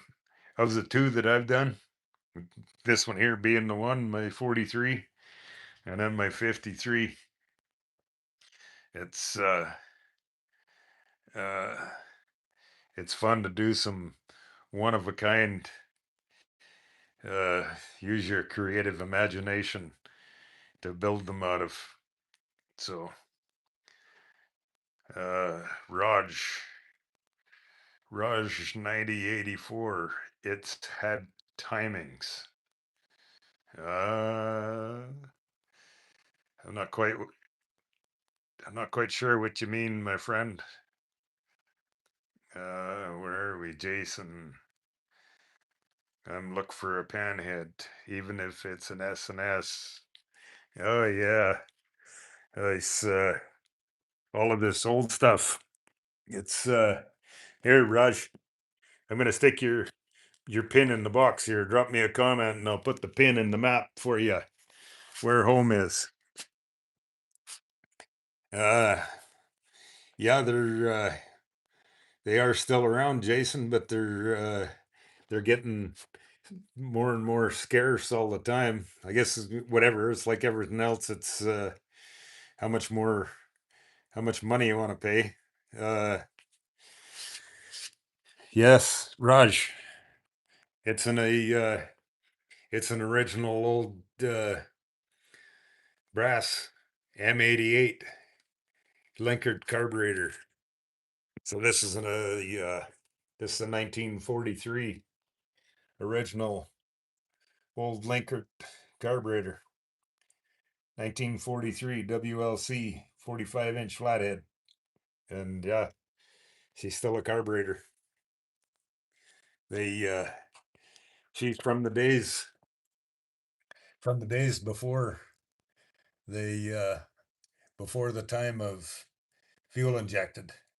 So yes, sir, my friend. Carbureted. The beast, he says. Absolutely, my friend. Here's stand back, look at her. I don't know if you've been on my channel or not. Scroll through my channel if you're interested there. And I built her from a basket case of parts. It's she was boxes and boxes of parts. Yeah, Raj. He says this machine breath. There you go, my friend. There's no computer system in this old one. There's the points and condensers. in our part of the ignition system. So, how about yourself, my friend? What kind of motorcycle do you ride? Eh, Raj, I love that gas pipe. Right on. Thank you kindly, my friend. With some straight up handlebars. I've got three of my old motorcycles built like that with straight up handlebars, bag on the front. I always pack a tent with me. The yellow bag, the sleeping bag. I've done lots of cross country motorcycle road trips over the years.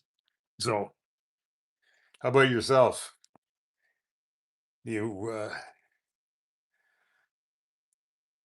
uh, twin spark.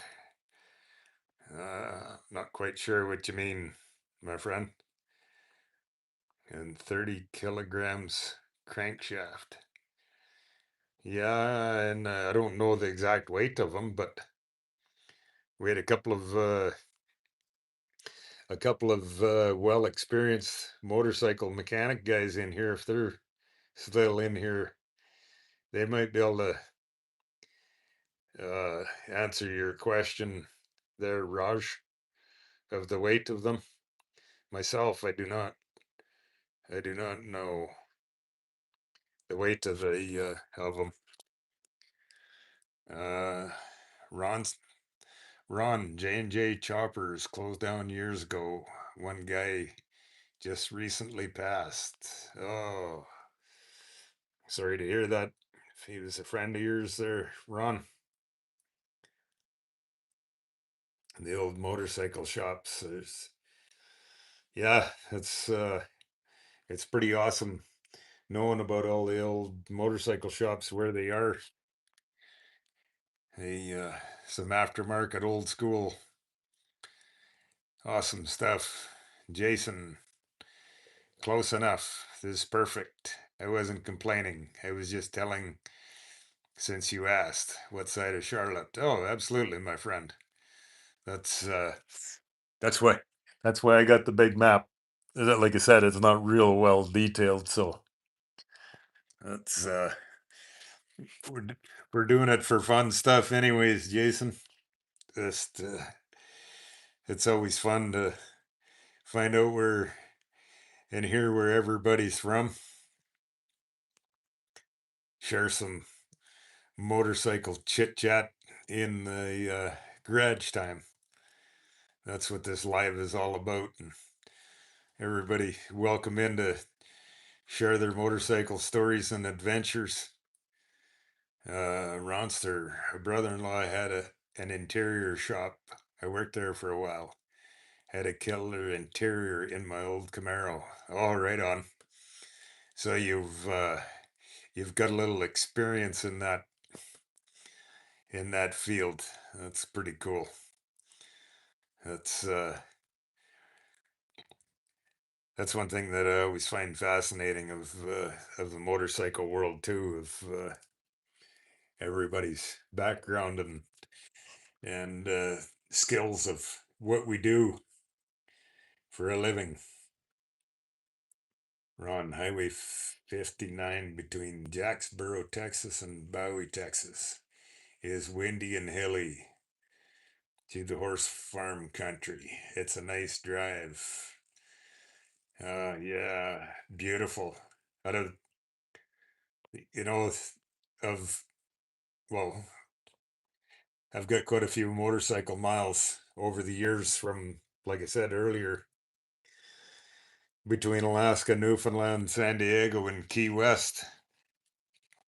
And there isn't a mile of there isn't a mile of road on our beautiful, amazing continent that I wouldn't ride again.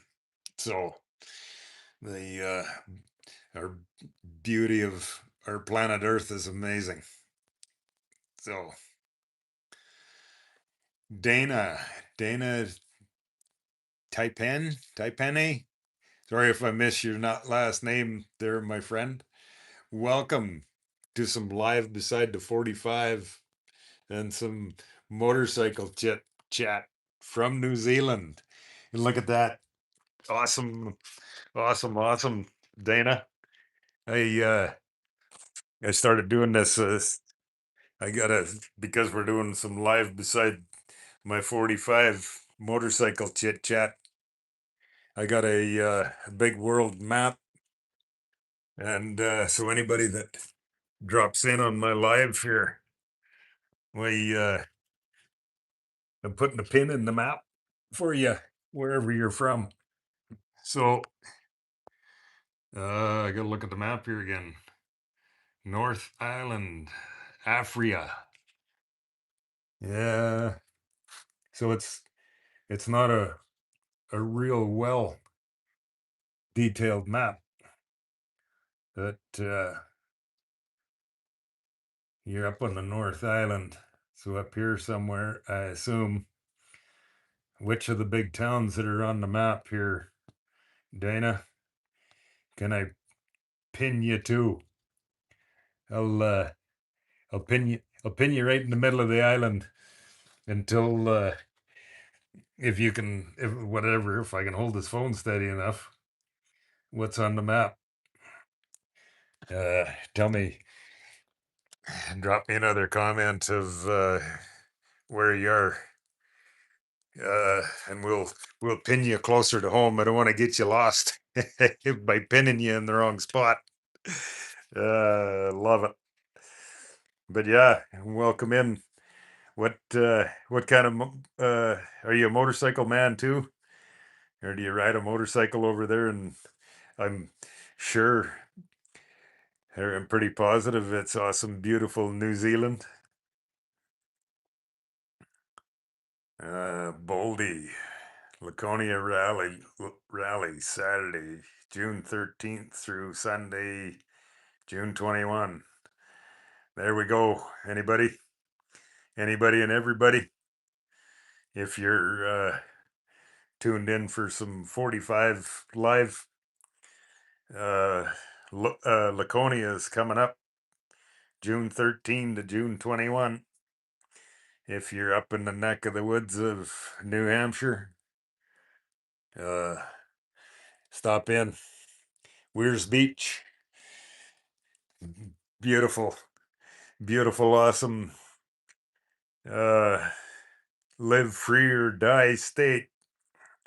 Stop by, swing by for some festivities of the Laconia motorcycle rally coming up in 3 weeks or whatever time it is.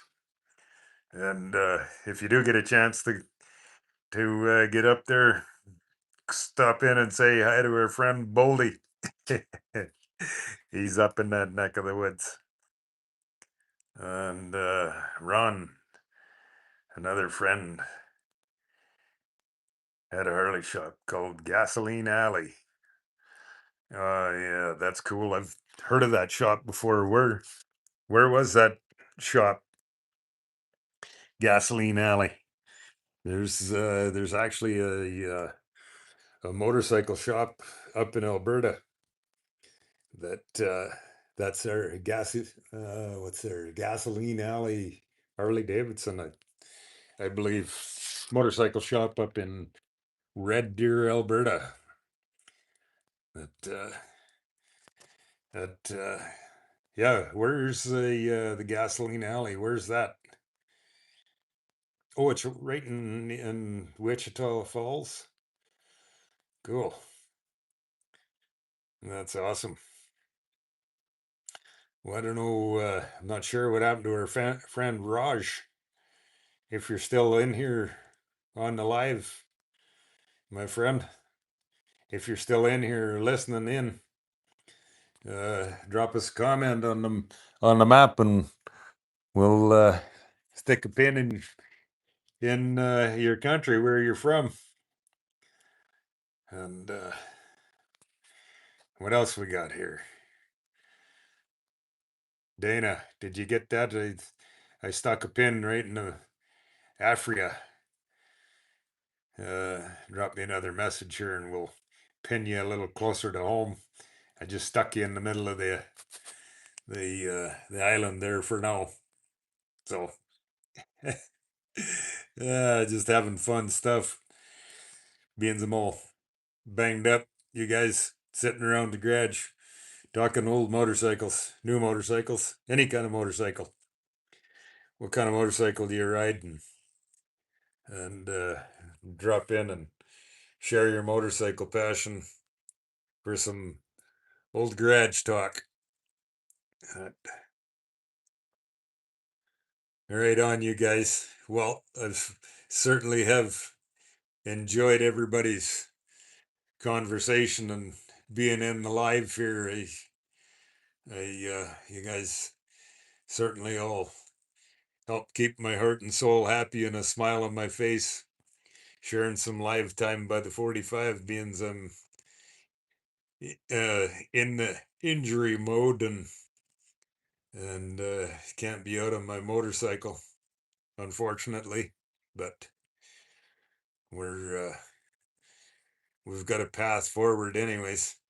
There, actually, well, there you go, Boldy. I'm uh, I'm in for surgery when Laconia run starts this year, so you'll have to Boldy. You'll have to take in some Laconia bike rally festivities for me there, my friend. I'll be in the surgery, chopping, blocking, and in the arm sling, unfortunately. But at least that's the beginning of the path forward to get this silly shoulder put back together. So, all right, my friends. Hey, it's 12:30 here in Arizona. A conversation back and forth, and but I think I'm going to sign out, and go make some lunch here for this afternoon. And Ronster, I'm recovering from hernia surgery, so I'm on couch bound as well. Oh my God. Well, I wish you well, my friend, and you get all healed up and good to go too. I'm on the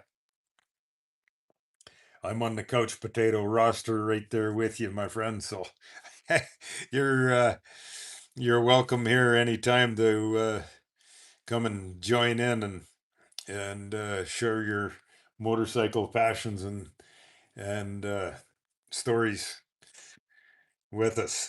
So yeah, well, that's good to hear. You're getting better, Ron. I'm happy to hear that. Oh, well, hey, brother, sorry I caught the end. Hope you're doing better. Uh, see, oh my gosh. Your YouTube handle is a handful, my friend. Luke Calderon, man. Did I get it close? Sorry if I missed that one, but welcome in, my friend. Yeah, well, I don't have to sign out if you guys are. I'm not doing anything anyway, so I I'm a full-time couch potato here anyway, so I can. If you want to join in for some more live, I was just gonna go make some lunch here.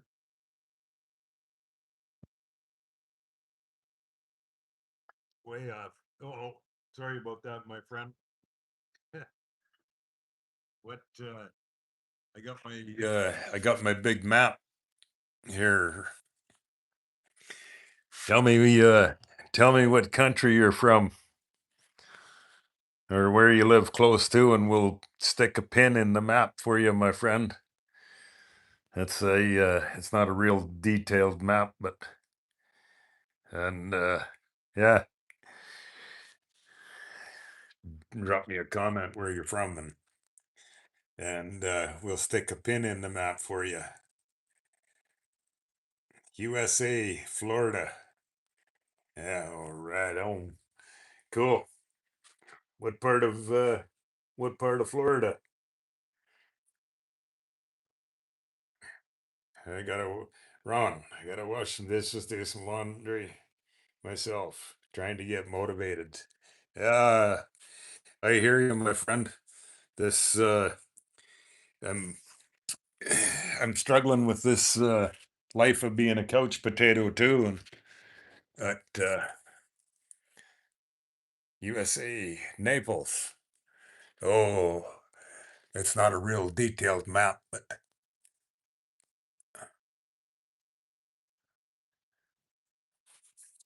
how's that?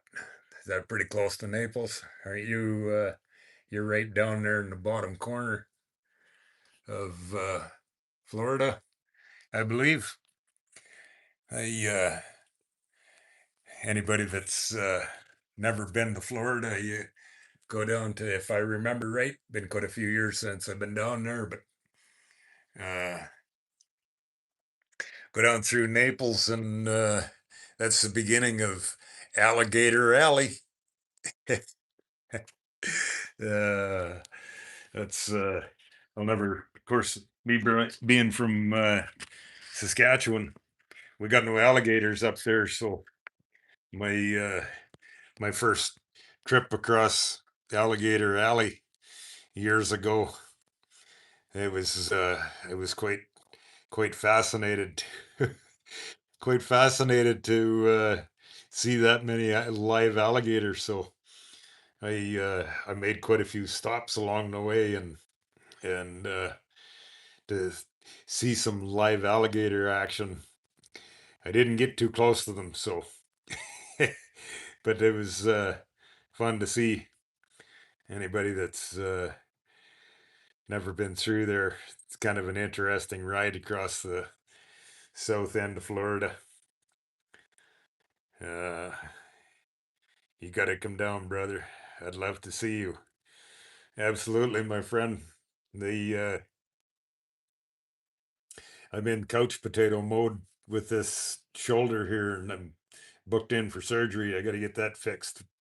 So, unfortunately, she's going to be a little while before I'm back on my old motorcycle yet. But yes, absolutely. Yeah, I'd love to get down there again. It's been oh my gosh, I can't remember. 2012 or 13, something like that was the last time I was down in Florida. So yeah, definitely due for some East Coast cross country road trip miles again. At Ron, this has been a great trip down memory lane. Most of my friends are long gone. Nice to remember the good old days. Wow, absolutely, Ron. Sorry to hear about your old friends, but absolutely, it's been a pleasure you dropping in for some live by the 45 and sharing some awesome motorcycle stories and history of that's why I'm doing these lives for well, while I'm a couch potato, it keeps a smile on my face and in the motorcycle world and community. So uh CD, gators are pretty scary, man. I stay away. They're walking around my neighborhood at night. Oh yeah, no doubt. I, I didn't get very close either. And those gators can run 35 miles per hour. Holy moly. Wow, I didn't know that, CD. Yeah, I know when I was down there, I didn't I definitely didn't get too close to them. They're uh I ain't going nowhere. Being too long, man. You need to ride when you are better. Thank you kindly, CD, my friend. How can I find your email address? I have a few builds going now. I'd love you to check out. Um, you know what? Because of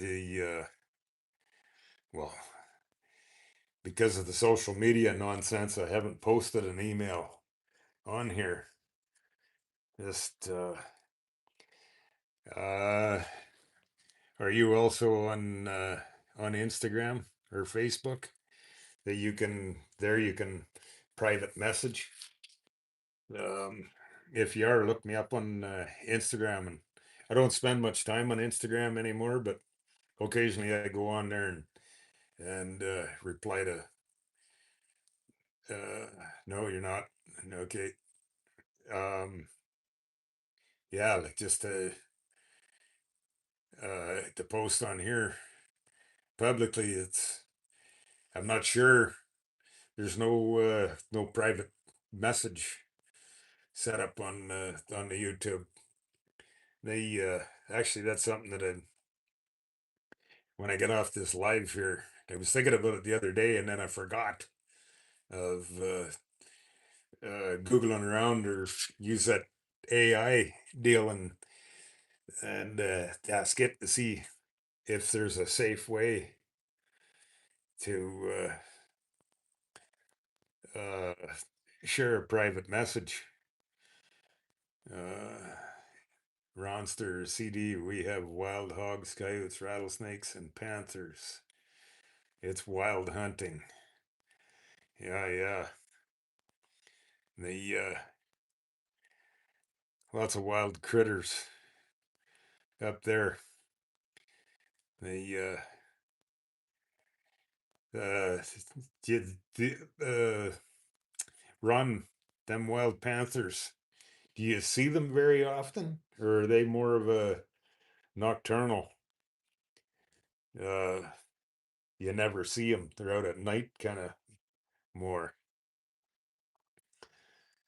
Uh, Everything in Florida at night wants to eat you. Oh, yeah, you guys down there in Florida, you guys got lots of big snakes down there too. That, yeah, scary critters. Gators scare me too. Oh yeah, absolutely. Run. Keep my fingers in my pockets. uh, Dude, they're unpredictable, man. They're quick. Yeah. Best off, stay away. Give them, they're the wild critter. Uh, Only at night, crossing the highway every once in a while. Wow. Yeah. CD, I have seen a few big cats, but they're scared and bolt. Yeah. They, we got no gators or panthers up there in Saskatchewan, but occasionally I live not too far from one of the big rivers that runs across the country, and so I think occasionally the mountain lion or a cougar will get out on the river and travel the river. I mean, where I live in Saskatchewan, it's a long ways out in the prairies, but I think they have been seen, and a few different guys have caught them on their trail cams over the years. So they are around, but they're pretty stealthy too. Uh, Probably similar to what the panther is, where they're pretty stealthy and nocturnal. Ronster, we always go fully armed. Always always ready for them. And then the them wild boars, they can be dangerous critters too. There's just occasionally right around home where I live. We don't. There's not that many of them, but they have been seen there. I don't. I'm not sure how many. So how about? I see. It looks like there's a couple new guys dropping in by the live here this morning. Drop a comment here where you're from, and we've been just on a live by the 45 here sharing some awesome motorcycle riding, traveling stories. CD, never seen a wild boar. Are they aggressive? I don't have enough experience. Ron, he lives there in Texas. I imagine they deal with them lots. My cousin hunts hogs from a helicopter. Yeah, the CD. Go on YouTube and just Google that helicopter hog hunts. I've seen a few videos of them guys doing that. And holy moly, that looks like if you're uh, if you're a motorcycle gunslinging helicopter hunter. Yeah, just uh, just YouTube search that helicopter hog hunting. The wild hogs here are aggressive. They will attack you.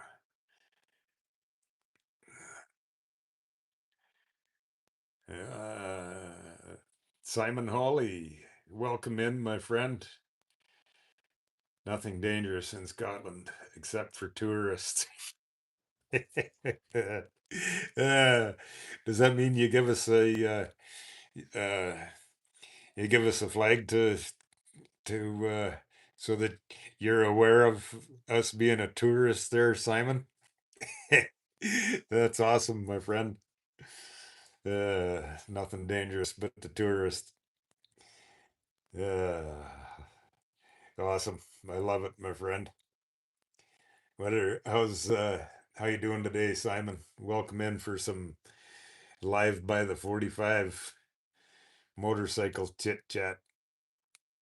Uh, CD. I definitely will check it out. Absolutely. Kelly Brown said hi. Welcome in, Kelly Brown. Welcome into some live beside the 45. Uh, oh, that's all right, Simon. As long as you're always welcome in for some live by the 45. Uh, as long as we keep it all positive, friendly. That's uh, that's what this channel's all about: motorcycles and positive, friendly motorcycle conversation. So I I just got my big map here the other day, so drop me a comment there where you're from, and we'll put a pin in the map for you. Since I'm injured and can't ride my motorcycle, I want to see how many countries over the adventure of this healing journey that we can get pinned in the map. So, uh, did you get that? Did you hear that, Kelly? Are you still on here? And Simon, uh, drop us a comment and we'll pin you on the map so we can see how many folks we can get from all over the planet dropping in the live. Uh, Hazney 500, welcome back, my friend, from New York. Another gorgeous day here, but the weekend is looking wet, of course. Oh, yeah. Yeah. Typical, isn't it? That's work, work all week and beautiful sunshiny days, and comes time to the weekend for motorcycle time, and and then the wet Saturday, Sundays, or miserable weather. Sorry to hear that, my friend. I hope you wake up Saturday morning to a hot, beautiful, sunshiny day. And yeah, go for a motorcycle ride. Simon Ollie cleaning the bike this morning, then then down a few miles for you. Awesome. Awesome, awesome, Simon.